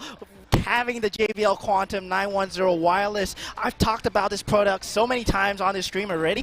And of course, it's amazing to use. RGB. RGB. I mean, RGB speaks for itself. Gamers, you know. And then if you want to use a mic, you just flip it down. You're ready to talk. If you're not ready to talk, just put it back up. It's on mute. The red light just signifies whether it's on mute or not. And if you want to have the mic down, you can just click the mute button, and you can see the red light. Yeah, it's on right now. Yeah, you can see it. All right. Then, of course, if let's say you want to tune in to the game audio or your Discord audio, you can actually set it in the computer as well. There is a game mode and there is a chat mode. So you can actually set different volumes for different sides. You can have an equal side. You can hear both sides equally. Or if you want to zone in on your game, just put it on the game audio, and you want to ignore your Discord friends, go ahead. And if you want to talk to your friends and you don't care about the game, I mean, you're playing, Diablo or something. Yeah, you can just go back into Discord and talk to your friends. And of course, 2.4 gigahertz wireless donger for this amazing device. It's compatible on the PS5. It's compatible on your Nintendo Switch as well, if you do have it. And if let's say you don't have a wireless, it's also Bluetooth compatible as well. Yep. Great sound quality coming out from the Bluetooth as well. Yep, and I mean, you can use it on, there's a 3.5mm jack there as well. You guys can use it, via aux cable. And not forgetting battery life itself, with Bluetooth, you can go up to 45 hours. And with the dongle, you can go up to 39 hours itself as well. So, when we talk about wireless headset, it's all about the battery life. And, you can go as long as close to maybe 2 days or close to 2 days with this as well. Yeah, I'm bringing this home later. Just don't tell anybody. Just shh. I'm just gonna yoink this and just go home. So yes, guys. So we are currently at Kallang Wave Mall. So if you guys are around the corner and you guys would like to catch some, Valorant live, you guys can head out over here to level 2. You guys can join us at the EXP Center, and downstairs below, right, we have the Mobile Legends happening right now as well. And of course, if you're here for the Twice concert, and you happen to be around the area, you can check us out before you go and check them out. Okay, so let's just talk about game number 3, all right? This is Kizuna going up against Supermassive Bot. And we went into Fracture with SMB taking the first win. We went to Bind with Kizuna taking 13-4. And we are going straight right to Haven. What are we going to expect? I mean, the same thing that we've been seeing from these teams all along with Sova. The Breach. It's just a staple of Haven. You have the Sova, you have the Breach, you have full site control of A. Every time you use your utility, you expect them to take the back side, maybe paired with a jet, maybe paired with some form of movement agent. And there we do see the jets being picked as well. And of course, as you said, the premium that always comes in on Haven is always going to be the Killjoy. Yep. Having, Killjoy set up at C, there's no need for everybody to man it there as well. Even you can set it up in Garage and just man C by itself. So this way it frees up a lot of manpower, especially in the defensive position as well. But something interesting coming in from Kizuna's side, Wayne is hovering over that harbor. I mean, it's a good agent. The wall, if used perfectly, it provides so much cover. And the thing is, if you are opting for a Sky as well, you will not require the information. You want to play around the smokes. You will use the Trailblazer to your advantage. You want to take the sites together, the Trailblazer. You want to push together the Trailblazer as well. And the harbor smokes, the harbor walls, they last such a long time. And the Cove, it just secures the plant every single time, especially if you're going for a site such as B, where it's so easily wall bangable, it's so easily shot with an Odin, utility can stop you. That Cove just protects you from so much utility as well. Yep, not forgetting the Reckoning itself is pretty devastating itself as well, right? It just displace your opponent, or even giving it more information for your team of where your opponent possibly could be on that side. Yeah, but that was a feint all along. The Viper will be the pick, and that means they will have the Toxic to work with. The decay that comes through from the side of the Viper's wall. And the way that Kizuna has been playing on the Viper, I mean, taking a page out of Nexka. Probably. Yep. Yeah, Nexka, they have this crazy A-main wall, crazy C-long wall on defense as well. And that was crazy to see on Haven. So off we go, ladies and gentlemen. We are currently at Haven. This is game number 3. This is going to be the decider game coming in between Kizuna and Supermassive Bot. Yeah, and we're having a bit of a technical difficulty at the moment. I can't see anything on the screen. Oh, We're it's back. back! We're It's back. back! It's back! All right, thank you, production. Shout out to production for doing things so quickly. And now we will have a sheriff on the side of Juicy. Oh, Lord. Oh, Lordy me. Give this man a sheriff. He's going to hit tap most of them. Yeah, most of them. That means on the defense side, he will be going for the same wallbang that we've been seeing so early on in the game, and now a full A lobby control will be given to the side of Kizuna as they use the Viper's wall to their advantage. Yeah, you won't know if they're in up A long or they're in sewers at all, but they do have a Sova behind us. Yeah, 5 men in short right now. They're just dashing straight right in. Shiba might be a little bit of a pinch right now as he waits for the rest of the team to come to his aid. The cavalry is here, they say, but Vera is ready on site. And I believe Kizuna is going in for the plant. Yeah, Duka has the plant queued up, but the shock darts trying to hinder a bit of space. They might be going off the second tap for a fast retake, but not coming through just yet. As you see them queuing up for a fight right now. Yep, and right here, SMB just in position, and everyone is there to wait for their big push that they require. Wayne still has a snake bite available. They can discombo the push. They can just disjoint the push. SMB waiting for an opportunity to go back in as well, but Redco gets the first kill onto Juicy. There's a trade going left and right as well, but it seems like Kizuna is on top of that and taking the first round in Haven. Yeah, and the Jet finding 2 headshots on the Frenzy. Massive damage onto the side of SMB players. And that would mean that Kizuna, they do have the bonus round going for them as well. This is a scary momentum to give to Kizuna. Yep, they have the buy, they have the additional gun coming in, but we can't discount the fact that SMB have 2 sheriff on their hand as well. And look at this, Kizuna, they do have the same A lobby wall. That gives so much information, so much space to the side of Kizuna. Yep, Redco. Setting the stars, just waiting, just instead of dashing right in, you're waiting for them to push up, but Vera gets the first kill onto Shiba. Shiba going for this early timing, not expecting Vera to be pushed out so fast, but now Tailwind being activated but not used, as Trailblazer will be trying to find out where Juicy is at, cannot find the connection but gets shot out of the sky by Durian. Durian getting the 2K, but Impecunity and Redco respond back in kind. Spike plant will be going down as things settle down as they try to find the last player of Supermassive Bots. Yeah, that's all up to Naf right here. Can he close this round for SMB with a Sheriff in his hand and a Dream?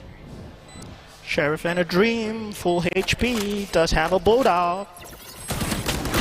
Lambot spotted and immediately getting hit down by Impecunity.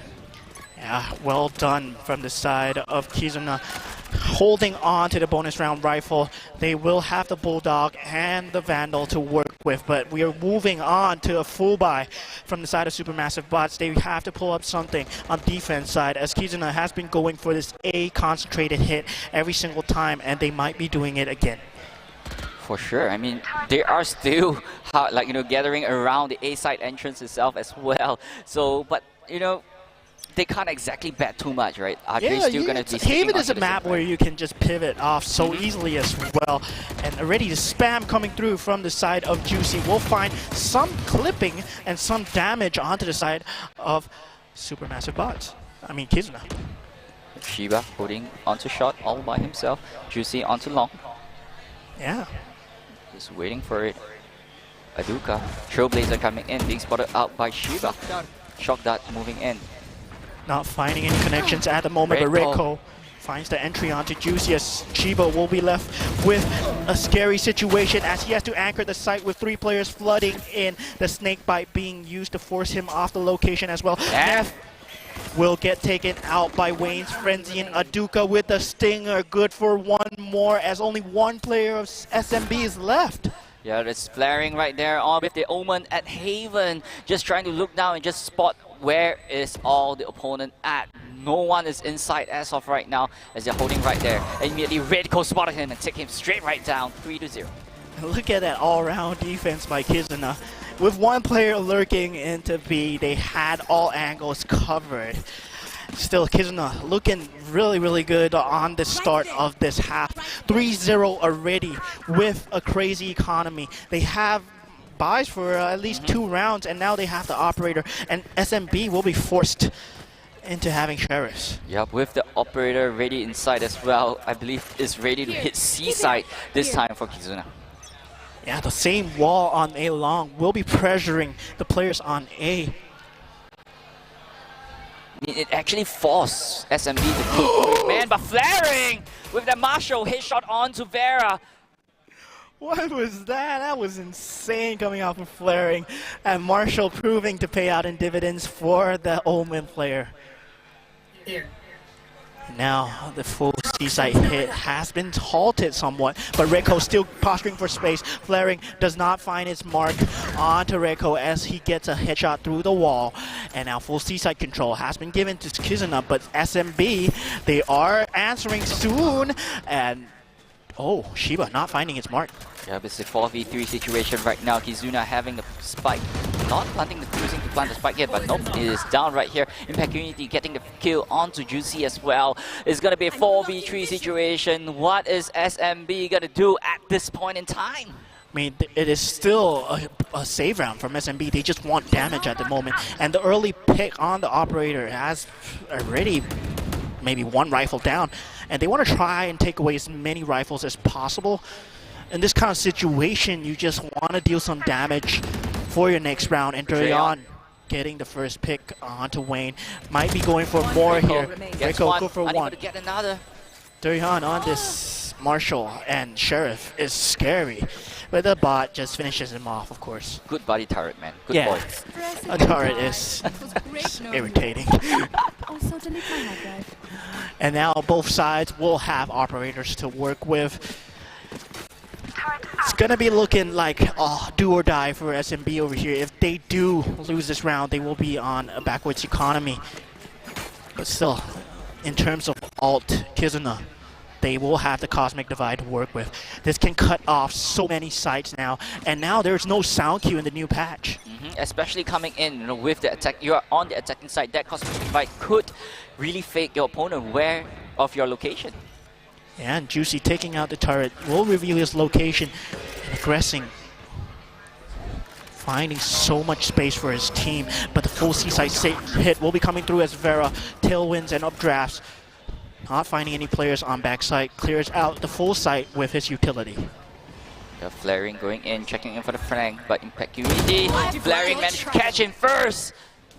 Diving straight right into the backline. Seekers coming in, Juicy's has been spotted by Vera. Yeah, Vera holding that angle with a shorty, but Juicy with the updraft, finding kill on Vera. As Wayne is good for 1 more. Neff good for 1 more. Trades coming in left and right. Neff good for 2. Wayne with the lineup. Yeah, with the lineup. Larry coming through as the spike will not be able to defuse, but Wayne is dead. Wow, I mean that's just that Cosmic Divide kind of like, not allow them to play that optimally in a way. he just died to the snake bite when he didn't need to. It's okay, I got cash. It's okay. I got money. I got cash for days, and now they can still buy, I guess. Yeah. But that was funny. Still choosing to stick the spike even though there was time. Yeah, just a slight calling over there. And now 1-4 scoreline. They will have 4 ultimates available for the side of SMB. They will have the Killjoy Lockdown and the Rolling Thunder and the Hunter's Fury as well. Yep, 4-man push coming in onto C-side as well, coming in from Kizuna with only Flaring at the C-side, holding it all by himself. Oh, the Valerant blind has been going, spotted. popping early. Vera dashing Shira in, dodging the concuss. One in CT. Hunter's Fury. Fury coming in. Spike planted. Might be able to catch one, get Reiko.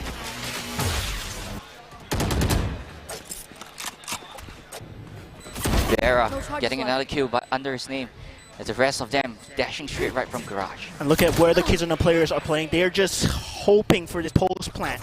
They will have the snake bites available as Shiba going for the flank, not finding any value. As the spike will be halved, actually. Yeah, Juicy gives up his life to half the spike, but Durian left with a 1v3 situation, gets the first pick. Can he find anything more? Spike is already halved as well. Wayne, vulnerable, but nothing much. No time left as the spike ticks down. Does not find the connections onto Wayne. As he just runs through, not even shooting. Aduka being the second layer. Score now is 1-5 and Kizuna is having a really comfortable lead right now. Can they bring this lead further and just close off the series earlier? I mean, yeah, of course, if they could, but on the other side, Supermassive Bots, they will have rifles to work with still. I mean, not Three good. Guardians though. Yeah, 3 Guardians, but still they have the Rolling Thunder.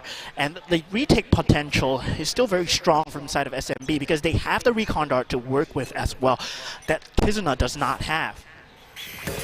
Ooh! Ouch! Ow, that just hurt. And already, first pick being found onto Juicy with the operator. As the Aldrome will be giving some form of utility, spotting out where Wayne is. Yep, win location has been revealed right now, and they're just waiting. Kizuna is just waiting, and hopefully, SMB goes for the push, being a little bit more aggressive.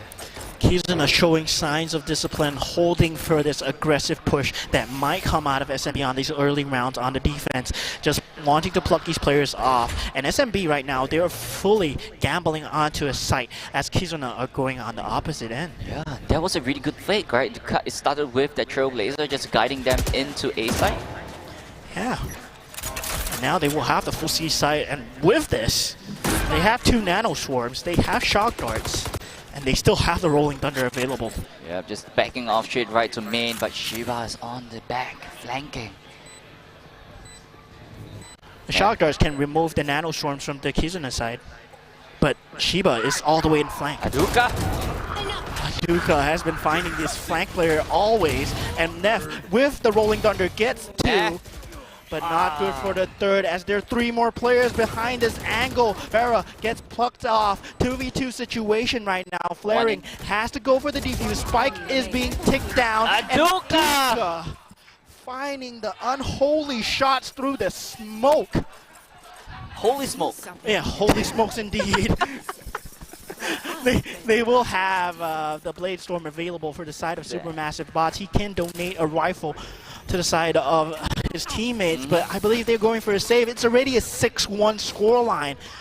Kizuna have been having a hell of a game. Yeah, Kizuna having the lockdown online and the Viper Split online as well. They are moving into a really strong post-plan territory, I would say. So if they get their plan down, SMB will have a very hard time to actually go for the defuse. And look at this. Wayne. Shiba already find the picks onto Wayne as Vera will answer back in kind. Juicy gets taken out. Blade Storm out of the equation. 4v4 situation. Aldrome picking off Rico's location. It's a skirmish between him and Shiba right now, but Aduka is coming to back up. Trailblazer coming in.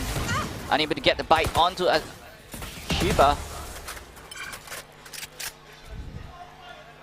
Yeah. Shiba still holding, anchoring onto A as he gets hit down. Such low HP. Waiting clear a bit more, but Vera caught Durian. That's not good for SMB at all. Yeah, Kizuna slowly creeping straight right into inside, but Flaring got Vera, and he have a operator in his hand right now. A chance, a hope for the side of SMB, something, a sliver perhaps. You should run. But already the attackers' Killjoy's lockdown might be proving to be the nail in the coffin. 30 seconds left. Aduka spotted a glimpse of Neff, but he is good for one, and that's all he needed in that situation right there. He would have been caught by the lockdown sooner or later. That's just good enough. Does Flaring find anything more over here? Flaring trying to get a angle into Kizuna. Paranoia being used. Flaring's position has been spotted out. Impecuity knows exactly where he is. Guiding Light as well as Nano Swarms, but Aduka does not need his teammate. He just swings out and gets him anyway. 7-1. Already a 6-round lead for the side of Kizuna. SMB really have to try to break Kizuna apart. Like, you know, if this goes on, it's not going to be looking good for them. Yeah, indeed, indeed. I mean, they have been trying to aggress up, and Kizuna have been reading it perfectly. The only way SMB can come back is to layer some form of utility behind this aggression. They've been going for the dry peaks every single time and not finding any value. Kizuna might be going in for the rush this time around. Slowing down the tempo though. Even using the Cloud Burst, still finding the Guiding Light flash onto Juicy and Reiko. Trying to posture up. Slowly creeping in. Shiba back against Reiko. Trailblazer coming in. Reiko gets the kill onto Shiba. Juicy with the operator though.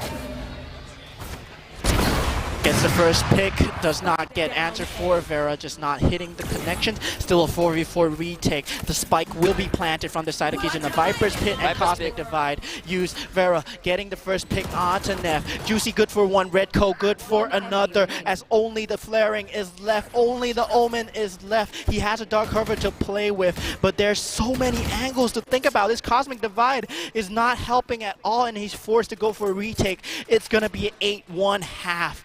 For the side of Kizuna versus Supermassive Bots. It's not looking good at all. It's not looking good at all, Mo. You have to save this rifle. Oh, what a nasty shot coming out from Vera. Oh, the Viper's Pit being the cream on the immediately top. Off. Right, immediately being turned off by SMB. Yeah, despite that, they still had a Cosmic Divide to provide the second layer of defense, and not finding the players to just rush through the Cosmic Divide. Kizuna was ready for the players flooding through. 4 round straight wins coming in from Kizuna. 3 more rounds to close off this half. SMB really have to start getting those points rolling if they want a better half. And that was a great call from the side of Kizuna to just hold the Cosmic Divide. I mean, they knew that Supermassive Bots might go for the fast retake, judging from the form of utility that might be coming through. And now, we have the same C-hit that we've been seeing. Durion going for this pick. Signs of life from the side of Supermassive Bots. 3 kills from Durion. And Vera, alone, has a spike on it. Durion have the shot onto Vera. Wayne, though, on the other side of the map, gets the pick onto Shiba. Vera almost get a hit onto Durion. 4K on the Killjoy. Could he find the 5th? And Wayne is pretty low. He's on 51 HP after the fight with Shiba as well. And Durion gets the ace. That's first ace of tonight.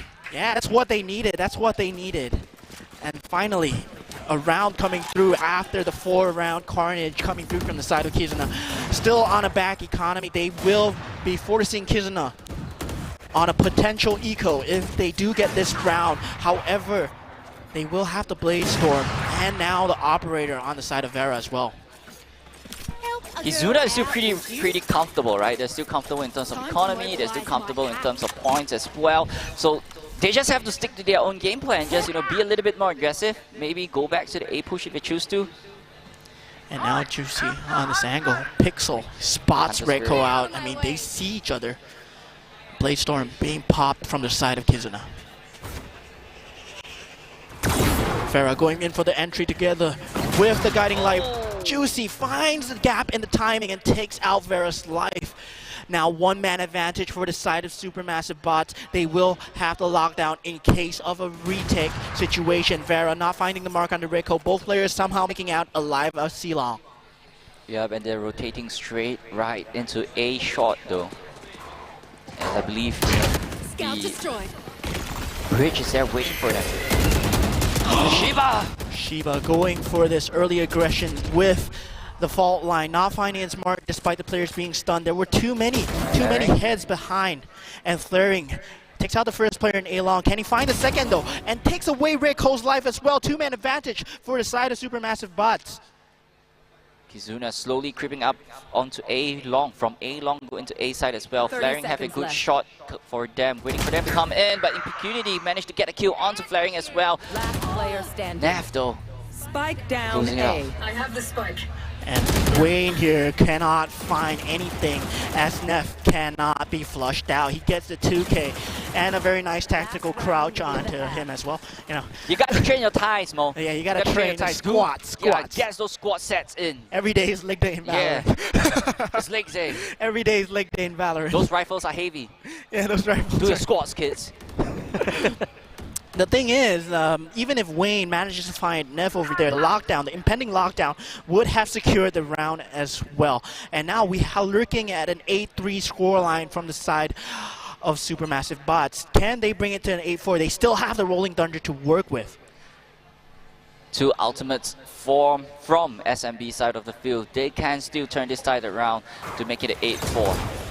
Kizuna going in for the push, coming in from Garage. Vera, tailwind on. Change in pace from the side of Kizuna, going for the faster push. Juicy not finding the first pick. Still, our 5 players will be left standing as they do have the Rolling Thunder for the retake being used early on at the start of the round. Wayne gets one. Drayon might get another. Drayon gets 2 under his name. Gets 3. Oh no. Impact Unity walking straight right from Garage, unable to get it. Still 2v2 right now. One enemy remaining. 1v1 situation. Flaring does get some important damage. Blinded. Spike planted. Flaring. Coming from CT, not looking at the right direction, but Flaring! Closing the half At an 8-4.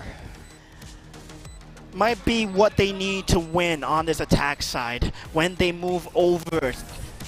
I mean, they do have the Sova, they do have... It's a pretty offensive kind of like lineup, right? Coming in with SMB. So with 4 points, it's a little bit, you know, they have more space to actually maneuver around compared to a 9-3, and they have to take advantage of this. And it's just going to be a mid-round call from the side of Supermassive Bots. If, let's say, they find a player on the site, they have the recon dart and the fault line together with the jet tailwind. They might be able to find a pick. But the thing is, Kizuna managed to absorb the aggression and retake. That might mean they will have the superior utility to attack the site. So it's going to be a push and pull game. Yeah, but SMB, you know, they only have 5 more rounds to play around. Like, you know, if you can't figure out anything within the next 4 rounds, it's game over for you. The thing is, they have a better lineup versus this double controller setup, especially on the attack. SMB going in for the B push. Guiding Light being stuck on. Duka not getting any information with the Guiding Light. Does spot a pixel in B. Tailwind has been used. Fault line into backside. Duka. Juicy will get plucked out of the sky. And already Trailblazer has been used onto the site. Snake Bites coming through to prevent any form of C-Long aggression. Aduka with the spam to the smoke finds the head of Neff. And good for one more as Redco make that 2 more. Durian left with all to do. Maybe bringing it to the 9-4 scoreline is Kizuna with 1v5 on Durian. Yeah, and Juicy is on. Trayon trying to find his way back into the side. Once again, everyone is just holding him, waiting for his arrival, saying surprise. Turn down. It's a hard attack. Indeed, and all players just form in, just peek up together at the same time. With players of this standard, you can't expect an easy 1v1. And now, Kizuna will be on the bonus round. Supermassive Bots, whether they choose to buy or not, it will be up to them. I think they have to buy, right? They are forced to buy right now. Every single point matters for SMB, and they probably have to buy to try to snatch away this point away from Kizuna. Yeah, take it 1 round at a time. Yeah.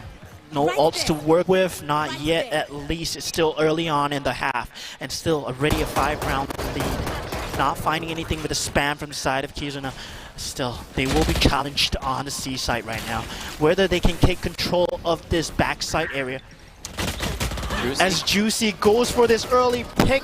Oh, has his knife out. Redco good for 2 here, and that might be good enough for Durian coming through the back. Will get the 3K, and Vera left with all to do. Only a Marshall and Sheriff.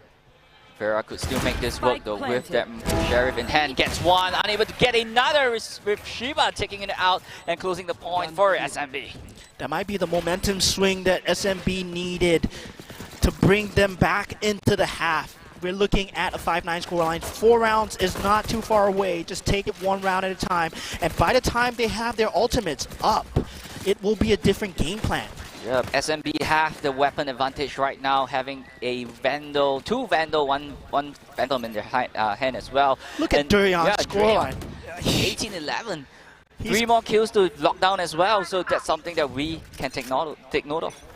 And he's proving to be a menace on this Killjoy.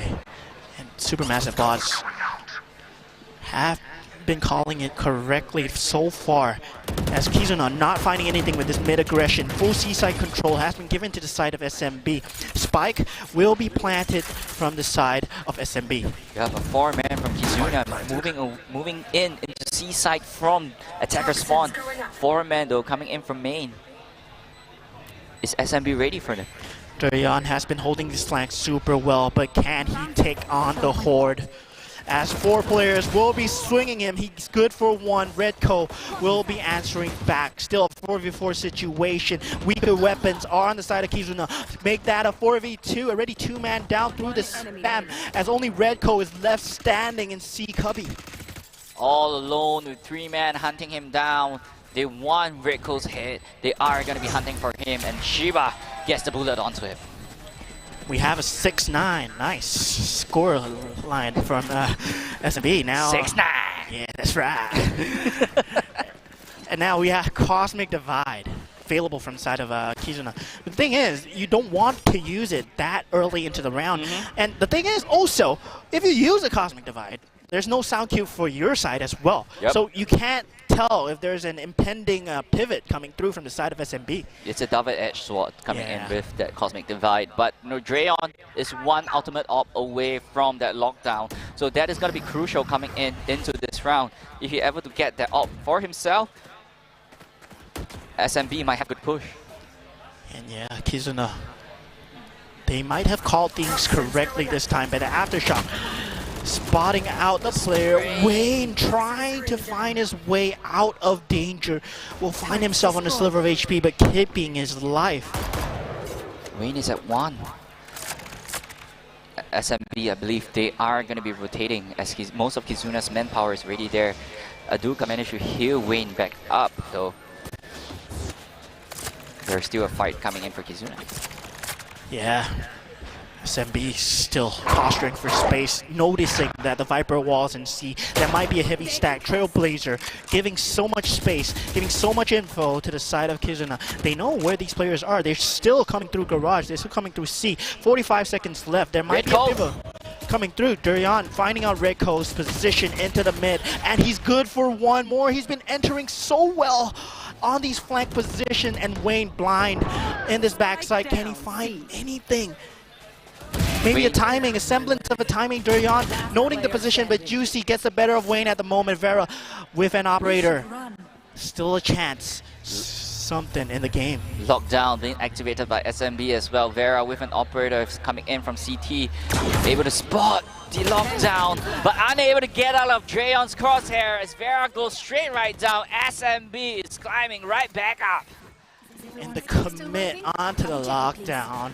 And not planting the spike, having 2 players to watch the site because Vera could be coming in from any angle. That was a crazy call from the side of SMB. It could have went down to the wire if let's say Vera came from Garage and found a pick, but still, very heads-up play because they just cleared up Garage as well. Yep, once again, Kizuna is back on the equal round again, while SMB is going to coming in with full rifle blazing. So it's still a really difficult for Kizuna to actually get a footing once again.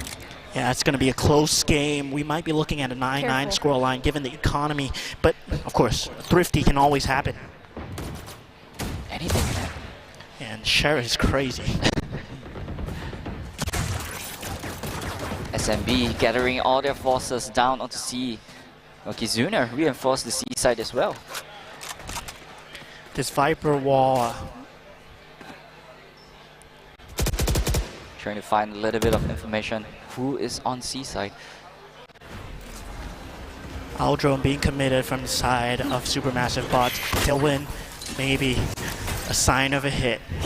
Duka going for the blind, does not find anything, does spot out where Juicy's coming from. Vera chooses his timing correctly, picks out of A lobby, gets a pick onto Neff, and that's a rifle down, but not in the hands of Kizuna at all. And he gets another kill onto Durian. That might seal the round. This man with the Sheriff has to be stopped, man. And immediately, I believe SMB might have to, commit into the play. They don't really have much time. Juicy gets one on Aduka as well. Vera unable to get flaring off that fight. 2v2 with 2 rifles on the hand. But Redco going straight right. They're taking down Shiba out of there as well. Spike is down. Flaring is left with all to do. And Redco with the insane flick onto Flaring. Spotting the position from the dark cover. Great drifty round coming in from Kizuna, and this might be the turning point that they need. And if they can keep this rolling for the next 3 rounds, Kizuna might have this one. Juicy, he does have the Blade Storm to work with for the next round if things go haywire. And both teams are looking at a singular buy at most. So they have to win the next 2 rounds at least to break the other's economy. For sure, Redco got that Cosmic Divide ready as well. Flaring and Juicy both have their ultimate up. Yeah, A aggression has been given.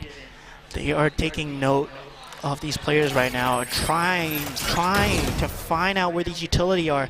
And Alarmbot will signal that the Killjoy is playing in A. The Nano Swarms, though, not being spotted out just of yet.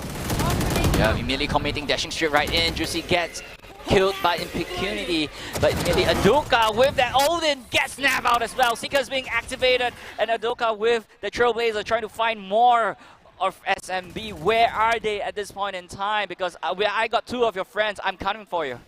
And Vera with the long-range shorty puts Durian onto 1 HP.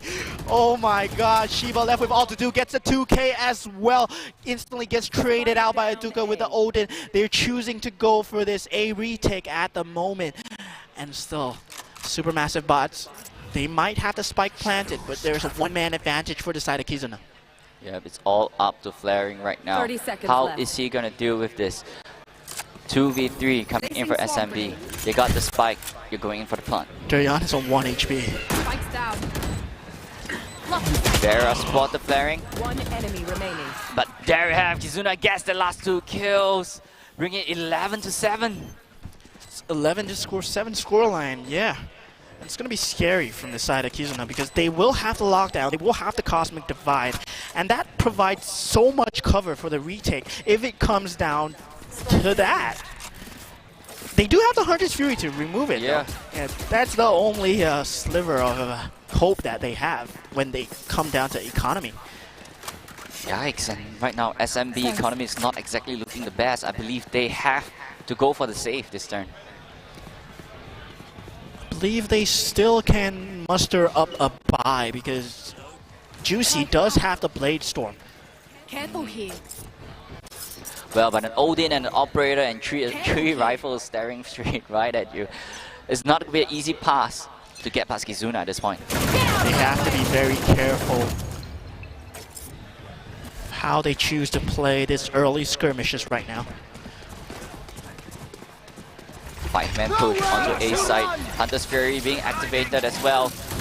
Juicy dashing straight right in, able to get Impunity out of that as well as the Odin just rushing and spraying straight right into sight. Unable to get anyone with those shots. Neff. Yeah, just find a pick. Redco in this corner might be Gets good. 3. Gets a 3k, still alive, has the Cosmic Divide, still has utility to work with. Shiba notes his location. Okay, plucks him out. That's one trouble gone. But Aduka's on his backside with the Odin. And Wayne, good for one. Aduka, you too. That would mean match point coming soon for the side of Kizuna players. Yeah, there you have, ladies and gentlemen. We are moving straight right to championship point for Kizuna. One more point, and they are our champions for AEF. How badly do you want this SMB? It's $1,000 difference for the type of grand finals. Not just that. The glory is on the line. Yeah, it's going to be an uphill battle for SMB. They need to win 5 rounds straight to actually bring it to overtime, and it's looking grim. It is. 4 ults available for the side of Kizuna. Viper's Pit. And the lockdown still active. They can still go for the retake play, but from the shadows being used to clear up Heaven. Flaring will be playing this advanced position. They know that there's an empty A site, but that's what Kizuna want. They want to retake this A site. They have the Cosmic Divide. They have the lockdown available. Let's see how this plays out. Yeah, Kizuna have to be throwing everything down right here just to get this point to win off this whole series. Trailblazer coming in, just trying to get more information. Lockdown being deployed by Kizuna as well, flashing all of SMB out. Cosmic Divide being activated as well. And Neff already finding the first pick on the Impecunity, choosing to stay in the lockdown a bit longer as Shiba plays with his life and gets one. Yeah, it's still a 3v3. One guy is still locked down. And Aduka running in with the Odin. Does get the first pick. Rico good for one more. Dayon does get the pick onto Wayne. Aduka just wall banging him down. Neff, one situation, and the spike is too far gone. Supermassive bots, they hang on. It was just crazy skirmishes. It was a team deathmatch. That was a mess, Mo. That was a mess. Oh. It came down to the wire. The spike just exploded, and now Kizuna finally not having rifles to work with. Yeah, but Vera, though, he still could afford an operator for himself as well. So if Vera could capitalize on that and get picks one by one, it might go in their favor. Yeah. Dayon, he does have the lockdown now for this attack side, but Vera Vera, gets one. That's a lockdown gone. If he gets one more, but the Rolling Thunder already being committed. Blinded up. Juicy playing on this Heaven angle, and he finds a spam kill onto Vera. One in the stray bullet. And Neff finding one more to the backside. Not good for one. Aduka will answer back. It's still a 2v2. It's down to the wire. It's go for championship point. Both players with a stinger. Valerant planting the spike right now.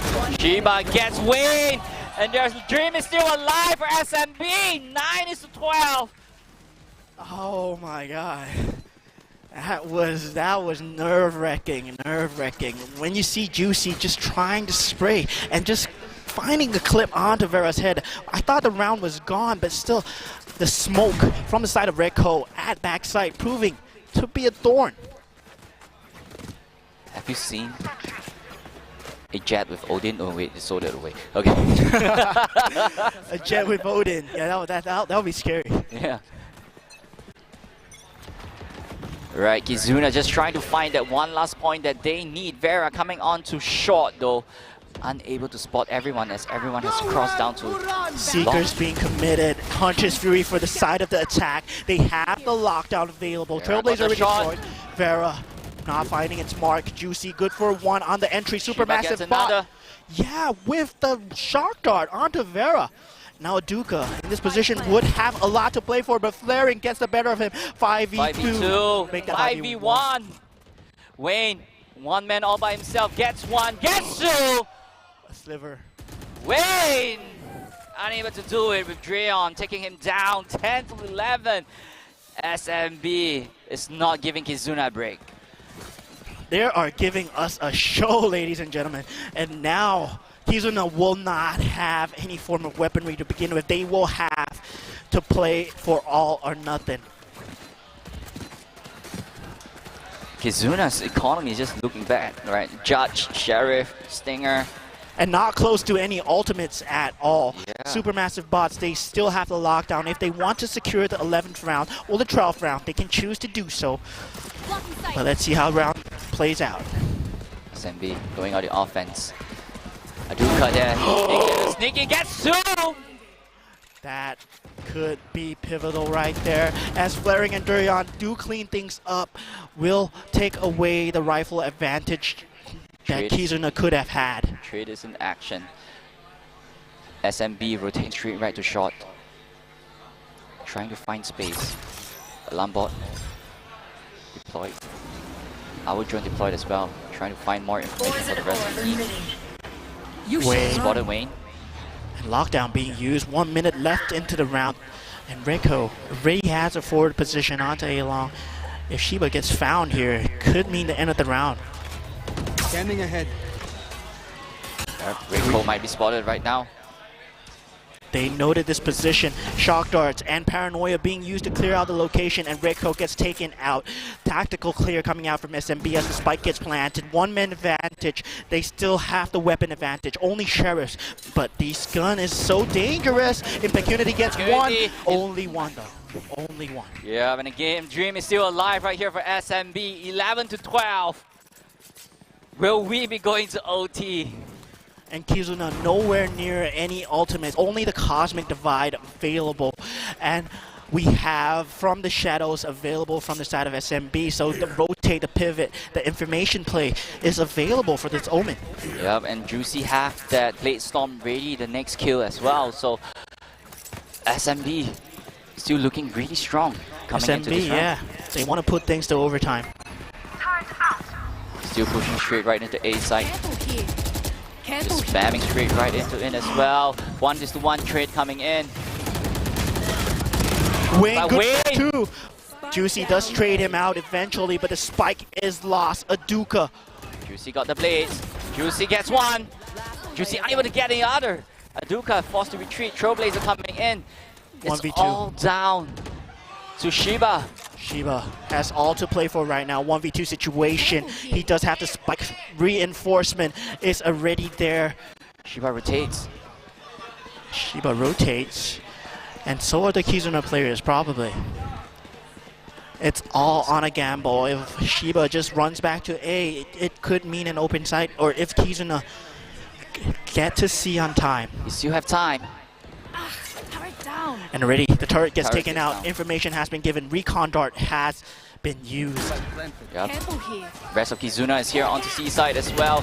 There we have, ladies and gentlemen, our champions for Asia Esports Festival, Kizuna, with a 13-11 victory in game number 3. Bringing it down to the wire. We have once again a 13-11 scoreline. Congratulations to Kizuna for taking home the crown of Asia Esports Festival. That's a really close game. Oh, really close. Congratulations. It was an amazing show from both teams. Wow. I mean, Drayon, like this guy, he has been taking picks after picks after picks, right? And with 25 kills under his name, well, I'm speechless. Yeah, these are the cream of the crop players. Congratulations to all of them. Hugs all around. Great sportsmanship from both teams as they're just greeting each other right now.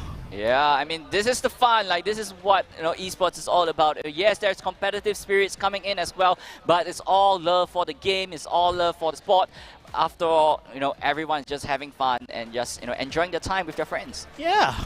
Every time on a Sunday, you know, Saturday, Sunday, just come down for LAN events. I mean, if you guys didn't make it for this event, hopefully you can make it for future events that we will have in the future. And of course, if the MLBB tournament is still going on the grand finals below, I'm not too sure whether it is, but you can still come and check out the venue next time.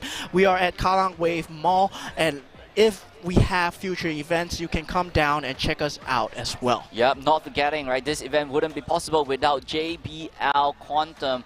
And let's just bring up the headset. Yes, so, you know, yes. Thank you so much, JBL, for sponsoring this event. So, you know, without you guys, this event wouldn't be possible. And anything else you want to say? No, there's nothing else for me. I had a great game. I watched some crazy Valorant today. I had to play some arcade games. I got some good food from DPS. Kallang Wave Mall is a great place to be. And yeah, just thankful that we're here. Yeah, so once again, I would like to thank the audience right here at Kallang Wave Mall for here supporting and giving this event love, and not forgetting you people at home, supporting us live via stream as well. And would like to give a big thank you to the production crew for allowing this stream to be possible, and without them, you guys wouldn't have this production to watch as well. So yeah, that's it for today. My name is Moonboy and he's Moman, and we will see you guys really soon next time. Till next time, bye-bye.